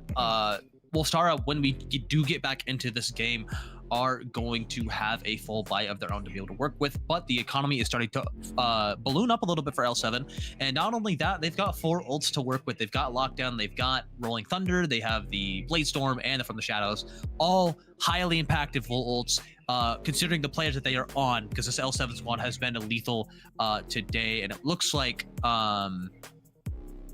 Yin's gonna need to reset his EC. I think it's Naranja who's going to reset, actually. Or it's Naranja? Yeah. It's Yin, yeah. Is it Naranja or is it Naranja that's pronounced? I never look at the... Well, Naranja it's Spanish for orange, and usually in Spanish, J's are like pronounced like H's. So I've been saying Naranja all night. Little English language lesson for everybody at home who may or may not know. But yeah, I mean, Naranja, I'm sure he doesn't really mind, but I just, as somebody who took Spanish for like 7 years, that's just it's just natural to me at this point to... Fair enough. Yeah. He took Spanish. I took Italian for 4 years, so Ooh. yeah. You know, I could have taken Chinese. I decided not to. Very interesting. Those were the 2 languages we had in high school that we could have taken. Why am I speaking Chinese? I guess okay. But yeah, it may be a minute here, but Omni, I mean, this feels kind of like a crucial moment. I mean, all things considered, it's a tech pause, but like this is kind of a break for both teams to kind of talk things through a little bit. It's almost like a timeout. We've seen kind of a lot of pseudo timeouts when it's been like save angles that have been called, where like there's like a minute left on the clock and teams have time to talk about things, or a tech pause like this where we're in map 5, the most crucial map that we could possibly have, yada yada yada, all that fun stuff. I mean, this just feels like another moment where teams kind of have an opportunity to settle things down, talk things through, maybe plan the future of the rest of this map. Yeah, I mean, obviously with this tech pause, it lets the players kind of stew a little bit in terms of this tech pause, because of the fact that you have momentum. With L7, you have momentum, and now WS gets that time to kind of regroup and figure out what they can do to fix what they need to fix on this defensive half. But because of how attack-sided Haven is, it's a matter of getting those rounds on the board. Like right now, 3 rounds is perfectly fine for a defense side on Haven. If you can get that 4th, if you can get that 5th round even, if you can, then that goes even better going into your attack half. I think the one thing that I do kind of worry about is their comp that they're running with the Chamber and the Veto being double Senti. I mean, historically, double Senti is really, it's prone to struggle on attack. But Veto can almost act like an entry duelist at times as well with his own teleports. Yeah, but we are going to be getting into this now. This tech box is over. We're getting into this matchup now, right back into the round. Hale already in that garage position. Or with his Blaze Storm activated though, it's gonna be in that window position, and then Chamber and Ghost in that front C position as well. But now it's gonna be Naranja. It's gonna be walking right towards C. Now they kind of bolster the side. It's gonna try to see it. Sees a little body, sees a little shoulder of Yin, trying to wall bang him, trying to do anything. Yin's just not moving it in. Suzu's gonna finally kill him after so long. Ghost is gonna be in this off angle though. Oh, the turn was not what he needed to do. Ghost is gonna find the kill. Naranja's gonna find the kill. Suzu White Devil finds a trade, but Landon jumps out and finds the kill, and that's the bomb in his possession. OGC with this Odin, trying to do something, trying to do some sort of powers here with that Odin to deny them this round. Here we go, take the swing, and now it's on the zigzag versus the world. All 3 players from the side of WS is here. Using that spam through the smoke. It's gonna be zigzag. We just have to from the shadows if he chooses to get that bomb, but they're trying to sit on top of it to deny that. But I would really like to see zigzag just walk up here and blind them and fight. This will be an absolute baller play if he does this. Only one player is looking that way. Now he's starting to realize it. That there's 2 players still there. Now he's gonna use that paranoia, but the free fire from Ghost was just better. Almost could have been catastrophe for WS. Just me personally, Omni. If I'm zigzag there, I'm holding left click and I'm praying. Like seeing all 3 of them stacked up, I understand why they're doing it. Obviously, they deny that from the shadows that way. But no, that was really well done from Wolstara to shut down that garage push. And considering that they've been putting a body in there, I'm surprised that they're not putting like the trademark or the Veto Trip in there to kind of help hold that space a little bit more often. They're usually kind of putting, you see like the Veto Trip right now is in front B, but now they're putting the trademark. I think they've started to do it where they're putting it in garage, but nonetheless, it's gonna help them hold on to garage that much more easily. Yeah, with that Recon Dart going into front A lobby, he's going to get the scan on the zigzag. Now there's 2 players from the short. It's going to be that fault line, but Landon's not going to get cleared. He's still not getting cleared, but just that stun was just too much for him. OGC gets that kill. And OGC finds a second. And the lockdown is going to be used here from the side, from the attacker's side, to confirm this B side. Ghost, with that headhunter in his hands. He also has the Tour de Force pops, dogging with a judge in his hands. They have to vacate the side in order to let that lockdown pop. He's gonna look to flood on the site now. It's gonna be dogging the lethal control with that judge. Cannot get the kill on the Susan, but Yin find the trade, but Hale finds an instantaneous trade. Ghost still has this Tour de Force, but it's a 1v4.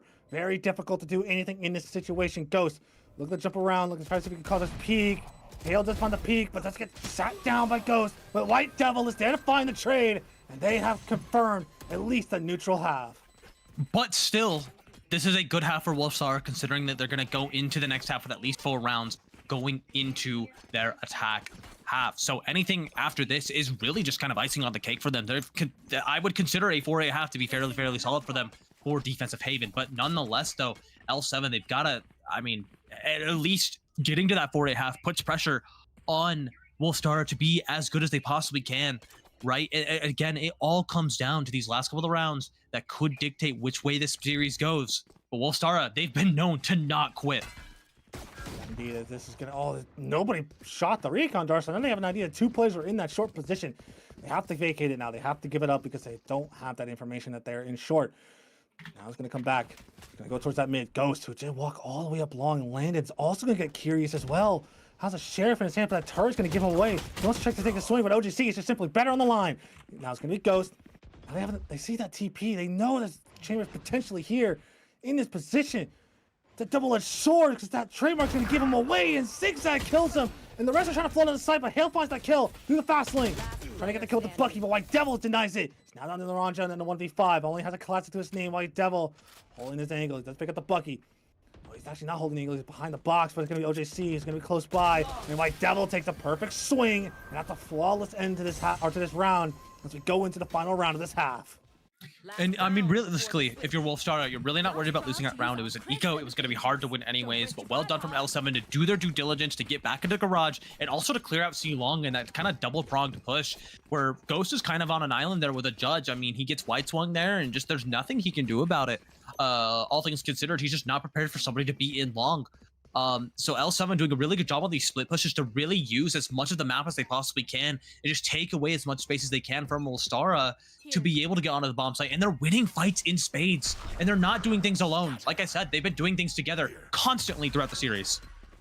Yeah, no, that From the Shadows was used. They kind of faked them out. Now they have to clear out Heaven because they think that's where the Omen TP, but he did not TP there. He TP'd Long and then cancel. But there's 4 players here for the side of WS ready for this hit. From the side of L7, Doggin wants to flood on the site. They'll take a little bit of damage to fall damage, but now has to back away. From the Shadows, see some landing. It's going to get cleared out. Still, there's still 4 players from the side of WS ready for this, but now they're starting to second guess themselves. They might have think they got faked, but now it's starting to realize that this is not the case. As Yin, who is 1 away from the evolution, has to get something like an orb or a kill, and obviously the orb is inaccessible to him in Long. Going to use the pop that TP now down in that short position. Just gonna wait for this team, wait for this hit, because this hit is most likely gonna come with just 47 seconds left to go. L7 making WS start to sweat a little bit, but they still have Doggin here, but the Rolling Thunder's gonna be used. Now it's time to hit the go button, but Doggin in Heaven is gonna fall. Or it's gonna get the kill on the hill. Now it's gonna be Yin to take the swing on the White Devil. Now it's gonna pop the evolution. Now it's gonna be Super looking to swing onto Yin and take him down. But OGC is going to find the kill on Doggin, but Landon's going to find that trade on the Suzu. OGC, who is super low. The fault line barely even, but the crouch peek was perfect from OGC. And now it's Ghost and Naranja. The Hunter's Fury is going to be used here on the first one onto Zigzag. And Ghost finds the perfect time to strike. And now it's OGC in a 1v2. Maybe Ghost. After the Ghost to drop down here in just a second, but Naranja wants to run him down. OJC, who is so low, but Ghost is going to be trained on the line, trained on the angle, and deny it from happening. 7-5 scoreline as we go into WS's attack half. I mean, again, a huge, huge round to find for Wolstara there. They keep things within striking distance. It's only a 2-point deficit. Having found that round, plus 4 more on their defensive half of Haven is honestly really, really good at setting themselves up very, very well, considering they find the pistol to be able to get back into this game, to tie things up.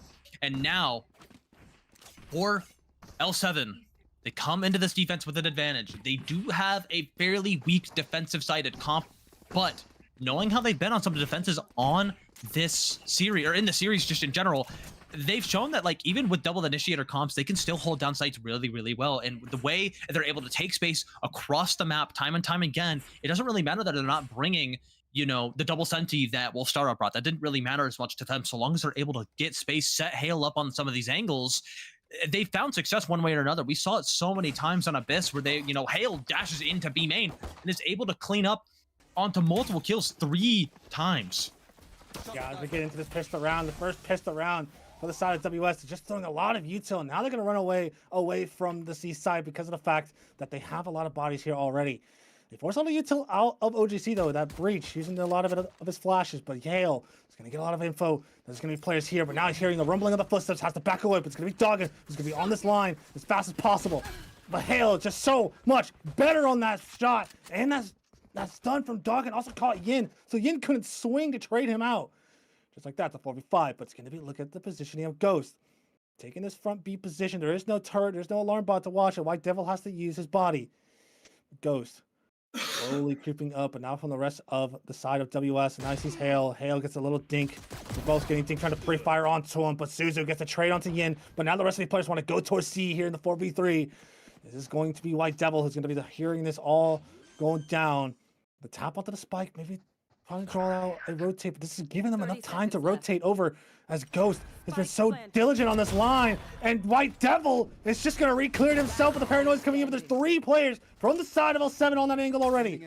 Naranja has it all to do. The fault line is going to stun him completely. 1v4. He's going to have insane right click, insane a moment. This will be a camera starring moment, but no, Suzu denies it. Zigzag will defuse the bomb. L7 weather that storm. They weather that early fake that WS threw there. Move on over to the A side. but just too much, just not enough kills on the A side because of that relay bolt that dogging through, and Yin just couldn't trade out, and it gave them a disadvantage. Yin tried his best to find the opening onto A site, but Hale was just already on that line, got the dink, and all it took was Suzu one bullet to the body to deny that kill, or to get that trade onto the side of Hale. And now here, it seems like for the first time in a while that L7 has won their pistol round, and now they're on their anti-eco round, seeing if they can get this to 9th. I mean, it feels like that, like, the pistols are fairly even between the two teams, but never mind that. It's going to be a hard and fast hit here onto the B bomb site. There are trades all over the place, but L7 are coming out right on top of those fights as the spike has been tapped. White Devil on the swing onto Landon, and Hale, in the blink of an eye, is able to win the buy round, and they inch ever closer to that trophy they so desperately need, Omni. 4 rounds away. They were up 2-0, and now they're trying to close this out. There's like a mirror of what L7 did on their attack half, where they just kind of slammed it into B, and it just got denied, absolutely throttled at the choke. But this, unlike that time, it was flawless for WS. That time was only one player that fell, but because OGC bought a Ghost into the round, they can afford to, pick up that gun and still have basically a full buy, or their full bonus buy going into this round. L7 are on a heater right now, and see if they can close this out with just 4 rounds to go. And this is such a pivotal round. Being down 4 rounds now, if you're Wolstara, you have to not get bonused here. Do not allow for L7 to bonus you. And they've got a lot of scary weapons here. They've got a Bucky here in Garage, but there is an opening pick, though, onto Hale. That's one of the massive monsters gone, but Zigzag with that Bucky, as we just mentioned before, the Bucky coming alive. That's going to be a rifle upgrade, too, in Zigzag's hands. A Vandal now forfeited over to the defense. Now Ghost and Yin in tandem, gonna be working up a short. Ranha also working his way up long, but Suzu and Ghost gonna go one apiece there, as now this A-bomb site is completely wide open. That recon bolt is gonna confirm that information to be true, and Ranha is gonna go ahead and get this spike down. Spike planted. Any more rifles lost, and it might be a bit of a detriment for Wolstara. They've got to come out of this round as clean as possible, but it's gonna be difficult, as now OGC, Zigzag with that paranoia to come through, and the fault line as well. The aftershock to clear out this positions. Excuse me, fights are coming back and forth. Zigzag good for 3. Naranha cleans it out. And there is a very, very expensive buy round found, but a round found nonetheless. Zigzag did God's work there to find it too. I just wish White Devil jumped out a lot sooner and just ready to fight with the team, instead of just like kind of sitting up there with a Spectre, maybe expecting, a fight from backside, but kind of cost them that round. But still, like you said, very, very expensive, but WS is still going to force into this with all rifles. And now there's going to be, going into this round, this is going to be a very costly round for WS, because if they lose this round, they're going to have scraps to work with. And it's going to be so hard with Hale on this A-long line with the operator in hand. Does note this TP, and he's able to get out of there. Yin is going to fall to that operator. And Hale's going to play his life now. No trade to come through. Let's look at Doggin. There's going to be a turret that's going to spot him out immediately. So White Devil's going to be alerted to this position. But now a sight smoke to come through. And Doggin is going to slide his way on out. He's able to not find Zigzag. Excuse me, Zigzag. A little Uno reverse card fights Doggin and a double TP across the back plat. But Ghost on the other side of the map is able to find Hale. And a second one onto Suzu. White Devil trades onto Landon. A lot of action across the map here Last player standing. as OGC finds Ghost. And Zigzag, who has been in this back plat position, the timing of the swing is sublime. And L7, they reach double digits. They are 3 rounds away from crowning themselves champion, for entering themselves into history. And just look at the buy for WS. It's non-existent. They forced scraps into that round. They got all rifles, and it was a very, very costly buy. It was a risk they needed to take, and it didn't work out. The risk and reward was just not enough for WS, and now they have to go into this round looking like just classics in their hands. Yes, Ghost is one away from the Tour de Force. If they can get an orb on him, you know how dangerous he can be, or they can give the overdrive to Doggin. A lot of good options in terms of the ults for the side of WS. Yeah, it's going to be a 5-man walkout here due to this eco. There is a hero rifle in Naranha's hands in the form of a Bulldog, but he's only got life shields to work with as well.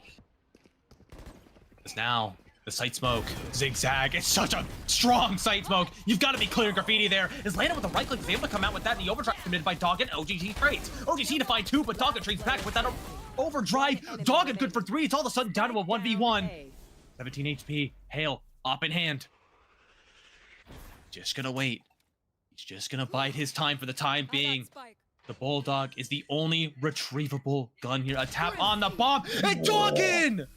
Gun here. With the op, staring him down, says, I'm better in this situation, and keeps Wolstara afloat.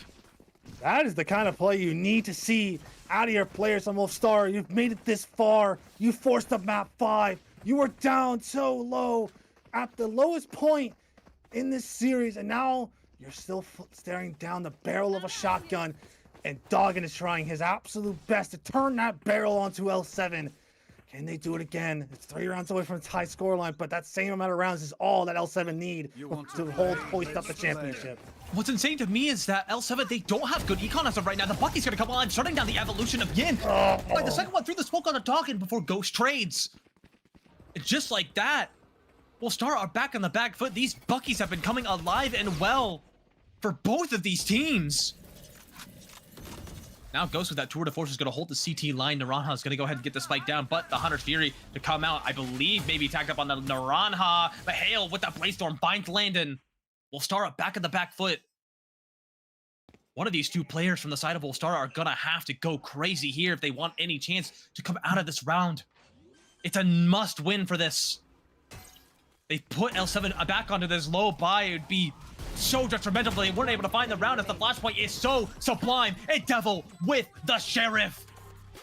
Gonna put a concert up onto the bomb site, and they inch that much closer to a championship. Another thrifty we see here on the side in favor of L7. We saw the classics in the hands of WS with Doggett in the overdrive, but now it's here, which is straight Bucky Nation coming into the favor. And now we're going into this game. And now it's just so blind on this fight. And now the timeout is going to come in.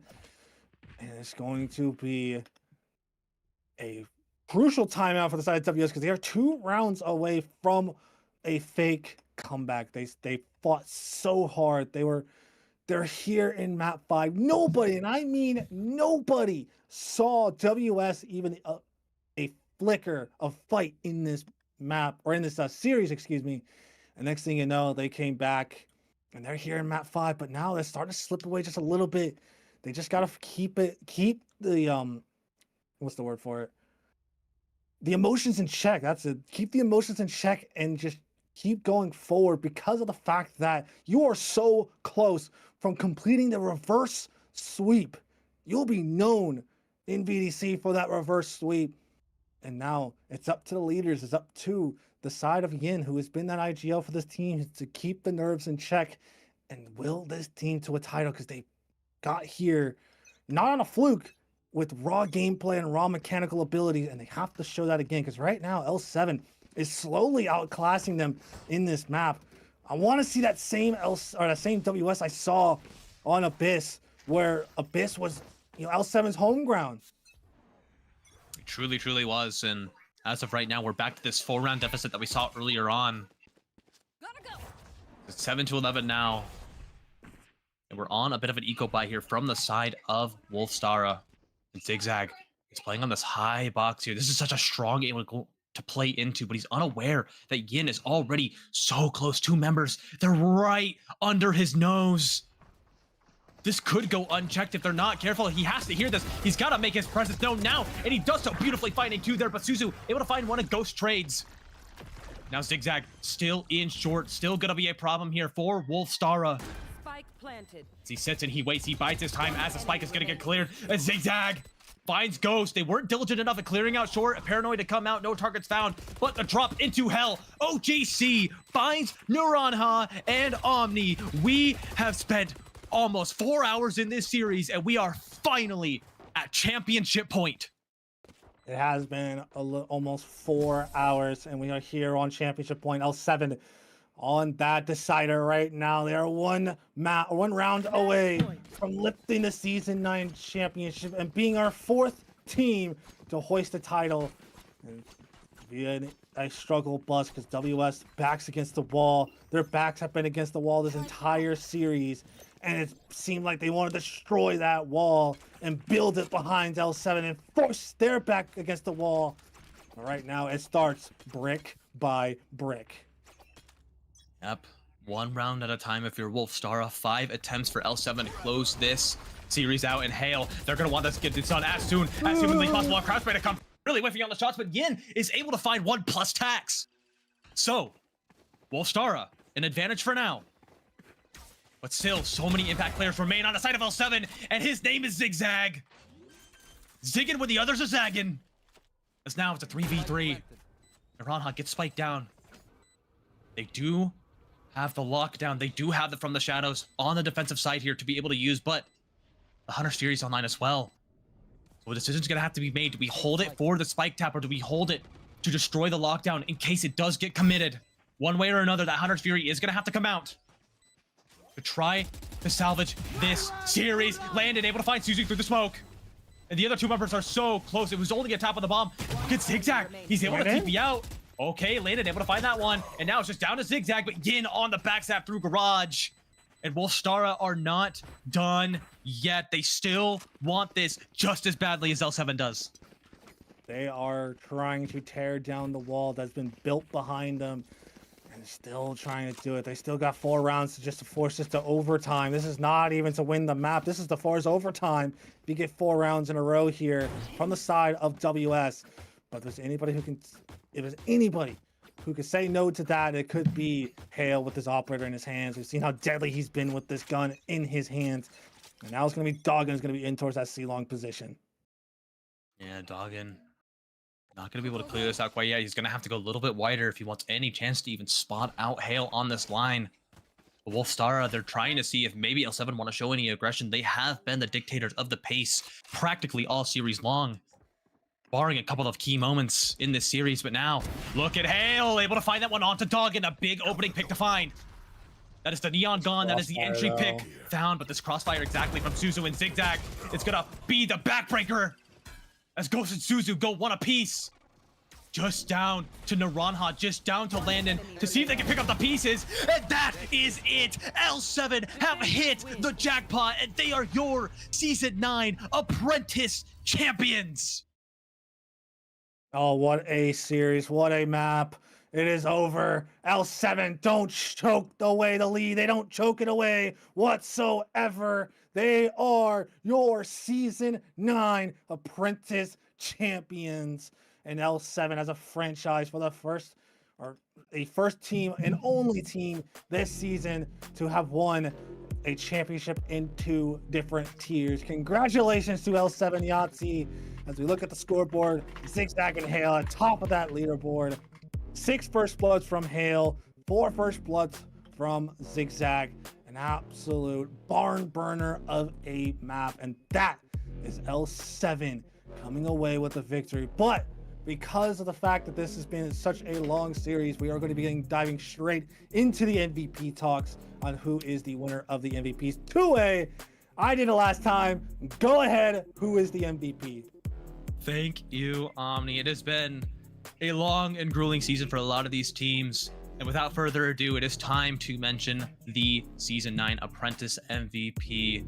And through 32 matches of hard-fought Apprentice action, we've gotten to see a lot of talent in the tier. And today we are here to crown only the best as Apprentice MVP. Stakes were high this season as many players played very well and led great storylines to follow. Particularly this season in Apprentice, there was no true stat leader. Many of our top stats were held by different players. This means Apprentice MVP, this made the Apprentice MVP decision very difficult, and we leaned a little more on impact, season record, and overall firepower. But prior to that, here's a rundown of how the MVPs are decided. Every numbers committee member is given a chance to vote in a preliminary poll of their top 5 players in order. Points are awarded to the players based on these votes, and anyone over the threshold advances to the final MVP discussion, where the numbers committee divides into recused members, those with a conflict of interest, and deciders of who discuss and what stats of the MVP nominations. Any stats mentioned are also drawn from within the pool of qualified players. So, With that being said, let's get right into it with our MVP honorable mentions. Hailing from Mafia is Crazy, and the other honorable mention, hailing from Light Garden, is none other than Zerda. Both of these players contributed heavily to their team's success this season. Crazy did great for his team, flexing, filling the gaps needed for his team, and providing reliable frags.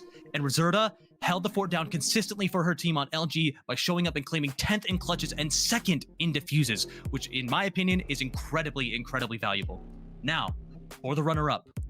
From the Galactic Gladiators with 27 maps played, he is 3rd in ACS at 245. He's 10th in the kill death department with a 1.58 KD, 7th in cast at a 74%, and 2nd in total deaths or trade deaths percentage of deaths traded. It is none other than Dirty Limits of the Galactic Gladiators, the Astral Annihilators. Dirty Limits was a consistent fragger for his team and has had great stats to show for his aggressive duels. He ensured the Astral Annihilators had a reliable entry that was explosive, bringing GG to their third seed by the end of the season. Dirty Limits ended his season just behind our MVP in Impact. And now, for the moment you all have been waiting for. Through 32 maps in the regular season, our MVP was 2nd in attack rating with a 1.25, 5th in defensive rating with a 1.18, was 8th in cast at 73%, and was 7th in trade kills.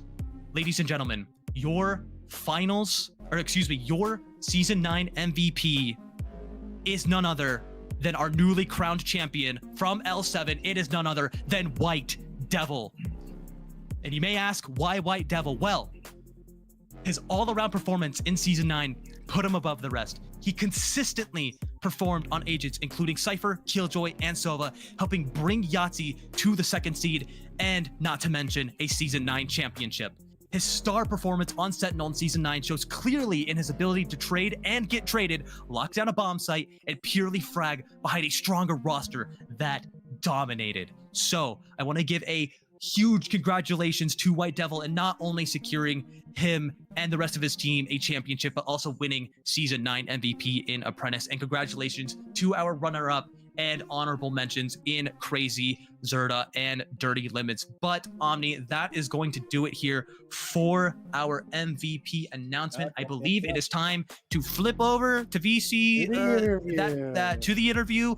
We will be there shortly. We're not cutting the break, so we will be right back here very, very shortly. Big old fucking kiss.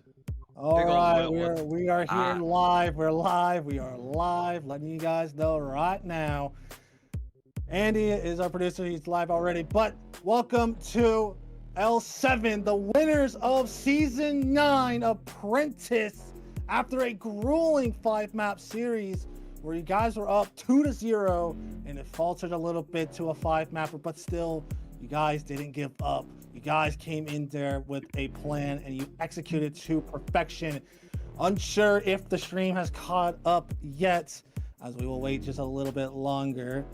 But we are saying right now that congratulations, White Devil, you are the Season 9 Apprentice MVP. How are you feeling? Are we dead ass? Hold up. We are. Wait, let's go. Yes, we are. We are serious. go. You are Yo, the Season 9 Yo, claps MVP. in the chat, guys. Claps in the chat. Thank you. Yo, that's the GOAT. That's the Unkbound right there. Let's go. I actually can't believe that. What the fuck? Congratulations.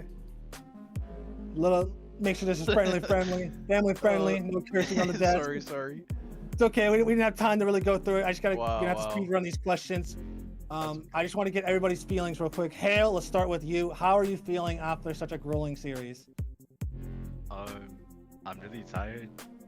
Don't blame you. I saw the 2 maps in me before I started fizzling out, but my team is really good. So I had fun. It's a fun game. Fair enough. All right, just keep it short and sweet. White Devil, how are you feeling now that you know you are an MVP and a champion all at the same time? I mean, it really hasn't set in yet. Like, we lost those 2 maps that were super close. We tried all week long so hard on Corrode and Bind. Once we got the Corrode win, I felt really good about our performance. Couldn't quite pull it out on our undefeated map on Abyss, but I mean, we got it done. My team is so good. I literally couldn't win MVP without them, to be honest. It hasn't set in.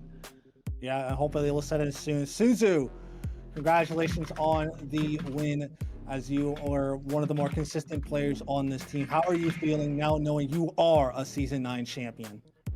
It feels great. It's the first season in VDC. I had the best teammates anyone could possibly ask for. They have helped make me a better player, and they pulled up today, and they got the win. And I'm so proud of them. I'm so freaking proud of them. And also shout out Rizzo and Sloopy, King, all my friends that supported me. Y'all are the goats. W for Y'all are us. the goats.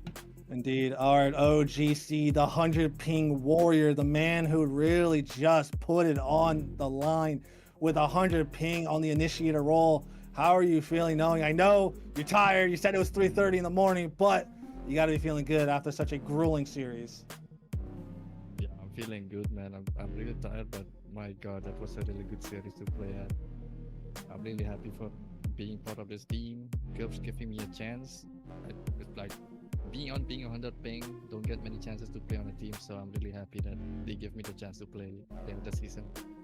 Even with having the worst stats of my entire team. Yeah, hey, you had a great performance in this series. You were definitely, a lot of your plays were captivating at least. But last but certainly not least, Zigzag, how are you feeling after such a grueling series? Low-key pretty tired, but it's pretty fun. It's my first season, first time IGLing, and low-key all of my teammates are super cracked. I don't know if you guys saw my shotgun in Haven, but I learned that from Cheese. He's the number one guy. He's my son. We did. Other than that, though, like, it was such a fun match. My teammates are awesome. Couldn't be glad to IGL anyone else. Amazing, amazing. Obviously, I would love to get more questions, but I know our producer has to leave soon because he has stuff to do. So I got to keep it short and sweet. But that is your Season 9 Apprentice winners here today. Lucky 7 Yahtzee take home the championship of Apprentice after a 3-2 map victory against Wolstara. They are their 4th champions as well. Congratulations to White Devil for winning that MVP. But that will conclude for us today. We do have one more championship match to decide, but that will happen at a later date for Recruit. So be on the lookout for that. But as for us, I've been Omni. This is two-way. We've had multiple observers here today, one of them being Apprentice and Eagles Girl, as well as Andy Valorant as our producer. As well as want to give a shout out to VK and Nuclear Cast. Without them, media would not be possible. But that will conclude us for today. Have a great rest of your night and get some good rest because you guys deserve it. We'll see you guys next time. Love you guys. Thank you all.